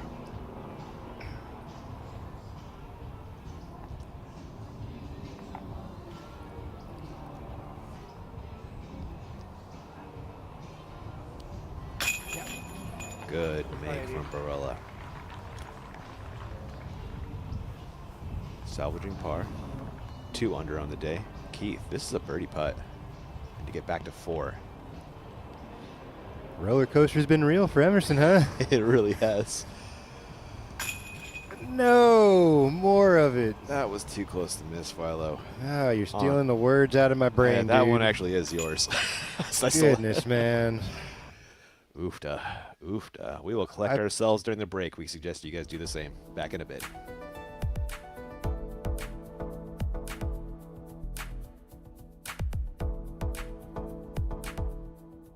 So you want to throw further. Okay, here's the plan. Step 1, join the Power Disc Golf Academy. Step 2, watch Holland Hanley's lessons on how to properly select discs that are appropriate for your skill level. Step 3, watch Paul Ulibarri's X-Step lessons to help you build a solid foundation for generating power. Step 4, watch Simon Lazat's lessons on upper body mechanics to make sure you're giving the disc the best opportunity for distance. Step 5, watch Ezra Aderhold's max distance lessons to build your most powerful swing. Step 6, use our fieldwork drills to dial it all in. And the last step, go out and crush your personal best distance record. Ready? Go. OTB and MVP have curated another release of discs exclusively for the OTB Open. Here's phase 2 with a second release of the Trance, this time in Prism Neutron. Scan the QR code now and check out the full lineup at OTB Discs or a retailer near you. You Play Disc Golf is your passport to teaching and learning the game. Our mission? To teach disc golf and make it accessible to everyone worldwide. From Alaska to Africa, Guatemala to Canada, and beyond, You Play Disc Golf has spread its wings teaching the love of the game across the globe. Get involved in our movement to make disc golf a universal joy. Explore youplaydiscgolf.org and join us in helping people find flight. Hello, we're Kenna. We're a Dutch growing company. We love plants and we want to tell you some cool things about them. Just like humans, plants can communicate. They can sense when another plant is close. Plants look out for each other too. They warn neighbors about nearby threats by secreting substances. And studies have shown that plants love a good tune. We love and understand plants. Let our passion excite you too. I'm David Wiggins, and in 2016, I set the disc golf world distance record with a throw of 1,108 feet. Whether I'm out in the field measuring a max distance throw, or on the course checking the elevation change for an upshot, I rely on the Eagle Secret 360 to give me accurate distances. It's the only rangefinder on the market that measures in feet, yards, and meters. It's USB-C rechargeable and features a lithium-ion battery. Visit EagleSecret360.com to get yours today. Brought back by popular demand. Z-Lite plastic from Discraft. Discs that you already know and love, now available in lighter weights. Z-Lite, more distance with less effort.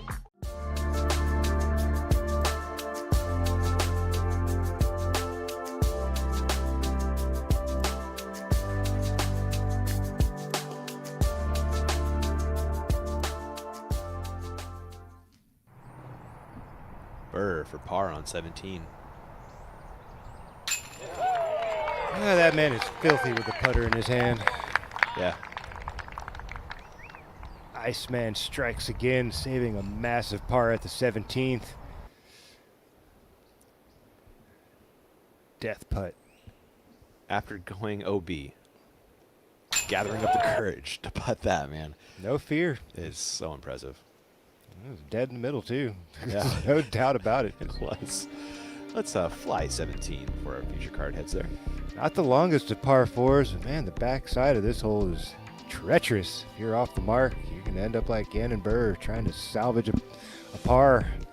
Such a technical tee shot. You saw that 510 marker, and Calvin was to the left of that another 30, 40 feet. And just in prime position to throw a little dunker in there and snag a birdie. Rarely seen landing zone, but well thought out hole, how they use that lake to really just pinch you off there on the tee pad and make you think about things. Well thought out hole. 40 on a rope from Calvin Heiberg. So impressive. Every time he does it, just makes you shake your head. I know. It's not even like a golf distance line. You know, it's just... Not for most. That's the man throwing a golf shot. Yeah, not for most. In that elite category, that's for sure. He is also in the club, Barella. All right, he's on the right starting line. There you go. Almost spinning Josh over there. Right next to the water. Great shot from AB. Should feel pretty similar for AB there as Calvin Heimberg's chip shot. Oram.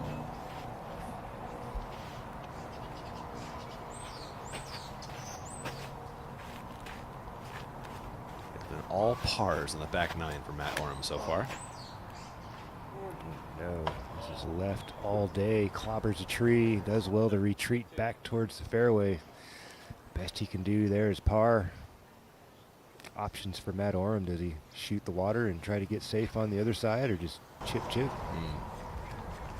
Keith.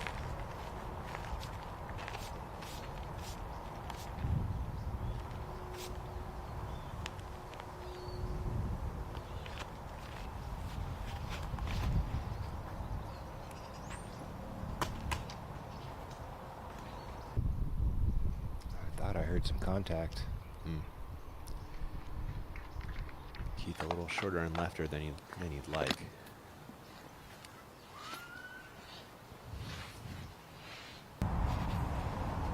McMahon. Eagle 3 under still, despite the roller coaster round.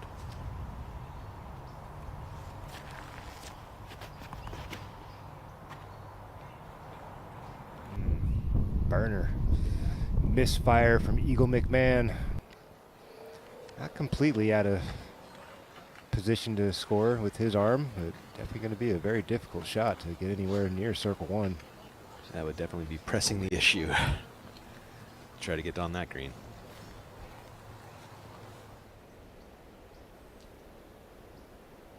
Peeking in from our Flight Factory drone at their feature card.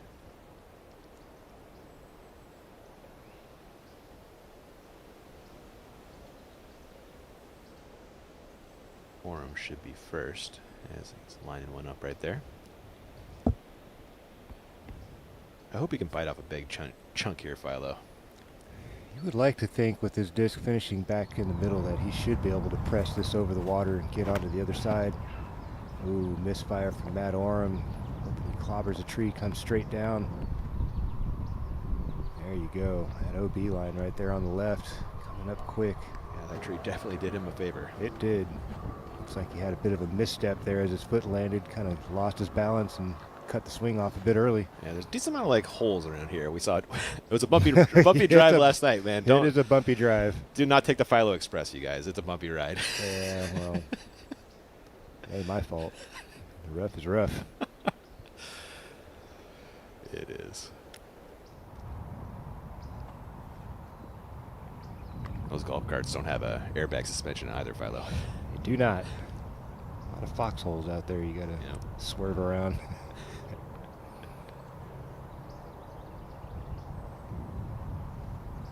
Eagle decisions. How aggressive does he get?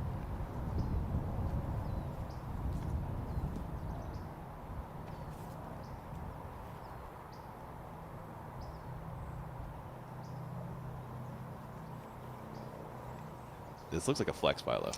He's holding it out there on that angle, Yeah. like he's gonna try to stall it in there. Or maybe like kind of aim pin high left would be a fair aiming spot.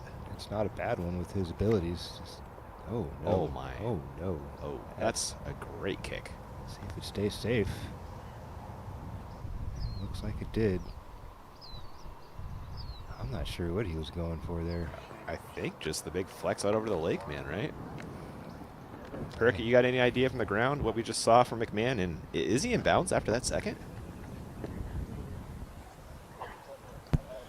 Yeah, he was definitely just going for the hero flex shot out over the lake, Ian. I think, sitting at 3 under par, he doesn't feel like he has anything to lose. And that did kick him safe over there on the left side. Wow. All right. Thanks, Nate. He'll take the result, if nothing else, man. I guess it's kind of in that position for a guy like Eagle. You're 7 strokes off the pace first round and having a weird day, maybe force the issue and try to make something happen. It's fortunate that it worked out in his favor. Big misfire there. Where are you aiming right here if you're Emerson, Philo?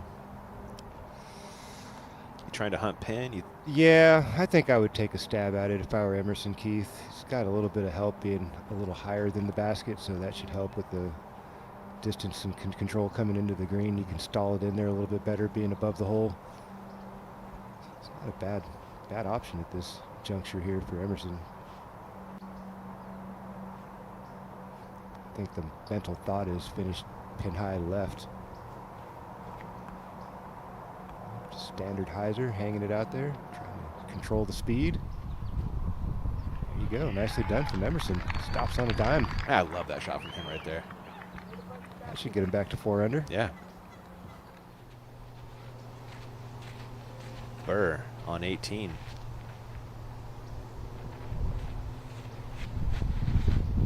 Two off the lead, a chance to make it 1.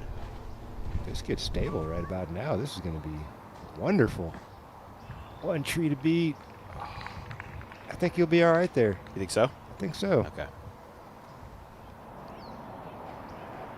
AB after a huge drive. Call it 500 feet. We'll throw his second.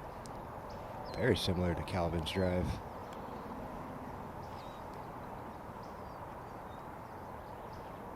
Gaggle of Canada geese right there. No Raz. Light goose Raz? I don't know, man. All right, he's got it. It's just what he needs is one of those birds to jump off when he's throwing, clobber one, and just add insult to injury on his day, right? Like, Yeah. what else is going to go wrong for me today?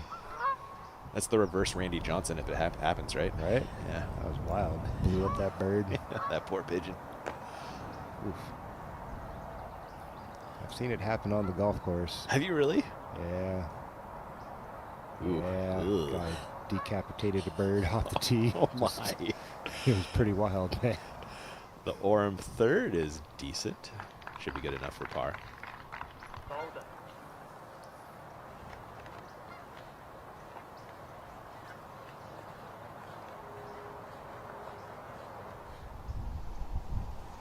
Second shot for Burr. He's going slow and overstable.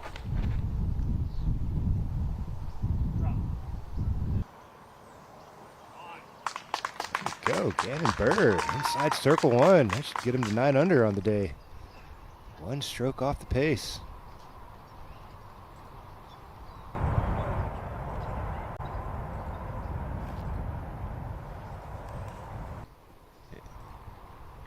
Eagle checks up inside circle 1. We'll also bump Redolin to the chase card with Burr grabbing his spot. They're very close in PDGA number. 4,000 off. 75,000 versus 79,000 for Redolin.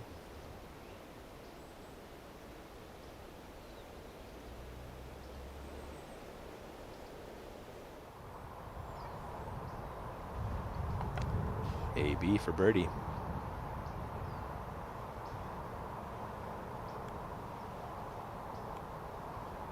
That's a timely putt there for Anthony Barella.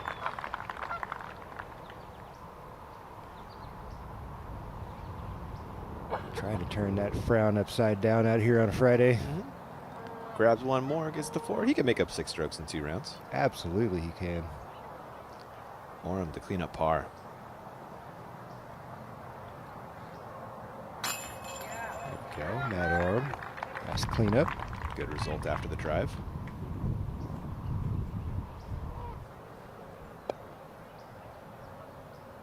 McMahon for par.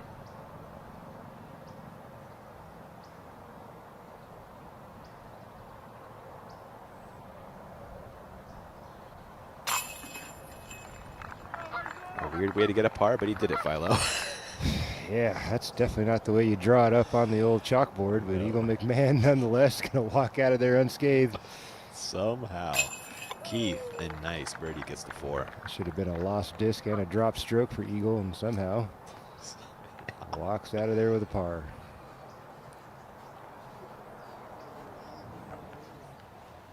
So this morning it was, is Paige back? This afternoon, Philo, it's been, is Paul back?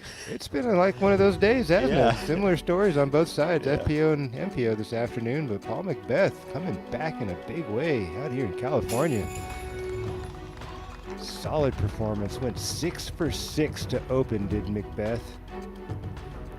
Stumbled around for a little while, had some problems putting the disc, had 3 or 4 of them come up a little shy on the height. He said he had the speed right, but miscalculated the height, and this fantastic up and down here at the 18th to tie it up at 10 under par.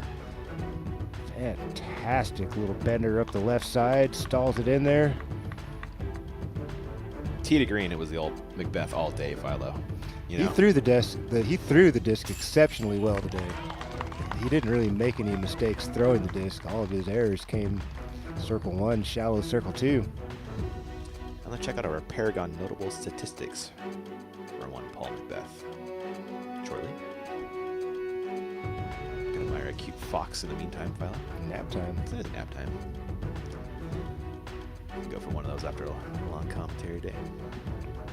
What's for dinner, Philo? You got a flavor? I heard about a Chinese spot in town. Ooh, I'm down. Ooh, there are your stats. Fairway hits 95%, man. That's missing 1. He said he did. He did his Yeah. job on the tee pad and in the fairway. Just didn't connect there. Circle 1. They're the strokes gained tee to green. It's nearly 7 strokes on the average in the field. Let's see if McBeth can continue his pace tomorrow. It's been a while since we've had him in the winner's circle, hasn't it? Yeah, it's been since Europe. Stateside, I couldn't even tell you. It's been a minute. Is it USDGC? Is that his last? Wow. No, could be. Burr in for birdie on 18 and joining your lead card. Radal into the chase. I'm really struggling. Maybe the Stat Mando guys can toss us a line before the show's over. Let's fly 18 though in the meantime, Philo.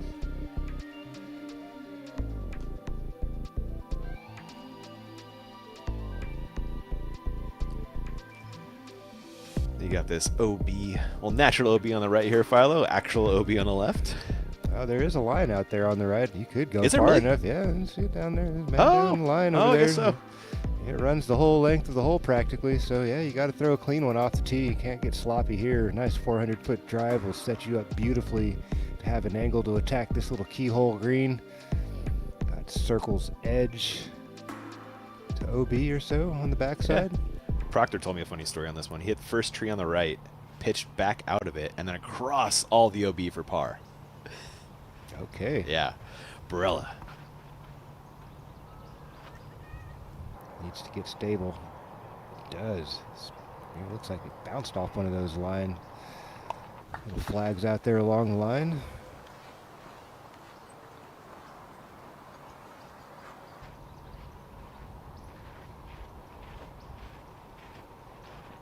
Keith.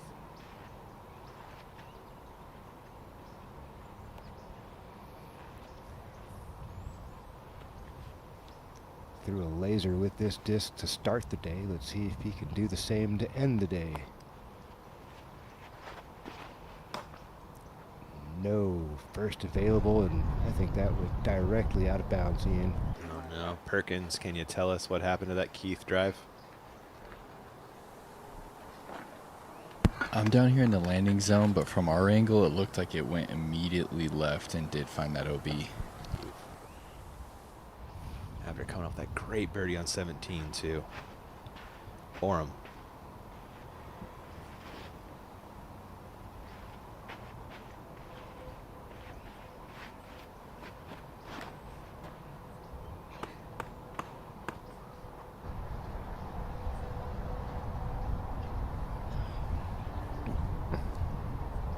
almost to the corner. Do you think it's enough? Pretty solid there for Matt Oram. He should be able to fit something around the corner. A little tight along those trees on the right side. Far enough, he should have a free swing.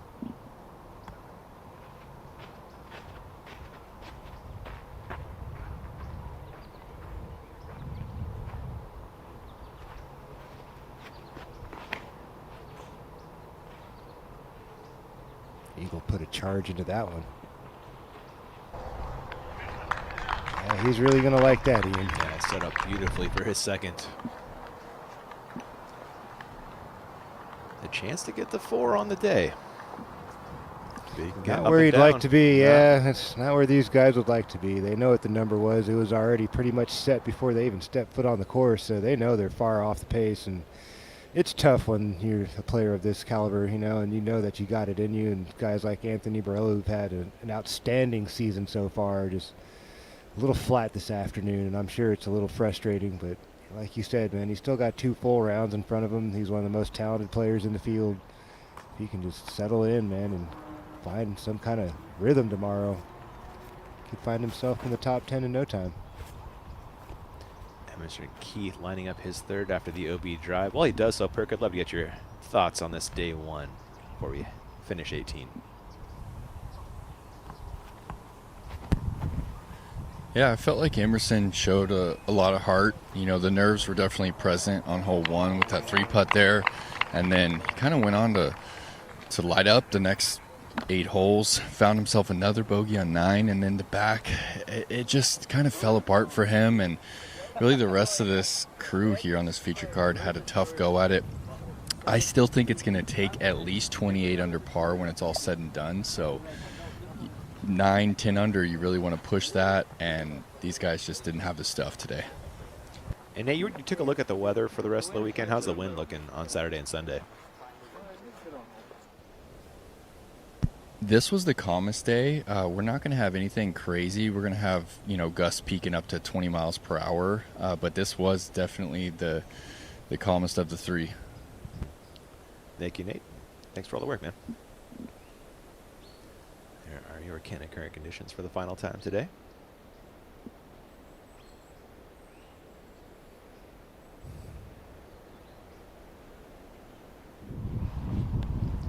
Barella throwing 2. Going to the putter.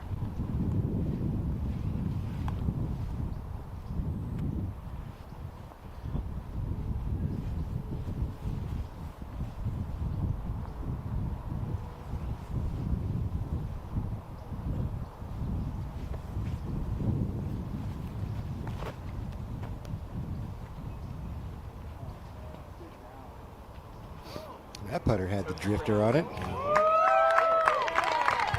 That's a cool shot. It was. He was looking for that at hole 10 earlier this afternoon and just bailed on him out there and hooked up, went left.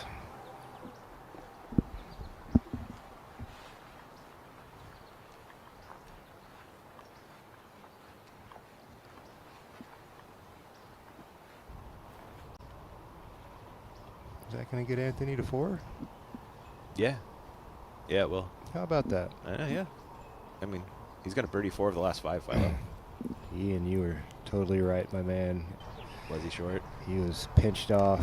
All he could do was just throw it around the corner and play it for his par. Par back 9 for Matt Oram, huh? Nothing doing. Wow. Picked up bogey at the 9th and parred it home.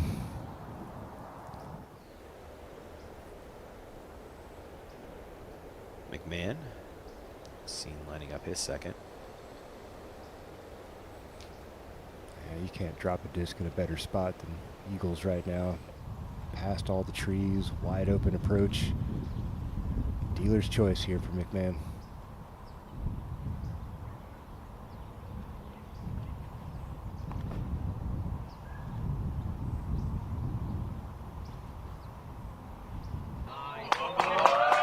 Spot on for Eagle McMahon. Rides the boundary line and into the bullseye. A little drop in there. Also getting to 4. Not, you know, terrible considering what happened to these guys today. You know, the roller coaster, the miscues, the forcing the issues, the beating themselves, if you will, to still get it to 4 under par. I mean, like Nate was saying, that's showing some heart, you know. Same for Emerson Keith, you know. Ooh, this is... Oh, okay. Better than I thought it was. That's just perfect. Yep, pretty perfect, honestly.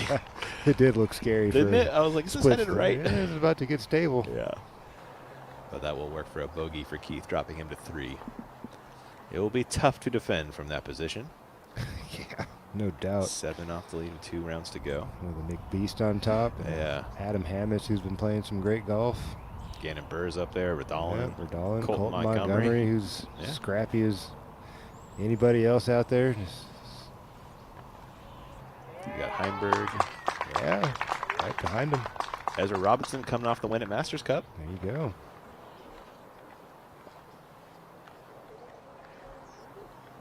It's a fumble. That seems like that'd be a good tournament for Ezra. Masters Cup. Yeah, Played Pinto Lake and De La, Philo. Nice. Yeah. Haven't been to Pinto since Worlds. Oh, okay. I've been back a couple times since. 2012 or something was that, right? I usually leave with Poison Oak. I've never got it. You haven't gotten it there? Never, ever. Oh, my goodness. I marched all over the hills at Santa Cruz and Pinto Lake. You must be immune or something, I must be, man. I'm the guy they send in after him. Perella. 4.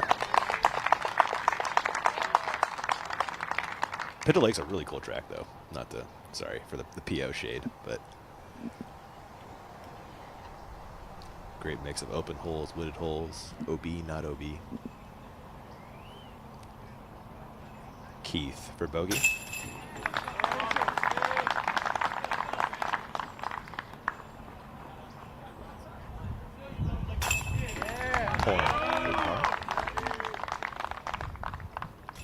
And McMahon gets to 4, joining Burrell, and maybe they play together tomorrow and catch fire together. You know, we've seen that before. Well, they certainly were flat today. Let's see if they can. I was going to say, it didn't work today. Get some fizz in their pop tomorrow, huh? Maybe it'll work tomorrow. It's a new day. You never know. We're going to take a quick peek at our scores as they gather them up. Last live look down from our Flight Factory drone. This beautiful Swenson Park. There are your scores, how it ended up after day 1. We're going to sneak in one more last break. On the other side, the OTB After Show, the OTB Shot of the Day. See you there.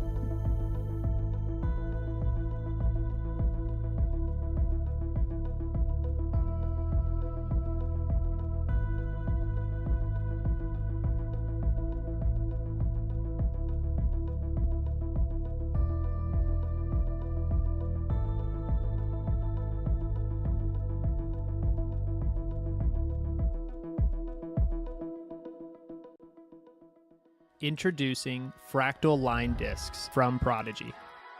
Fractal is the new visual treatment joining spectrum, glimmer, and glow as an additional aesthetic variation. Fractal line discs utilize a new proprietary processing technique, splashing colors in a complex motif that can trick the eye into seeing patterns while each element remains distinctive and abstract. It's calming, chaotic, and completely one of a kind. Learn more at prodigydisc.com. Simon in for the birdie. He's just been making these like it's nothing. It's just no problem. That putt has looked so good this week. Another nice birdie for Simon. Oh my. Come on, dude. Yeah, I mean, that's a perfect putt. 2024 MPO champion, Simon Lazat!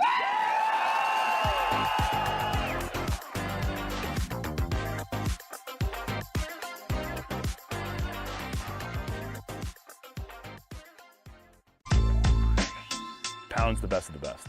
It's the quality, the craftsmanship, the vision for what a bag could be. Let's start from the beginning. I didn't choose Pound, I chose Levi. I trusted Levi to make the best bag possible. He's always trying to innovate. He wants it to be perfect. And I think he's the kind of guy that nothing's ever perfect. I trust the product, I trust the people behind the product. At this point, I don't think anyone's disputing that it's the best made bag.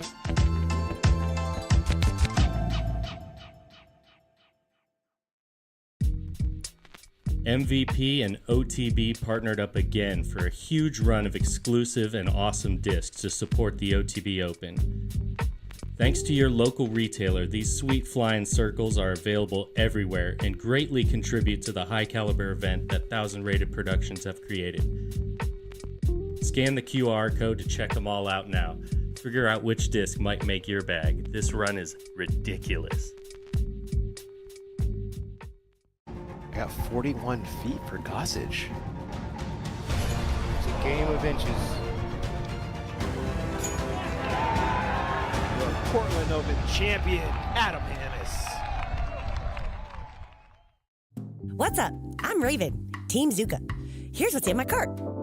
All my main discs are in this bottom compartment, easily accessible at mouth and eye level. My treats are in the side pockets up there. It's inconvenient, but good for self-control. A feature I'm iffy on is those unpoppable foam tires. I have tried. They don't pop. But my favorite thing about my cart is when my mom grabs it, I know I'm going O-U-T. And there's squirrels out there. OTB is very specific on how they list the disc because they want you to like the disc. Virtually in your hand tells you what the disc is going to feel like, how heavy it's going to be. It's everything you want to know before it shows up to your house. Not just marketing. It's only the best. And welcome into the OTB After Show at the OTB Open. It's like it was meant to be, Philo.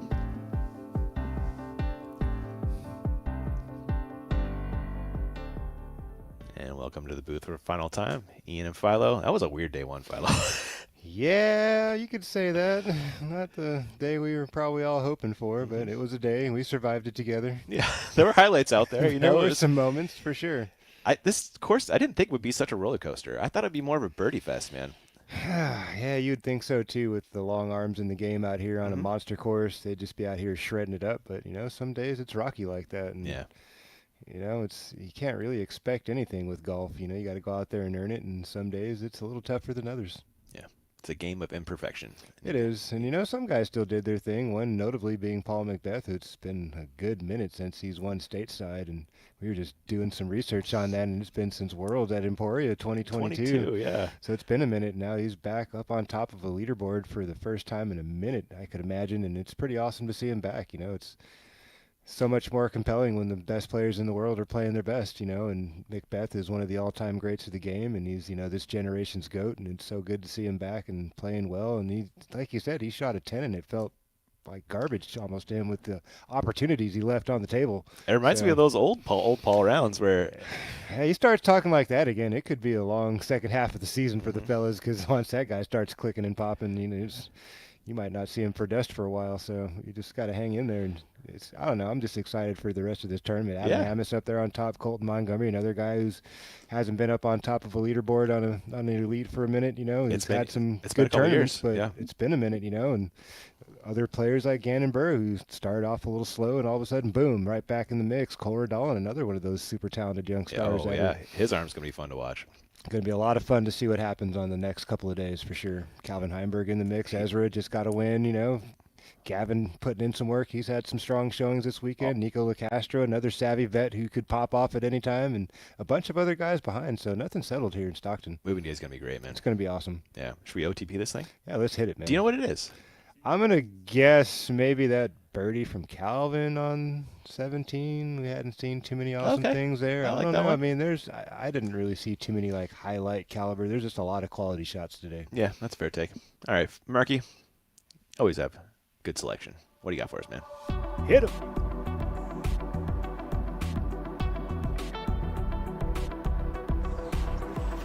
Probably something we forgot. Oh, all right. The misfire from Eagle. The misfire for the park job. That's not what I was looking for, but I'll take a birdie. Very demanding tee shot. Gets sneaky for Schmiegel. That is like a mid or a putter too, isn't it? It was a mid-range. If that was a putter, that's just ridiculous. Yeah. And if you want to get more analysis on Nate Bergen's Brian Earhart, make sure you stay tuned for Tournament Essential. That's for pro subscribers starting right after the conclusion of this show. Love hearing those guys talk disc golf. Absolutely. Appreciate you guys. And now the broadcast times for tomorrow for moving day at the OTB Open. 9 o'clock for the women, 2:30 for the gents. Philo, any last words for day one? It's nice to be back, man. Hope you guys enjoyed the afternoon. Buckle in. It's going to be one heck of a weekend. Make sure you guys tune in tomorrow and Sunday. And yeah, it's nice to be back. Nice to have you, my man. Thank you, sir. For everybody on the ground, everybody in the booth making this possible, thanks to you guys for subscribing. We will catch you tomorrow. Thanks for watching.